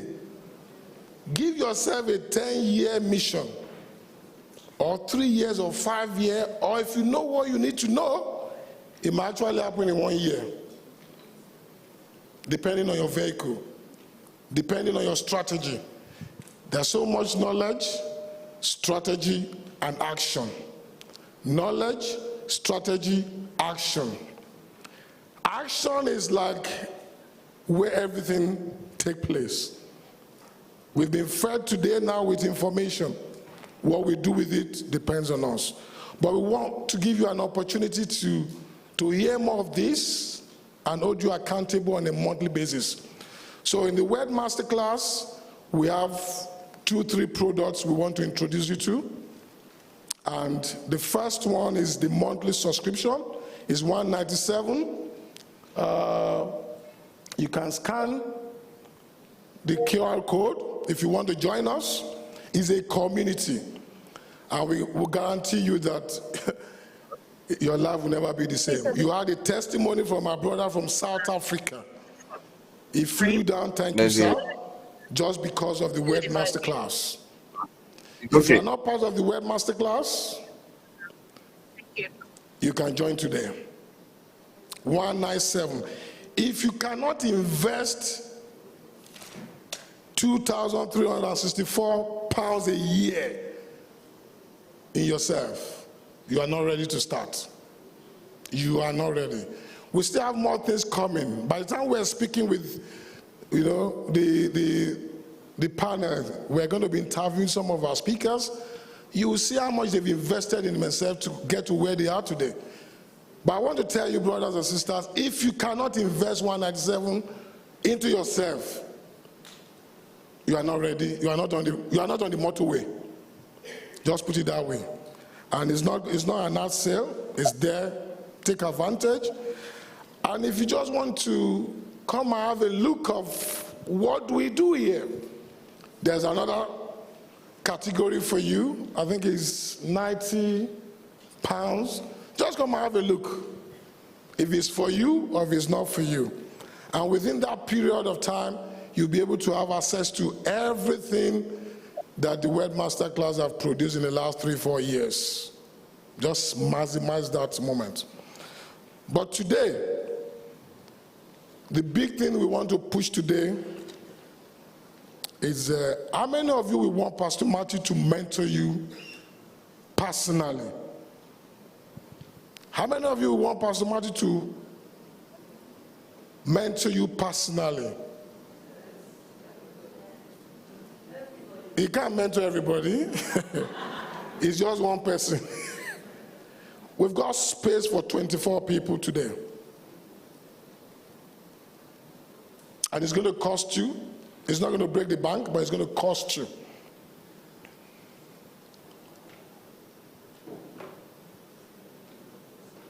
If you genuinely want Pastor Matthew to mentor you, can you stand up, please? Before I tell you what it's going to cost you. It's a lot of money, but it's worth it.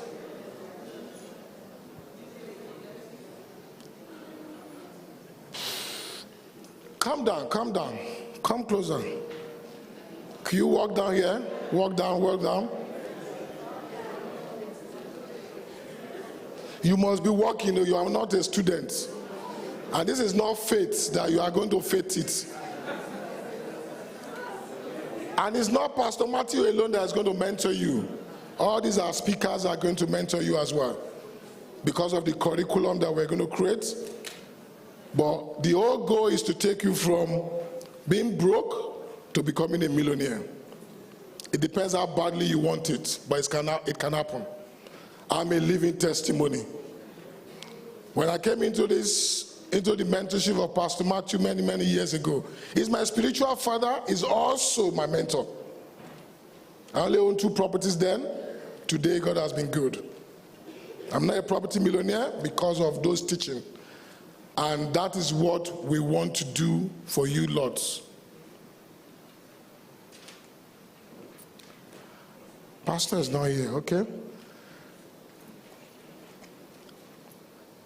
If you really want transformation, change is here. One of the key things that Pastor wants to see happen is he wants to raise 10,000 millionaires. And it's not just because he wants to just say it. He means it. He wants to see it happen. He's 72 years now. Yes? He wants to pour out everything he has into us so that we can impact our world as well. You might not know, some of the speakers are being mentored by Pastor Matthew. And you can see what they've been sharing with us. Can you imagine if 2, 3, 4 people are in your life? I'm being mentored by Grant Cardone as well. I have 4 or 5 mentors in my life. You can Google Grant Cardone. For him to mentor you, you'll be paying about 25 grand. Check it out. There's another lady in the UK, Sally, one of my mentors, 32 grand to be mentored by her. So if you want to get to the next level faster, you need somebody in your life. And it's scriptural, and I'll prove it to you. Jacob was mentored by someone. Who knows who mentored Jacob?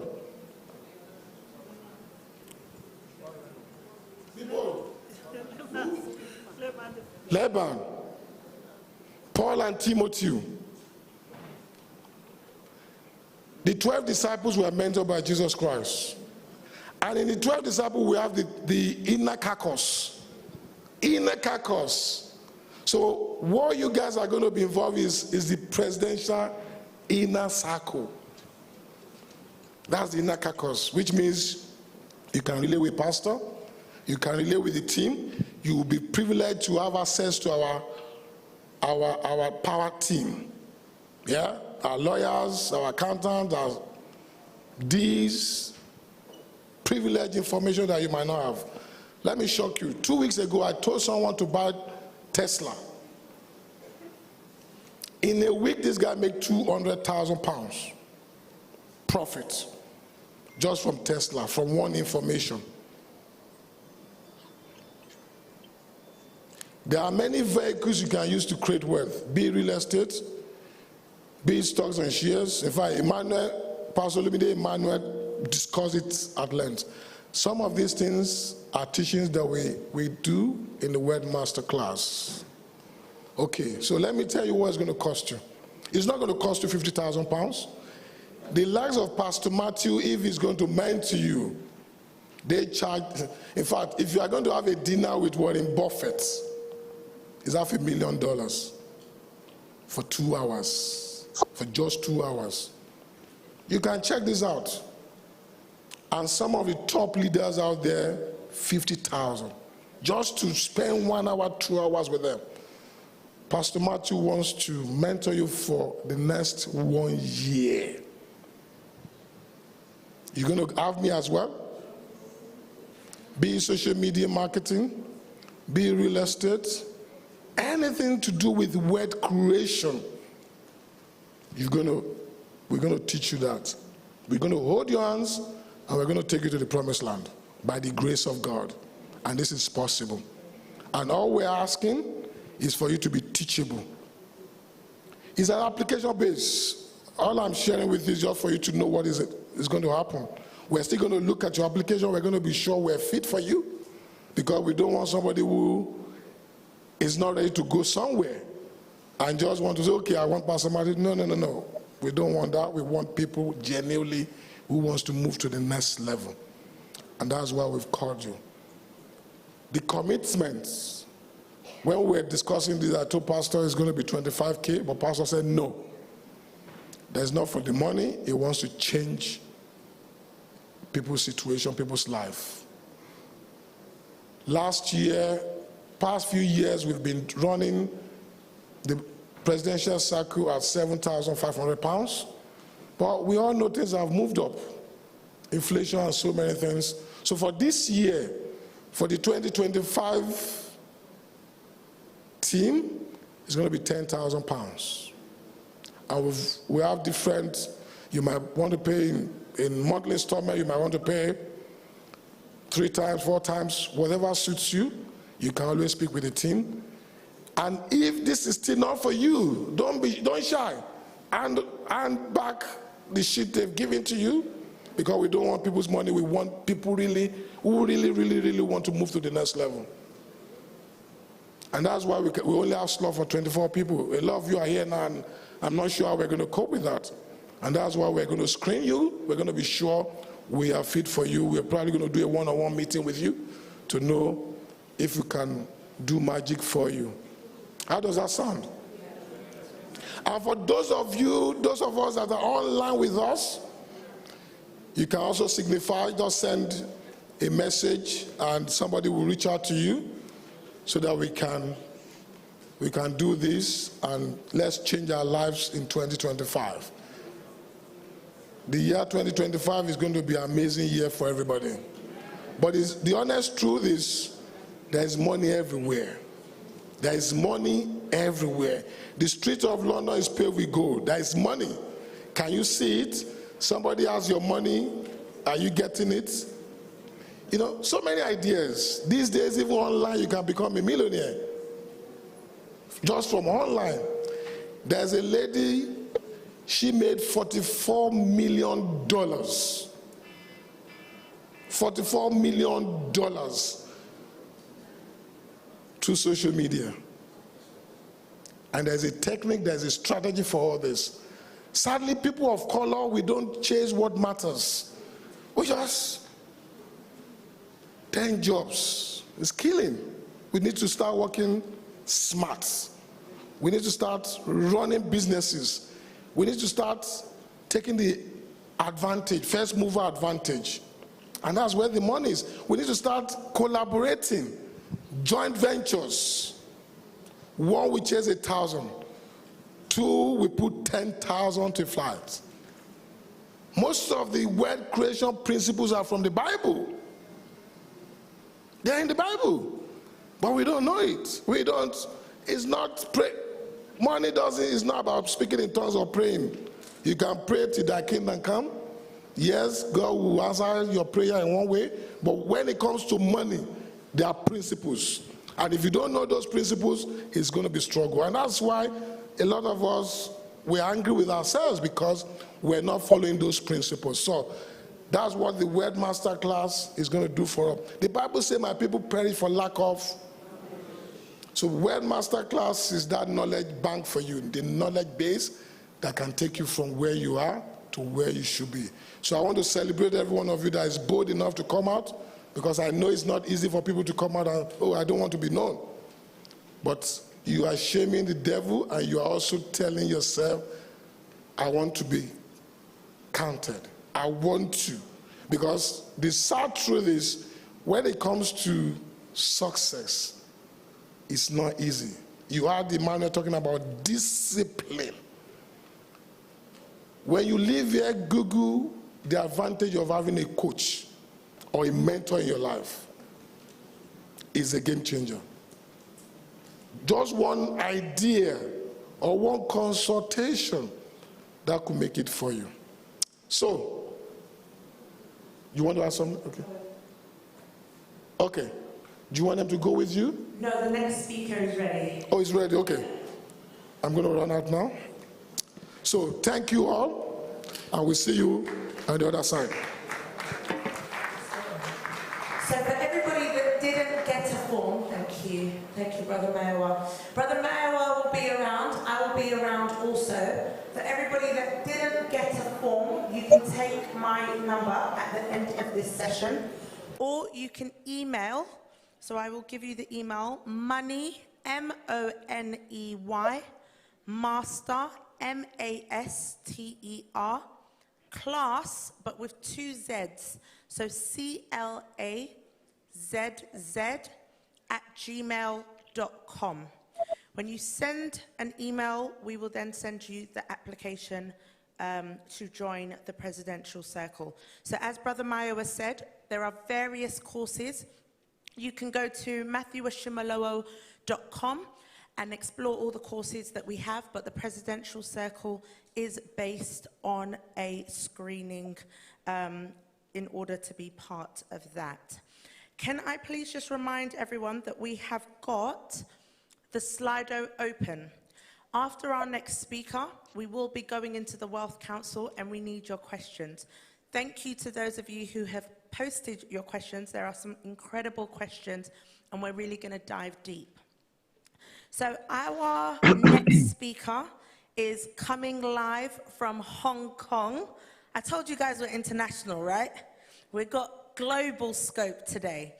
So if you also have any questions for this speaker, please send it through to Slido, because it is not a video.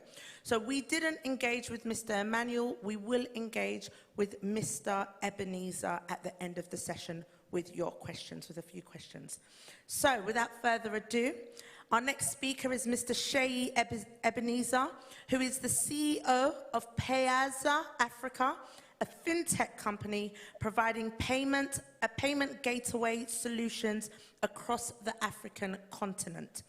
Under his leadership, Payaza recently underwent a rebranding initiative dubbed Payaza 2.0 to enhance its digital offerings and improve user experience.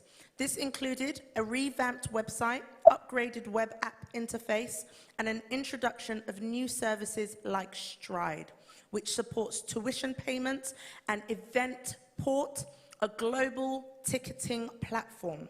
The rebranding reflects the company's core values of trust, innovation, and inclusivity to empower businesses of all sizes and expand access to seamless payment solutions in Africa. So get your questions ready, and please help me welcome Mr. Sheyi Ebenezer. All right, good evening, everyone. I guess it's echoing over here. Welcome, Mr. Ebenezer. Okay, can you hear me, please? We can see you, but we can't hear you yet. Okay, probably let me sign out. The team are working on the sound. We can see you, but we can't hear you.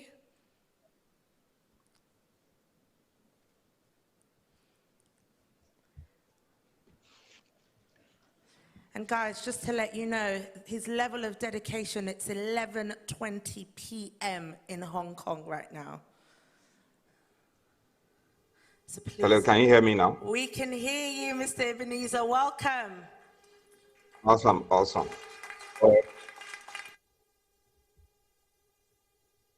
Good evening, everyone. Still echoing at my end, please.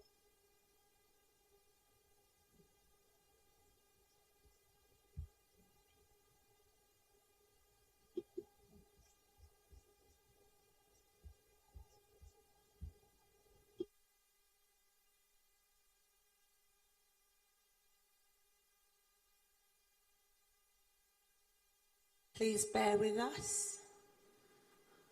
We've been blessed with great connection. It will continue in Jesus' name.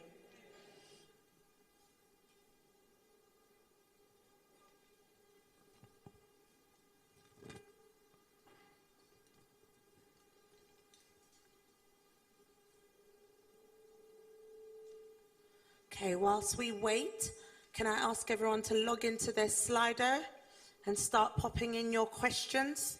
Any questions you have for Mr. Ebenezer? Any questions you have for any of the speakers? This would be a great time. Hello, good evening, everyone. Mr. Ebenezer, welcome back. We're All just right, waiting baby. for the I think it's sound to better come off back now. on our end. We can't hear you. Can I continue? Fantastic. Go ahead, sir.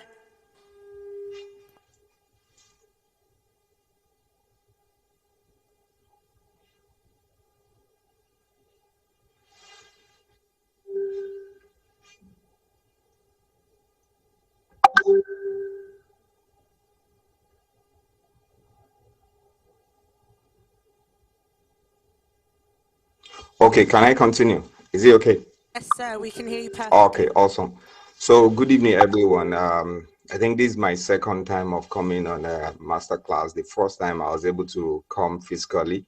But apologies if I couldn't make it, but currently I have a school program in Hong Kong, which I'm currently undergoing. And like the moderator likely said, is about 11:28 p.m. here.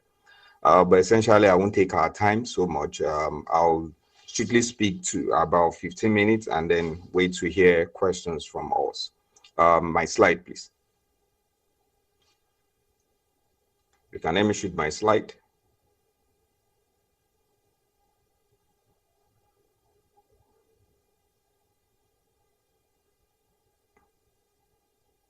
All right, in the absence of that, I think I'll just continue. Essentially, this evening, I would like to speak to a particular audience, those who are upcoming within less than 40 and below. And I'll share my own experience coming from audit to corporate finance and then into fintech. I started my career in KPMG, then moving to the banking industry. I did a lot of work around corporate finance, and then next, and then dive into technology. So, and then why technology in the first place? So I asked myself and a couple of my guys some few questions that what is the future of banking? What is the future of banking? What is the future of what is next to happen for us in the finance space? And I say that is we could answer the only question we could put out for ourselves is payment. The only question we could do is about payments, and then we came through, and then We looked at that if payments is the future of banking. So how are we going to approach this? So it will be interesting to tell you that across last year, okay, I have my slide now. So can you go to the second slide, please? Okay, so it will be interesting to tell you that we have over 2.4 trillion transactions that was processed all through the whole of last year. I'm talking in terms of count. In terms of count throughout 2023, we have 2.4 trillion. Next slide, please. So I would like to just go by my presentation with some data so that we know. So my aim majorly here is just to dissect the trend of redefining this particular industry. Number two is to unveil the opportunity in this particular space for us. Number three is to equip you and an actionable strategy on how to lead in this particular digital payments revolution. So just imagine you have about 2.4 trillion count of transaction. Because this slide is over. 2.4 trillion kind of transaction in a particular year. So you could just imagine the volume, the profits that is earned, and it's a massive space everyone can play and then people can operate in. Can I have my next slide, please?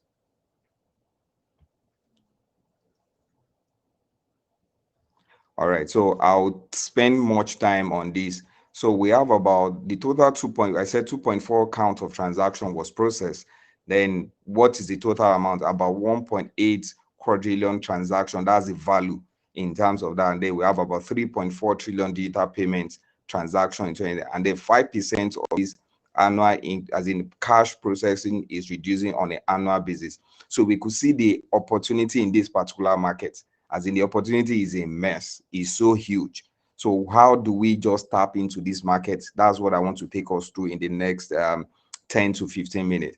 Now, how can we play you? Some people, we can play in aspect of B2B. You can do B2B simply means business to business, which is one of the things that we played in at Payaza. You can play in another aspect of B2C, which is business to consumer. And then we can even play at the whole level. There are some players that do B2B. There are some players that does B2C as well. So as an entity. So can we go to the next slide, please? So essentially, I would like to take us through that cash penetration is declining month on month, year on year. As in, this is not cash had come to go. There are some country. My last visit to Shanghai, I didn't, as in, to tell you the Asia market is so developed. I don't think they do anything via cash again. Everything is via Alipay, via mobile phone, via wallets, and that's been done. So that is the thing that we begin to see that is going to impact our generation time after time. Sweden is leading this particular conversation, followed by India. And then there's a very huge example which is found in Kenya, which talks about M-Pesa. M-Pesa led the whole conversation around mobile money payments and is still leading the conversation on average of about $50 billion is processed. $50 billion is processed on M-Pesa every other year. Next slide, please. So what are the new trend of payments? What do we want to? So this is where the opportunities are.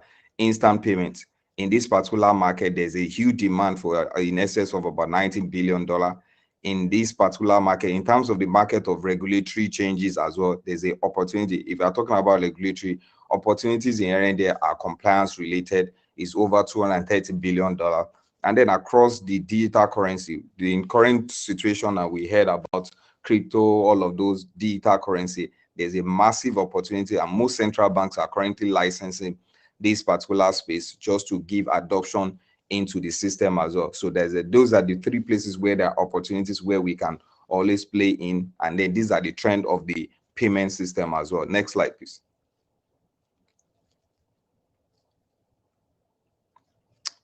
So the markets where there are opportunities that we can harness.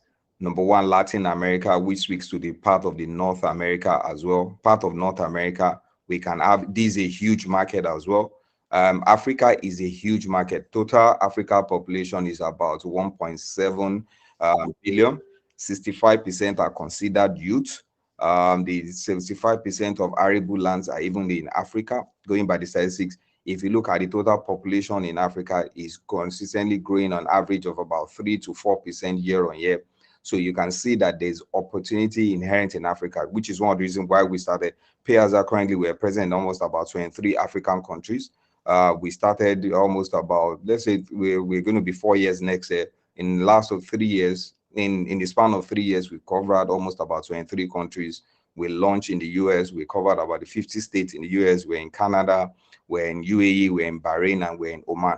So you could see the opportunity inherent in this particular space. On average, we process in excess of about $150 million transaction monthly. So these are the opportunities in this particular market, and it's so huge. On an average transaction that pass through the network, the payment network every other day is in excess of about 1.3 trillion in Africa. So there's huge opportunity in this particular space that we can harness and then we can play in. Middle East is another market that is very, very huge, which is very, very, very sound, and then a lot of opportunities are there. And then specifically, I'll talk about Asia, which I'm currently exploring. I'm currently in Hong Kong, and if you see the total population, I had the opportunity to visit ByteDance. That is the group that owns TikTok some 2 weeks ago. It was the effect in this particular market, and average they process almost about 18.1 billion on a monthly basis. So that is one of the things that we see in this market. The population is there. They are not yet exposed to Africa. We can create a bridge between the Asia market and the Africa market. And then, interestingly speaking, because of the relation, because of what is going on between the US market and then the Asia market, especially China, there is opportunity where China have to divest into African country because of the tariff, because of the sanction that the US government want to put. So this is a massive opportunity for all of us, for anybody who wants to play in this space. Because if you are going to do e-commerce, if you are going to do branding, I was sitting with somebody that I think today was telling me he was doing, he has an e-commerce for beddings, bed sheets, duvets, and all of that. And his monthly transaction is in excess of $60 million on bed sheets. And so you could just see there's opportunity within the Asia market, essentially. So if there could be someone who can bridge between Asia market and African market, there's thousands of opportunity that we can harness within this space. Same as Middle East. So there's a lot of opportunity within this four: Latin America, Africa, Middle East, and Asia. If we can plug in within all of those places, then it's going to be a new story. Next slide, please. So these are the verticals that are viable. So number one, e-commerce. So if you know the story of Alibaba, as in if you know the story, there's no age for brick and mortars again. Building bank branches, building stores, all you can do it. I heard one of the speakers earlier said that somebody made almost about $44 million on online transactions. It's doable, and then people are making a whole lot more on this. As in, currently we are valued at about 1.1 billion USD, and these are transactions that are visible and then across almost everywhere. So these are some of the things that we can engage and then we can enjoy. Look at the e-commerce space. These are very huge opportunities. You don't need to build. All you need to have is have a dedicated website, lead your products, and then Pastor Matthew talks about logistics. So all you need with e-commerce is just plug in a workable logistics suite. So if you can imagine the volume of transactions that pass through Shopify every other day, somebody can build Shopify for Africa, which is one of the things we are engaging and then we're trying to do as well. You can build Shopify for your county. You can build something that is going to bring up a marketplace where there's going to be a community-based engagement. So once there's community-based engagement, there's going to be transaction. That's the major thing that e-commerce is talking about. And then there's another thing that they call BNPL, buy now, pay later. BNPL is another huge market. For some of us in the West there, we know about Klarna Pay. Klarna Pay, I happened to sit with the owner sometimes ago. So this same thing, he came in from Sweden to do the business in America. He just came for a course. Unfortunately, we're in the same school. So he came in for a course in the school, and from there he was able to sell his product and say, okay, fine, I can make a payment for you while you release the product. And that's how buy now, pay later came into existence. The company, but they never went IPO. It was bought over almost at $6 billion. So that's one of the things that can happen. So because one of the reasons why BNPL can function very well in the West is that there's data, there's security. So that can be done as well. So BNPL is another huge space where we can harness. think my slide is moving up and down. Another space where we can harness is cross-border payment. Cross-border payment is huge. So most of us, we are Africans, we are we are from Pacific, we want to send money back home. So most of all of those apps that we use, you can engage in all of this because the market is so huge. We have about 156 trillion. It's a market of 156 trillion every other year. So no one can even harness all of these markets. As much as we can innovate and then ideate around these markets is another thing. And then the last point that I'm talking about is data monetization. So you hear today that oil is not, or crude is not the in thing. Data is the in thing. At each and every point in time, you must keep data. So anybody that can work around data is another huge opportunity, because most of the transaction, money, equipment, everything that we do really process around data. There are companies today that they live. The most valuable company today in the world is NVIDIA. And NVIDIA does not even have a shop. NVIDIA, all they are doing is just chip. And then what chip is relying on is data. So you can just see NVIDIA is bigger than the whole of any bank you talk about. NVIDIA is bigger than Apple, NVIDIA in terms of valuation. So you could see how data can be very important and then very useful. The next slide, please. So this will be like my final slide, which I was, so what you need to do is just identify the gap in the market, which I've explained. Embrace the tech early.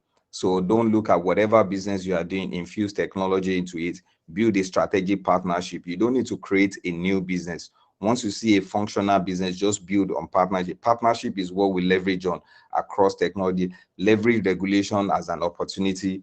Regulations make, so anywhere you see there's a tough regulation, believe that there's money in that particular system. Anywhere that you see that is very tight, so that's an opportunity. So that's the strength that we use in our expansion opportunity across different jurisdictions.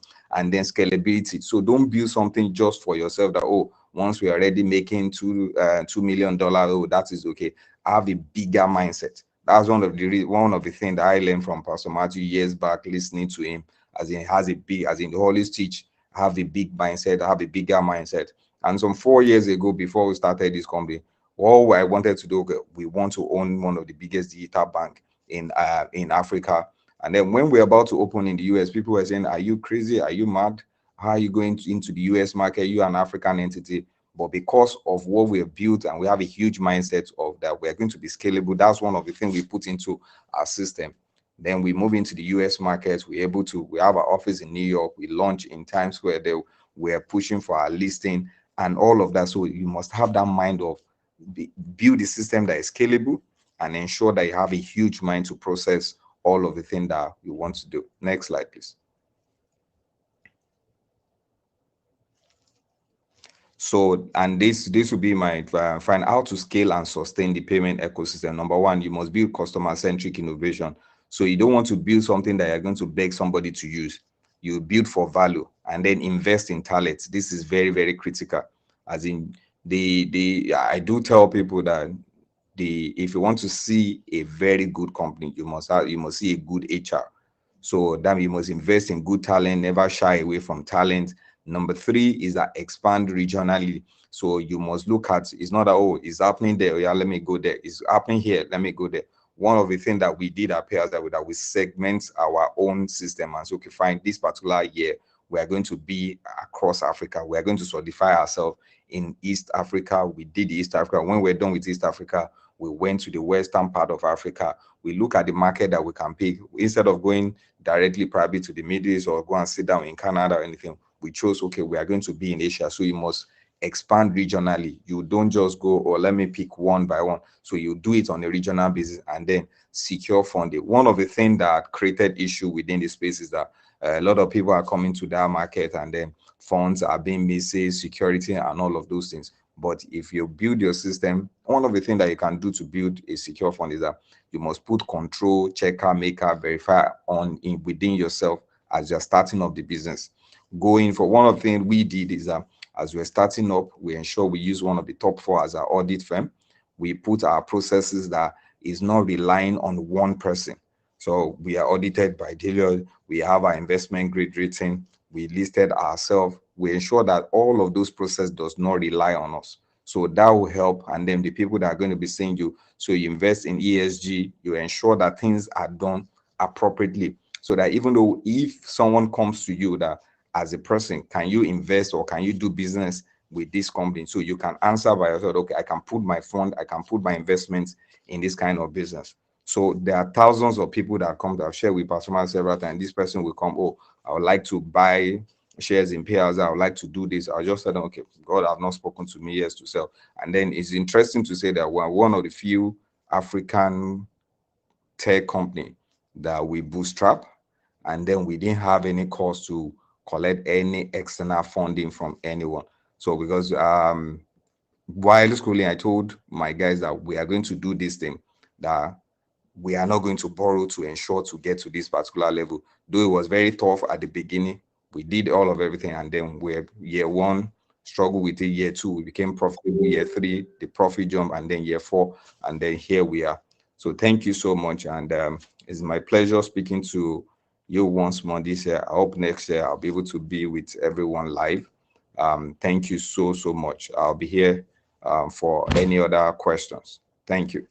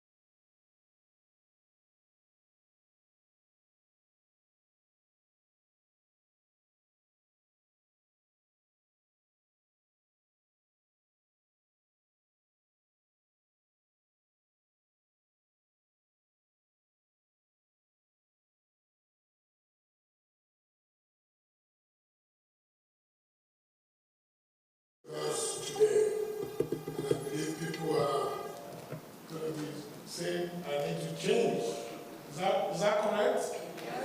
We want a new level. Okay. So I'm going to be asking a few questions. And while we wait for Slido, I think we want to tap into Mr. Entrepreneur's headspace. So, you've done REITs in Nigeria, very successful. For us in the UK, and for people of color, people of faith, what will you advise us? How do we take massive advantage of this incredible opportunity? Even though REITs can be anywhere in the world. But for us in the UK, how can we leverage UK and Africa? Okay, thank you very much. I think the first thing about REITs that we must know is that REIT is a standardized asset class. So a REIT is a REIT anywhere in the world. Even though it originated in the US in 1962, the standards all over the world are the same. That was why in my presentation I showed what we call the defining characteristics. So it's either an asset class is a REIT or it's not a REIT. Now, UK entered the REIT space in 2012, and today there are 48 REITs in the UK. Market capitalization 40 million pounds as at this morning when I checked. So the reality of the matter is that the REITs are there. Now, why it's good to invest in REITs is that number one, I forgot to mention, it has tax advantage because a REIT is tax exempt. So the government will not tax the REIT, will not tax your dividend in your hand because so it's either it is taxed in the hand of the entity or in the hand of the REIT holder. That's a major advantage, and there is certainty. And because a REIT is like a share in a company, it is near liquid. It is the real estate asset that is very close to liquidity.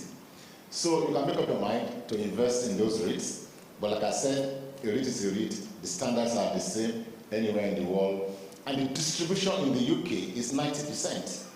When a REIT collects rent, for example, of £10 million in a year, you are sure that that REIT is going to distribute £9 million. So if you own 200,000 units in the REIT, you can calculate how much is coming to you, and it's tax exempt. That's the advantage of the REIT. Thank you, sir. My follow-up question will be, as a community of people of color, how easy will it be for us to set up our own REITs? Okay, so REIT is usually based on, there are two types of REITs. It is either a development REIT or an investment REIT. An investment REIT is when you already have properties. You aggregate those properties, you aggregate the value, and then you put it in a vehicle. So it's possible, for example, for people to come together, look at commercial, residential properties that they have as a community, put it together and put it in a REIT. And for a REIT will be listed on the stock exchange. So the standards, governance, everything is very, very, very strict. But if you meet those standards, you can put the assets together and put it in a REIT. That's investment REIT. You can also do a development REIT whereby you apply for license, you raise the funds, create the vehicle, and follow through the same process. So it's either of the same way. But the important thing is that a REIT is a global asset class. It is the same. When we started REITs in Nigeria, there were issues with taxation. So at that stage, it was clear that we didn't have a global asset class. We were not compliant with the standards. But over the years also, we have moved in that line, solved all the regulatory problems, and that's where we are today. So what you're saying is, for people here now, we can come together, 10, 20 people, we've got few portfolios, and we can create our own. Absolutely. And if you're looking for a consultant,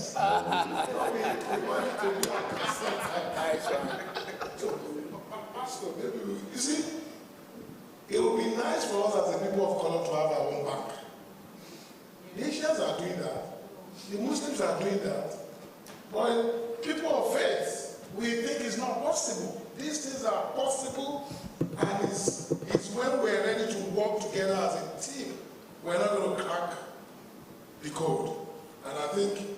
Pastor Matthew, you've pioneered many things in this country.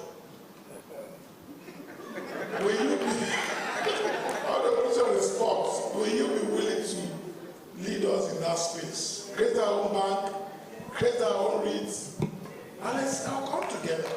It's our commonwealth. Noted.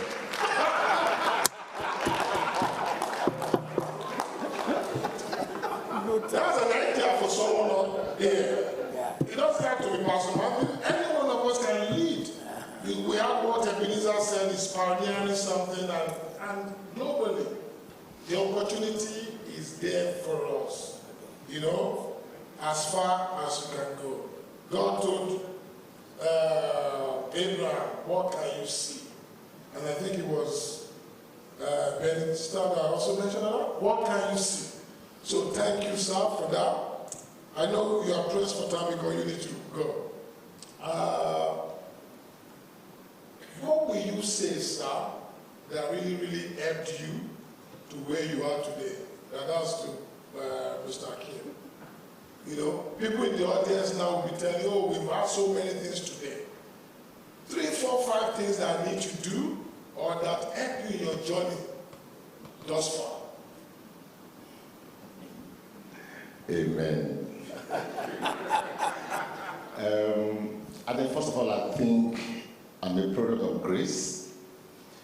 God has been so kind, very kind to me.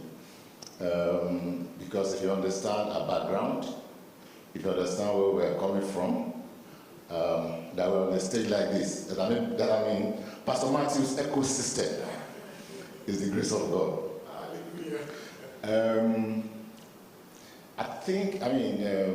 Was it Nola that mentioned hard work? And the first thing is that we need to diligence. The Bible teaches diligence. So we have to be diligent. Every opportunity that I've been given, I've taken it very, very seriously. Every opportunity. When I was coming from the airport today, I was talking to the guy who came to beat me. And I was talking about Pastor Matthew. I was talking about his Ibadan program. So I gave him a proverb, which he didn't understand. I said, I haven't seen Pastor Matthew over the years. The Yoruba say, Ataton lanta okiti. So he said, do you understand that Yoruba? I said, it means that you don't somersault midway. When you want to somersault, once you start, you have to go all the way. And that's what I've seen with Pastor. Anything he does it, he does it with guts, When I first met him in the lobby of Transcorp Hilton in Abuja, I summarized all his books for him. Said, I've read all your books, sir. And I said, what I enjoyed most was Be the Best. There's a chapter in Be the Best, chapter 6. No gods, no glory. That was the story of Esther,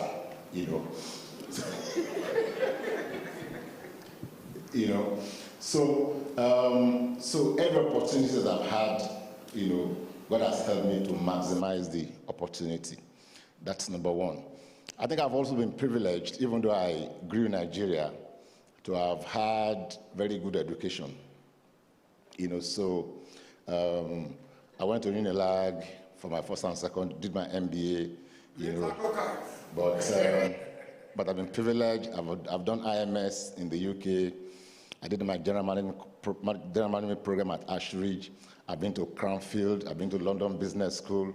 I've been to Harvard. I've been to Wharton, for serious executive education. So the opportunities which I had have also prepared me for what God knows was coming. I hold integrity very fast. Integrity is the greatest currency of anything that I do. I will not overpromise and underdeliver. When Pastor first asked me to come here, I didn't answer him initially because I wanted to be sure that I'll be able to change. I was supposed to go to Lagos today from Barcelona. I wanted to be sure that I'll be able to move my flight to tomorrow, be able to come today, go back to Barcelona today, and then fly to Lagos tomorrow. So until I was sure of that, that was when I now replied him, So I think that overall, God has been so kind to me. I've taken my opportunity seriously. I like to be diligent. I'm result-oriented. I'm a voracious reader. I can read anything. I can read any book. Just give me the book. I've summarized it. I've taken like from today now, I've taken what I wanted to take from her presentation. I've noted what I wanted to note. From Nola, I've noted, in fact, when I get back to the office on Monday, there are some things I will change in my office based on some of the things that I've had today. We have to, I'm also a strong driver for execution. Just do it, like Nike. A lot of us, when we leave here today, we are inspired, but if you don't act immediately, you will lose the steam. So I also encourage you, as you go with the inspiration today, do not, after church tomorrow, don't let it just fly away. Monday morning, start acting. Execute. So those are some of the things that have helped me over the years. Thank you so much, sir. Thank you. I hope we're taking notes. These are $1 million answers. Okay, so we've got a few Slido questions that have come through. One of the most popular questions is, how can you get into property with little to no money? So I think this is maybe something we can put across to all of the panel. Okay, so property is, so when we're comparing asset classes, we typically like to compare properties with stocks and shares. And the main difference is that with very little money, you could start buying stocks. With property, you need some money. But today, the opportunity for co-investing, co-ownership, joint ventures, and things like that has also made it possible for people to pool their resources together and start something. So you could do co-investing, you could do co-ownership. You also could invest in real estate-related asset class like REITs, which also doesn't require so much money, And at the end of the day, I always say that one of the greatest problems that we have as black people, and whether you're in Nigeria or here, there's something about us, We need to plan to own homes. We need to plan to go into real estate. I think there is something in our subconscious that tells us that one day we will just blow, But it's only musicians who blow like that. It's only Davido and Whiskey and Co who will blow like that. So for you that that you have a particular level of income, you have to start. There's a book, The Richest Man in Babylon, George Clason. That will be 100 years in 2 years' time. The principle is still the same. It's that 1/10 of what you earn is yours to keep. It's the same principle. So just like Mr. Emmanuel has said, you have to start to save. Because there are 3 levels of wealth making. You have to make money. When you make the money, you manage the money, and then you multiply the money. Is that principle. So you need that discipline to start. And I always encourage people with properties, just start. When you have that opportunity. When my daughter came to this country first in 2014, and we're trying to look for a house to rent, I know all the issues around renting. I just said, it's not possible to even buy a property in this country. Meanwhile, over the years, when I was in UAC, as I was coming, all my money they were paying me, I wasn't spending the money as such. I would just spend small. I was just putting the money here. So by the time I was ready to buy the money, I had more than enough money to pay the deposit. And that was how we bought the property in 2014. Here, today, the balance of mortgage today is less than £20,000. The opportunity came. We were ready for it. We took advantage. So we have to start planning for the future in terms of real estate. For many of us, the single largest investment you will make in your life is your real estate investment. You have to plan for it consciously. Let it be ringing in your head. When you hear everywhere you go, let it be part of anything you do in your family, in your discussions with your children, with your wife, with your husband. Make it a front burning item, and then it will happen for you by the grace of God. sir. You have to let him go because his flight is 7:30. Yes. Three books. Give us one. 3 books that made an impact on you. 3 books. Oh, so many books made impact on me. Of course, Be the Best, I liked Who Says the Elephant Cannot Dance, Louis Gessner. And I like Good to Great, Jim Collins, And of course, Be the Best, Pastor Matthew Ashimolo. Thank you, sir. Thank you very much. God bless you. Thank you so much, sir. One more time, his flight is 7:30 to Barcelona, so he has to run. And it's already a bit late. All right. Okay, we'll take off from that. I think I want to drill very detail into it. And we'll go into the area of business, since you're a chartered accountant. What are the 3 or 5 major mistakes you think businesses in our community, mistakes they make, and what they should do? I know you mentioned some few things, but obvious mistakes that we make that is not allowing us to grow as a business owner. Oh, you want to know? Oh, okay.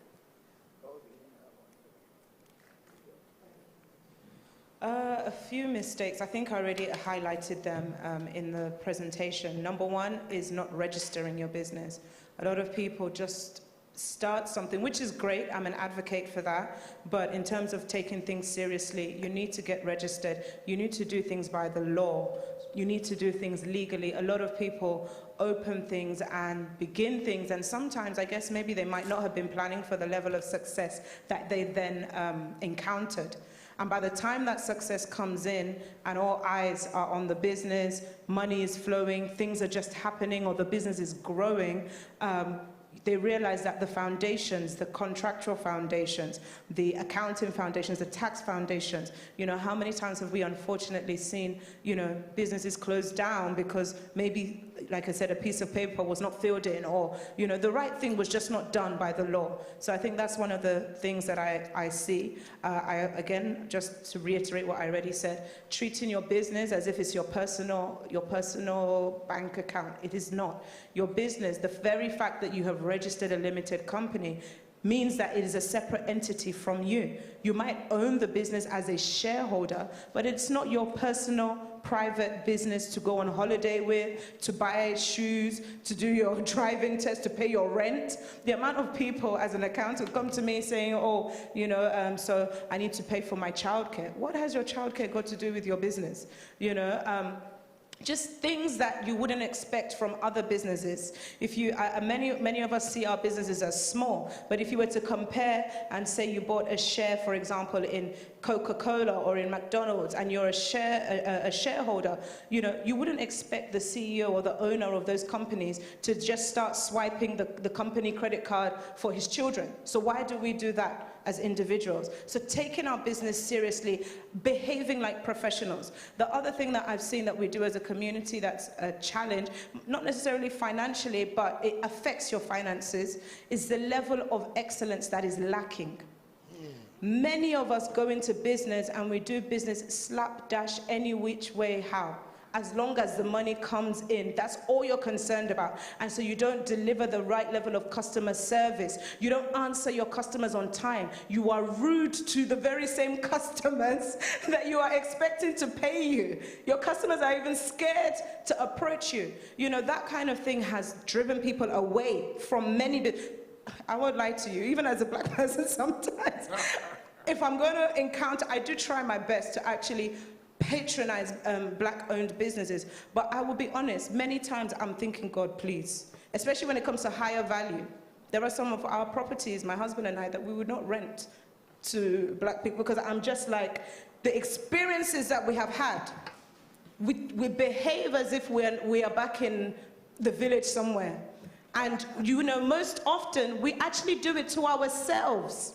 What we would not do to a Caucasian person, we would do to our brother and our sister in the name of, but are you not a pastor? But the pastor has a family. He has a business that he has to pay expenses. So anyway, let me not go down that road. That's another one, how we behave in business, level of excellence and execution. I'll stop there. I think that's okay. Thank you so much. Thank you for that.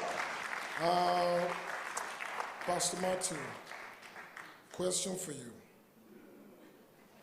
How do we deal with fear? Because it's one of the biggest elements in the room. People they are afraid to even take this step. Because if you don't make effort, you don't know what's going to be on the other side. And I see this as one of the major challenges in our community. Fear of failure. Well, firstly, you have to know your risk level, because what we call fear has to do with risk. First of all, on one hand, you must not go beyond your risk capacity. There are people whose risk capacity is very low. It's better to start there, because you don't want to also just take a major risk because you want to let go of fear. So what we call fear is actually risk. There is a challenge within our community, which is risk averseness. I often joke, you hear me in church say, black people don't bungee jump, they don't ski. And it's just part of the sign of the fact that, one, we don't know how to take risks. I take it further by saying it probably goes back to parenting. Our parents, if a child stands on that chair and wants to jump down, the parents will start screaming like the child's going to break his leg. And they don't realize that actually this is part of what prepares us for risk-taking in life. The fact that you were given the chance to develop your risk muscles. Because you see, inside your mind, there are risk muscles. Maybe some of us who do business today, atmosphere, the condition of our upbringing was part of the process of helping us without us realizing. I was put in the situation where I had to hawk things from the age of 14, and I had to know how to sell by fire, by force, without going to a sales school. One of the biggest problems is that the majority of people in our community here in the United Kingdom do not have business. And so all they try to do is just make sure their children have education. It's very difficult for me to answer questions without giving too many backgrounds. That's why I didn't want you to even ask me any questions. Just ask all the questions.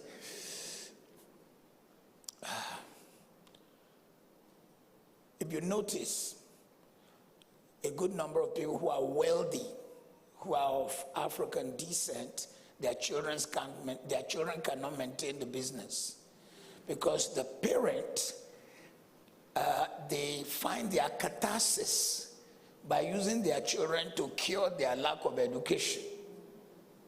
So the first billionaire in Nigeria, for example, his name was Ojukwu. He was so wealthy that it was his Rolls Royce that Queen Elizabeth used when she went to Nigeria. But his first son, he sent to Oxford.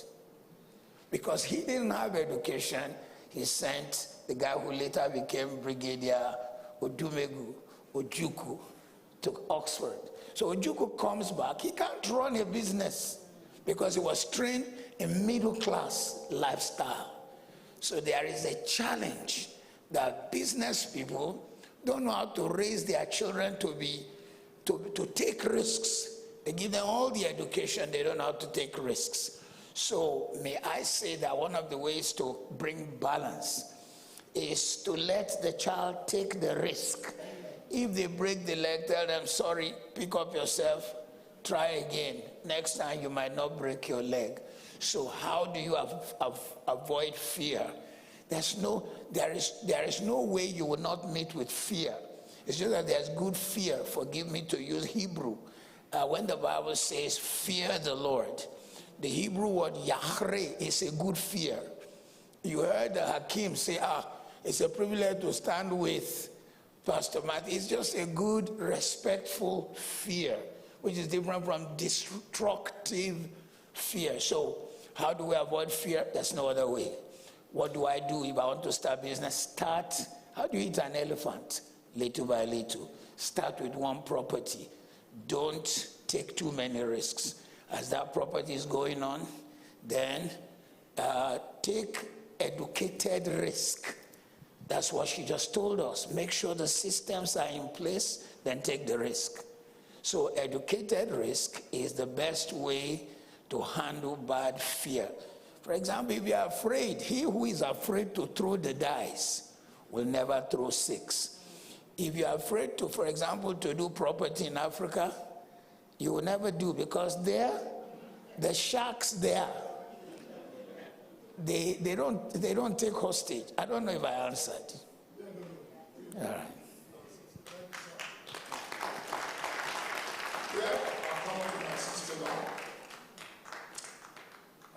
Question for you would be, tell me 3 books that have shaped your life as well. Of course, the Bible, that goes without saying. As a young teenager, I also read Rich Dad, Poor Dad. That was my first ever finance book and learning about assets and all of that. In terms of another book, I don't think I have one. There are many. I don't think I can pick one in particular, but there are many. I would go with those 2 just because that one was the first one, and then of course the Bible because it's timeless. Give us one more, just one more. So can I name maybe a book of some of my colleagues who are also in the finance education space? So there's Think and Grow Rich by, that one. And then also, there's one by Emmanuel Asuka. I'm trying to remember the name, one of my colleagues, but he does a finance book also for children. It's not for my age, but I'm recommending it. And if you search out Emmanuel Asuka, search out Bola Sol, search out Kira Commodore. I'm mentioning these because these are people who are my age who have written finance books for my generation, and also for the younger ones. So go and look out for their books. That's what I'm going to do. Okay, so we've got a couple more Slido questions. There's one interesting one here. It says, what does a typical day in the life of Matthew Benedicta look like? I think this is quite key so people can understand the discipline, the focus that is required in a 24-hour period. So I'll go to you first, Benedicta. Me, I'm a nighttime person, so I'll be honest, I haven't joined the 5 a.m. crew yet because most times I'm still working by midnight, 1 o'clock, 2 o'clock in the morning, sometimes even 3, and I have historically been known to work all the way through the night to like 7, 6 a.m. So I don't do 5 a.m. mornings, but when I do wake up, I am definitely looking at my emails for my business. I'm looking at what meetings I have for the day, so that I can get my head ready, so I can prepare. Oh, this is at 2 o'clock, this is at 1 o'clock, am I ready? Immediately after I've done that, the next thing is I'm checking in with my team. Is everybody okay? Have they messaged me? Is there an emergency?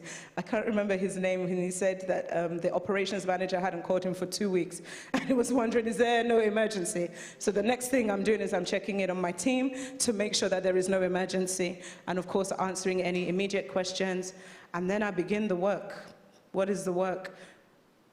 Responding to customers, looking through accounts, all of that. Dealing with the one thing in my business, I thank God that I've been able to do, because it was not always like this, is getting rid of the lower tasks. So the tasks that come to me, that are escalated to me, are the difficult ones that my team can't do. So focusing on that, preparing ahead as well for presentations. Of course, I have a family, well, I have my husband. So also engaging with him, preparing, finding out what he's doing as well, any meetings that we need to do, and getting ready for the day. Doing the work most often quite up until late. I have a lot of client calls during the day, and also in the evenings to attend to my customers who are 9 to 5 people just opening their business. So I'm able to attend to them in the evenings. And then social media is also something that I have to engage with, whether I like it or not.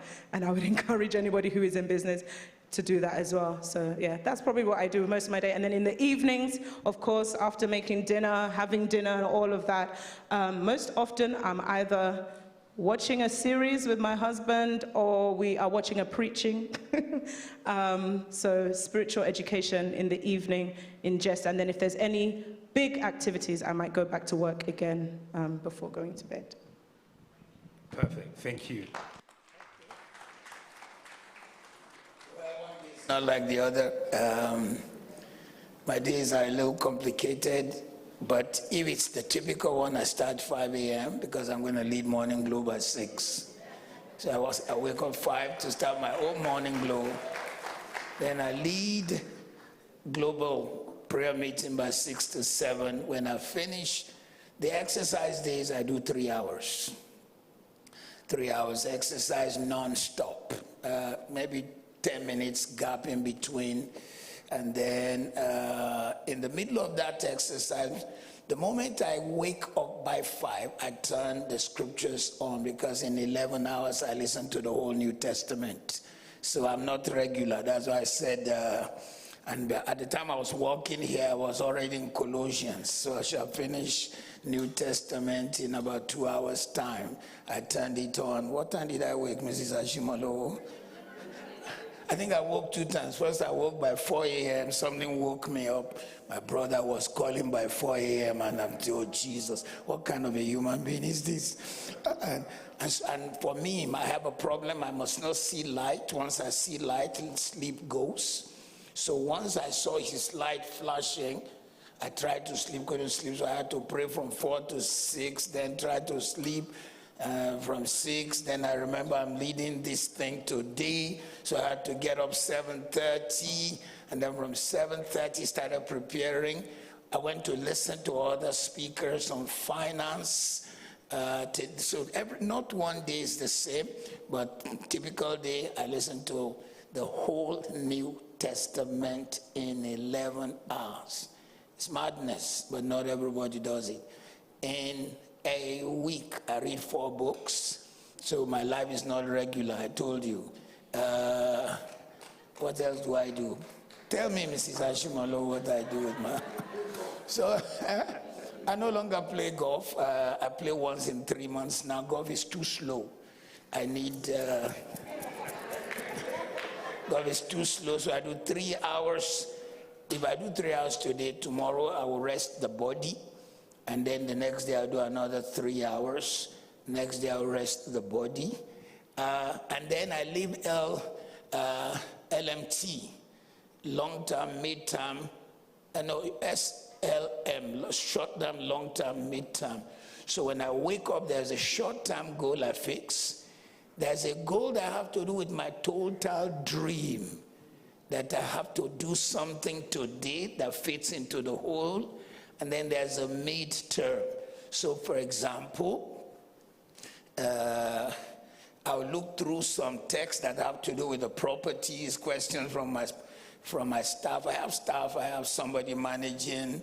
Macarius charges me a lot of money. We have a managing director whom we pay in dollars, about $8,000 to $9,000 a month. Yes, if you need the job, make sure you qualify and come and take over. So my life is not one straight one, but one thing is clear.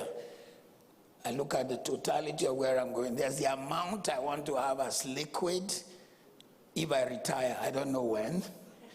But if I ever retire, I want this kind of amount. So I'm doing short-term goal that takes me there, mid-term goal that's taking me there, and long-term goal that's taking me there. And that long-term goal is part of what I do every day. And in the midst of all this, tomorrow's sermon has to be ready because it takes 20 hours to prepare. Many don't know that. They think you pick the Bible, Particularly if you are a 50-year preacher like me, it's very easy to see the message, but that's dangerous. So it's important to still go through the 20-hour process of looking, because if you take the time to allow the Holy Ghost to do the 20-hour, he may just jump on one word.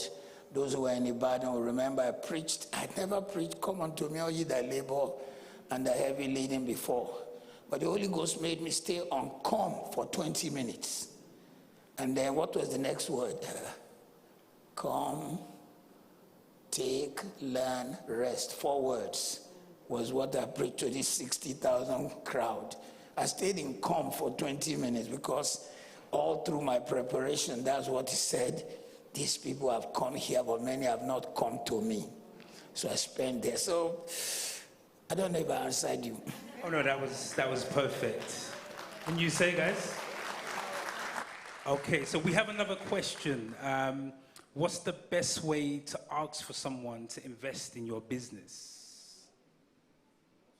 The best person. I haven't asked anybody to invest in my business. I bootstrap my business, so I use my 9 to 5 to fuel my business. So I've never asked anybody to invest. So I don't know. I can't answer that question directly. I think taking what she said and what Nola said and what everybody said, first of all, put your books together, like she said, as an accountant. Make sure your company is properly registered. Legal documentation is done. One of Pastor Matthew's book is called 30 Reasons for Owning Your Own Company. Is it 30? I think so. And in the book I said, 30 reasons for owning your own company, because if you own a limited liability company, like she said, the company is an entity, and you are an entity. And once you begin to create wealth, people target you, but they can't touch your company. So if it's an entity, what's in that entity they cannot touch. Somebody may want to sue you, but they can't sue your company. And if they sue your company, they can't touch this, in the words of MC Hammer. So number one, like she said, create legal structure. Don't do shortcuts, please. Forgive me for this illustration. I was looking at some guy's story I was reading today, whom they are likely to deport from the United Kingdom. From the notoriety of how much noise he made in the country, if I were him, I wouldn't take a lawyer of my color. I would take a lawyer. Once I saw the first rejection, I'll go for a lawyer that's much higher. Sometimes we are looking for, okay, I know, Benedicta, you help me fix my account, because we want to pay cheap. So what she said was, get your company properly done, well done, accounting well done. You want me to invest? The first thing I'm going to ask is, let me see your financials. Let me see your system. Who is on your board? Which takes us back to Nola. Nola, in order for people to show respect for his business, looked for people who had been board, who had managed major boards. A person who was CEO of, many of you remember what he said? He said CEO of FedEx and CEO of Mobile were on his board. The CEO of Mobile is now his chairman. Of course, he knows what he's doing. I know Nola. I know that boy. A greater percent of the company, the shares is still with him. If I had to give him an advice, I hope this is not going to reach everybody. Somebody whom they started with who does nothing, he keeps calling that person his co. I said, stop calling anybody co. Because people don't fight you until it grows. If I told him, pay him and send him away, because both of you were bachelors, now he is married. Abraham was very smart. He sent Ishmael where he cannot come back. And so the next thing from Nola is that you see that he now, okay, let me join the two. Nola and what's the name of the last speaker? Sheyi took Nola to Denmark to go and get ratings for Veritasi that will make Veritasi to have B rating. In the whole of Nigeria, there are now up to 100 companies with B rating. With that B rating, it now means that Nola can go anywhere and they are ready to give him loan. You get the point? The other day I called him, I said, all right, he said, I'm in Saudi Arabia. I said, what are you looking for? He said, I came to look for money. You know why? Because he took proper registration, putting it together. He took good board members. Because you see, it depends on how much people want to loan you. They'll look at your board, decision-making process. Are you the only one deciding? Do you have an MD, CEOs, for example? I just keep talking Macarius. I'm just chairperson. We have a CEO, we have a chief financial officer, we have executive director, we have executives who are on the board. So people look at this before they give you a loan. Therefore, shall I say, if I want to approach a bank, or should I rather say, we are running out of the loan we took out of a bank. We're about to take a bigger one because you have to use OPM, other people's money. So we are talking to a big bank right now, and they're asking for our financials. In fact, they're asking for our 9 months, what kind of account? Management, thank you very much. I told CFO, you have to fix it. That's why the guy said, I want to resign so you can negotiate for more. Do you get the picture now? So everything we did here together comes together. So when you approach, they will ask for your company registration, the quality of your accounting, who is on your board, how was it run, the integrity Mr. Hakim spoke about. And as the founder of Macarius, I have to show that whatever I took is the director's drawing. Because I had to take to run my crusade, man. That's the reason I started the company. But it has to go into the books as I'm taking my director's drawing, not, okay, we want to run crusade, give me some money there. It has to show that I am beginning to probably lose my equity or whatever by using it to run the vision I've always had. Did I answer your question? Yeah, thank you, sir. That was fantastic. She wants to say something. To that, in the UK, one thing I would, a few things to emphasize very, very quickly. Most people that lend to organizations, private investors, angel investors, they prefer for you to actually have two founders because of this decision-making process, because a business that just has one founder is more liable, or more weak, more liable to fall, whereas if you have two people, the business longevity is likely to stay. And then also, number two, register the right kind of business. So what do I mean by that? You have your limited company businesses, you have your charities, you have CICs, you have limited by trust, limited by guarantee. If you're somebody that's going to be going into the space to ask for government grants, most time they want you to have a CIC or limited by guarantee rather than a limited by shares. If that's you, maybe you can talk to me afterwards so that I don't explain too much, but just make sure you have the right kind of registration as well. It's not everything that's limited company, and if you're a limited company, you can begin to improve your credit rating. So just as an individual, you would improve your credit to be able to get loans. As a limited company, you need to start to manage your business finances in your business bank account, maybe your business credit card, etc., properly, pay back your bills, etc., before you will then be in a position to get any kinds of limited company loans. We have just about 5 more minutes to go. If there's anyone in the audience who wants So we're going to take 1 or 2 very brief questions. If anyone has any questions they want to ask.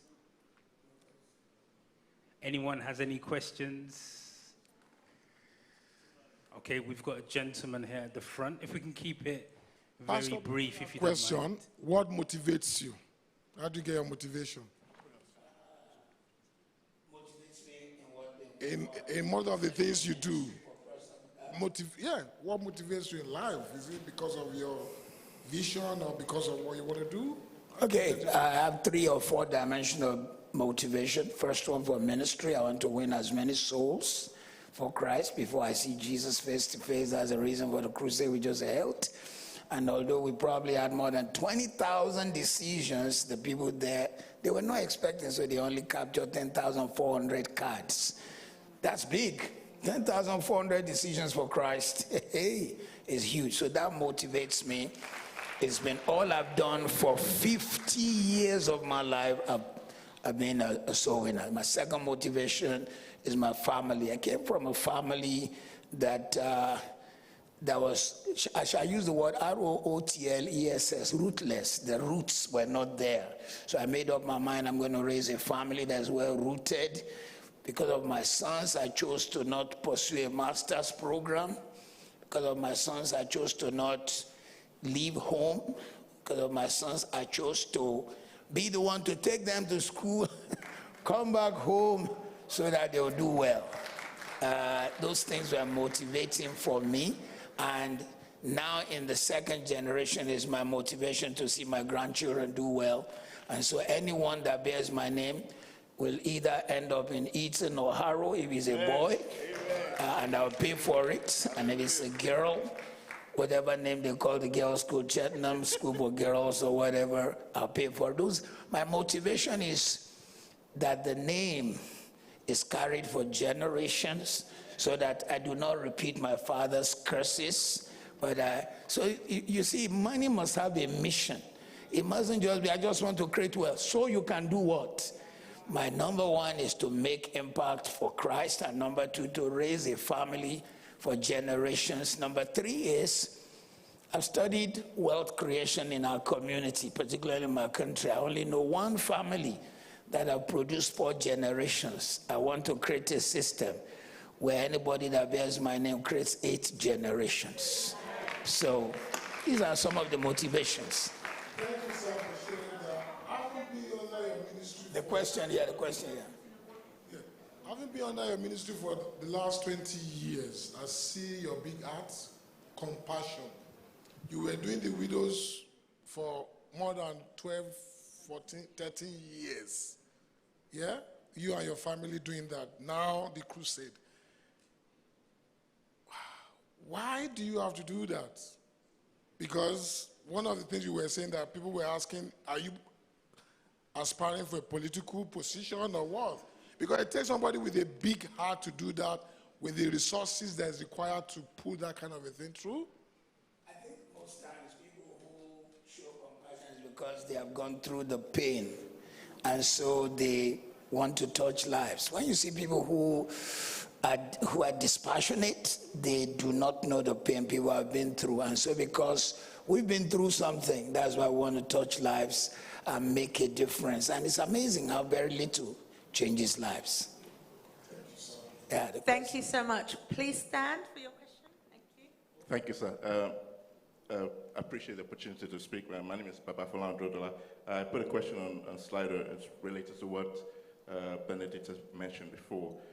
Fortune favors the brave is a very, very powerful, inspirational quote. But what if you are being brave in an area or in a direction that is not your calling? How do you go on the right path? Thank you. I think it's as simple as it says. If it's not your calling, I'm not sure why you're there, because at the end of the day, you will fail. I always say, my husband and I, we always say, there's no reward for laboring in another man's vineyard when your own vineyard is messed up.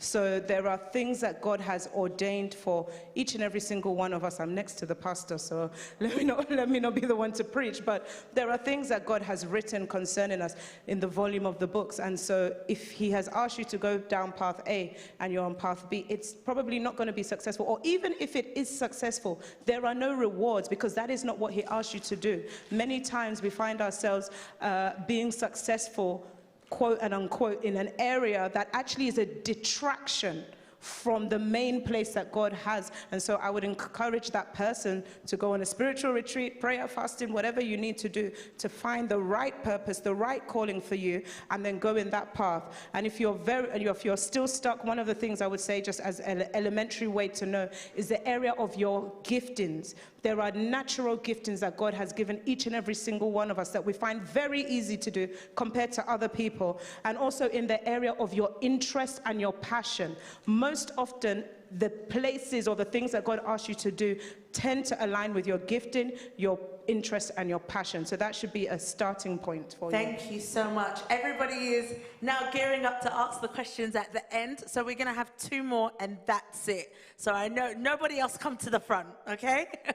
There you go. Please ask your question. Thank you for letting me ask.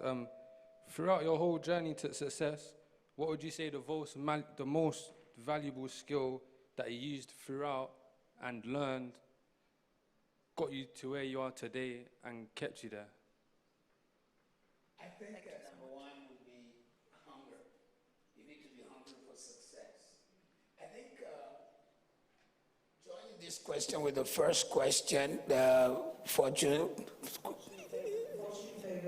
fortune favors the brave, you find that your bravery is often in the area of your 1, passion, 2, hunger, 3, the problem you sought to solve. And the reason I say so is because for the man who wants to be into boxing, he's crazy about boxing. And you know, you are not crazy about boxing. But those who want to be part of Formula One, me, I just want to drive home safely. I mean, I just want to get into the car and drive home safely. The guy who is into Formula One, he dreams it, he thinks it. So the first thing is there is this drive in you, and that's one of the ways to know that's where your destiny is.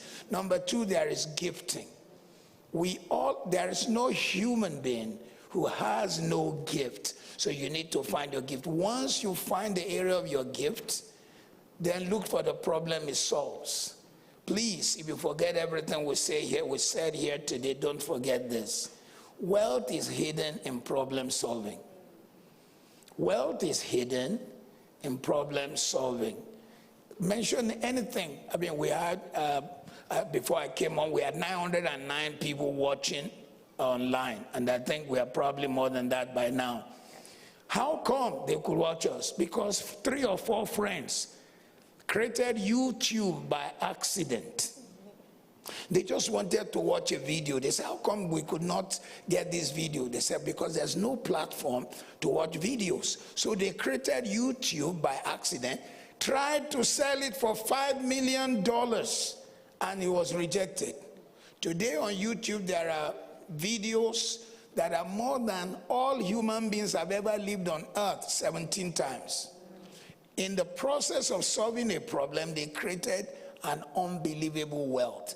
So solve a problem, find your hunger. If you find your hunger and solve problem around your hunger, you'll find greater fulfillment. But the only thing I want to add for anybody who's a young person here, and I believe that Benedicta will agree with me, don't start an NGO until you create wealth. Don't say you want to be rescuing hungry people. We are ourselves hungry first. You know, we just have these lots of young people who say, oh, I want to start an NGO, so that you will do what? I mean, billionaires are putting money in the hand of Bill Gates because he himself is a billionaire. Don't start an NGO. Mr. Ishimalo and Benedicta, I did say no more questions, but everyone's coming out now, so I think we're starting to heat up. This is going to be the final 2. Please, nobody come here. Nobody. Okay, there you go. If Pastor Matthew, if there was one book that you read that changed your life, what would it be and why? Amazing, thank you.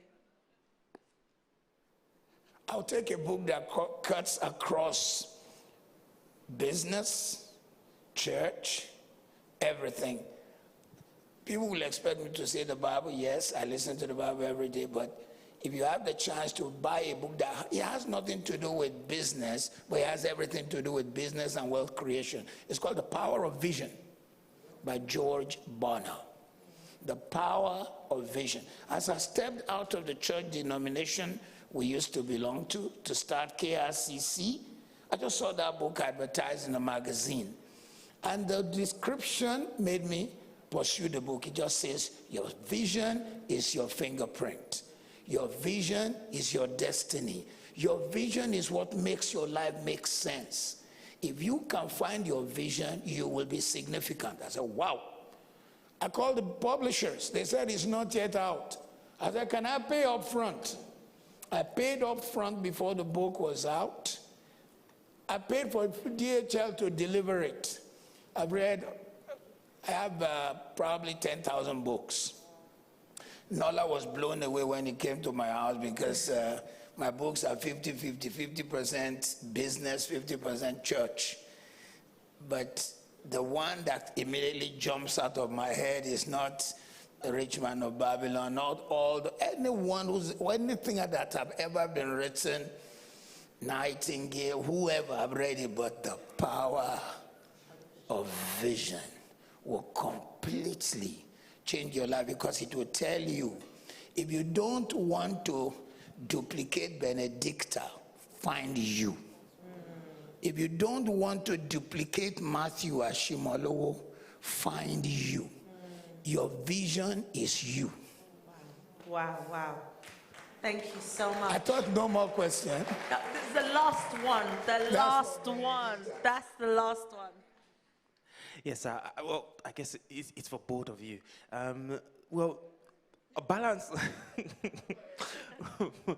Well, I always think balance is, the epitome of maturity. Hence why I'm asking this question. How do you balance your finance in the area of giving stroke charity and investment stroke business?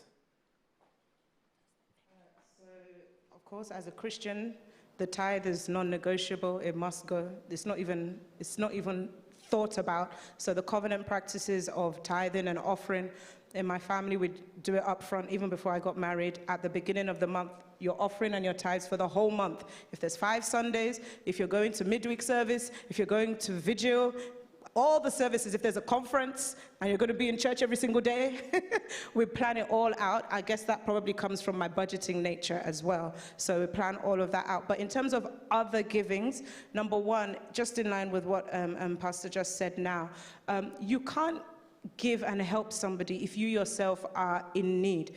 Does that mean that you have to be a millionaire before you give? Of course not. You can give along the way, but what you're giving should not be emptying your fridge, should not be taking, food out from your children's mouths, should not be meaning that you have not paid your bills. It's irresponsible for you to put church giving and giving to God. And by the way, I say this as someone who gives a lot to church, but it's irresponsible for you to give to church, give to others, charity, and you have not settled your legal requirements. I say legal in the sense of your contractual obligations for your rent and all of that.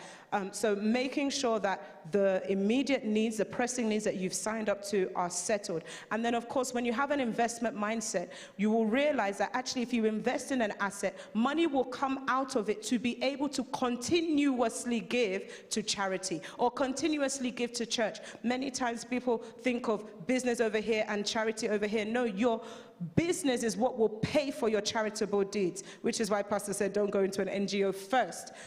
Many of the Christian projects and things that we've given into have been from the investments that we've had. So for me, investment in assets and cash flowing items is priority before then giving into other projects. That's when it comes to additional giving beyond the covenant practices.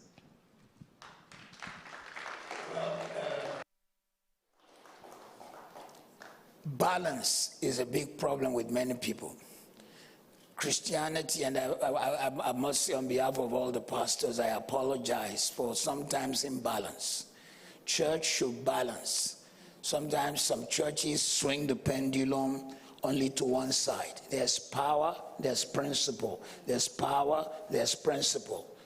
I don't want the church to challenge me to tithe, and not teach me how to prosper.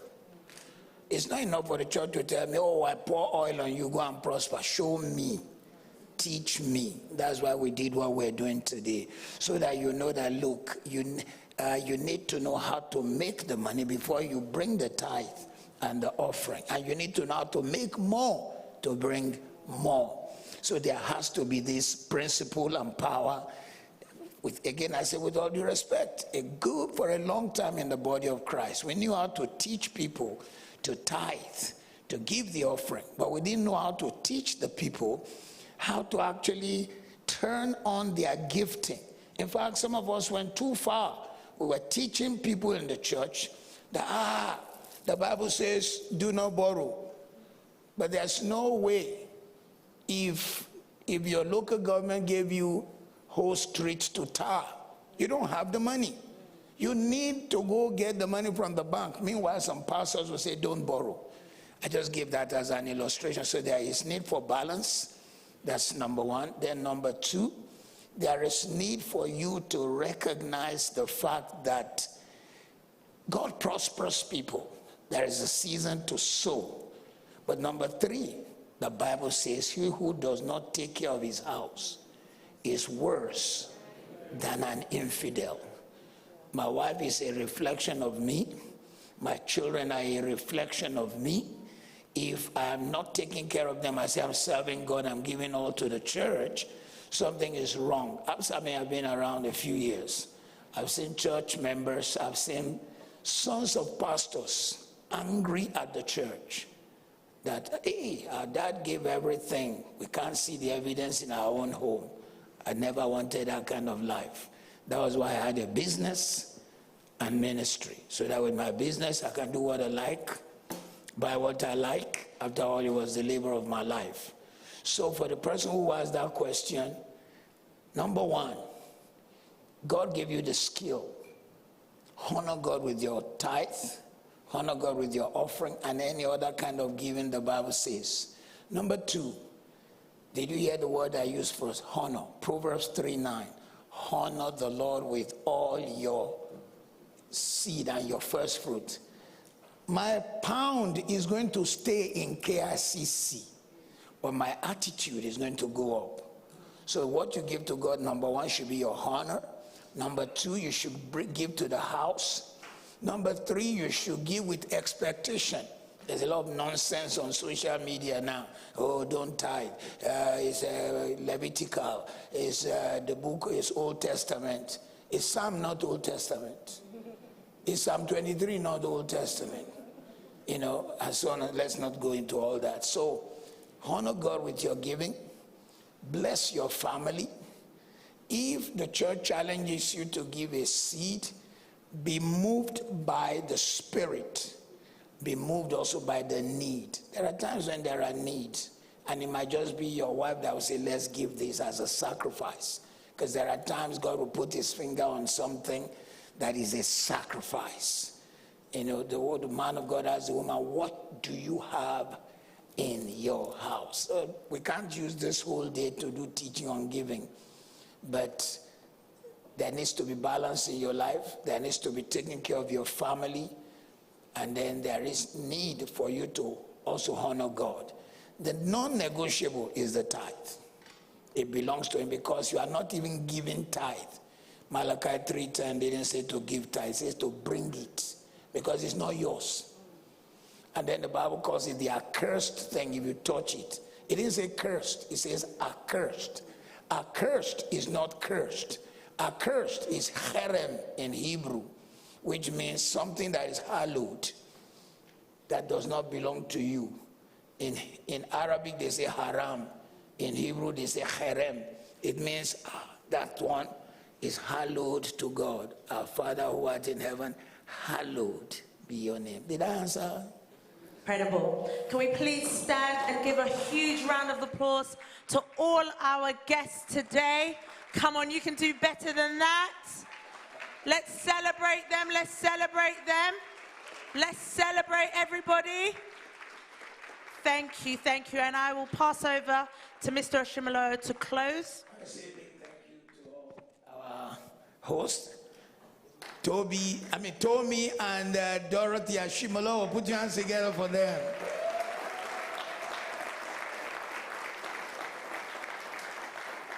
I think they did a good job to celebrate them. We also want to appreciate our brother Mayo Waoluye. Please celebrate him. All our speakers, we advertised 4 speakers to you. We went. We didn't fail. We actually made it 6. Did you enjoy all 6 speakers? Yes. Please celebrate them.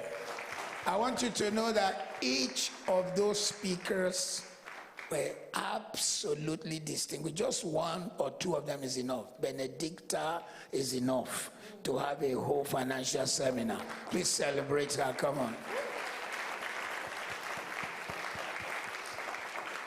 The last speaker whom you heard, what's his name now? Sheyi Ebenezer is in Hong Kong, finishing his PhD with Kellogg's Business School, and his business is now worth over $30 million US. Can you believe these little boys? I mean, I'm really jealous. You know, I wish I can jump into the screen and go and meet him. Nola is one of the humblest people you have ever met. Extremely humble, and yet his business grew meteorologically, and he runs business seminars for Lagos Business School University, Pan Africa University. Please celebrate him too. Akim Ogunira may not tell you, but he's a Fulbright scholar who got scholarship, Fulbright, to go to the United States to do a postmaster's. He's a lecturer in law in the University of Lagos. Before he said, I'm tired of lecturing, and he went into business. His wife is professor of law. His wife is professor of family law, speaks around the world. I should call her Pastor, yeah, but she's also a pastor and a professor. We have had some brilliant people challenge us here today. And I pray for you that your business will excel. New doors will open for you. Things you need to do for you to prosper, God will show you. You brought your hands here. From today, your hands will not be empty. If you are not a church person, we challenge you that you should open your heart to God. Because except the Lord build the house, they labor in vain that build it. Except the Lord keeps the city, the watchman wakes but in vain. You see, if God have not breathed on a thing, it remains dead.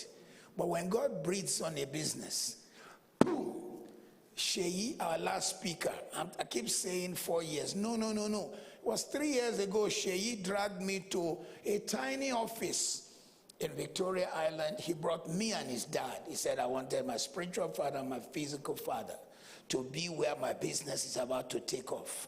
He made his natural father to sit on his chair. He said, I've always had this dream because I was raised in lack. His dad was born again, of course. He said, I've always had this dream that my father will sit on my chair and my spiritual father will bless the work. He was working with a bank. I don't want to mention the bank. While he was putting this together and started. Today it's in nations. I don't know if he told you a story. The thing is now in about 14 nations. And it's doing so very well. And I don't think she is, I've never asked she, I'm sure it's no more than 35. Nola is 34. She has 2 kids. Nola, we're praying for him. But very... And so these guys are a good picture of what you can do. We know you've given so many hours today, 7 hours, but imagine what we also have done. I just arrived yesterday evening from Nigeria. I'm not even sure where I am. My head is sleeping while I'm talking to you. But we celebrate each one of you. May God bless you richly. Amen. And for those KICC people, we'll see you tomorrow.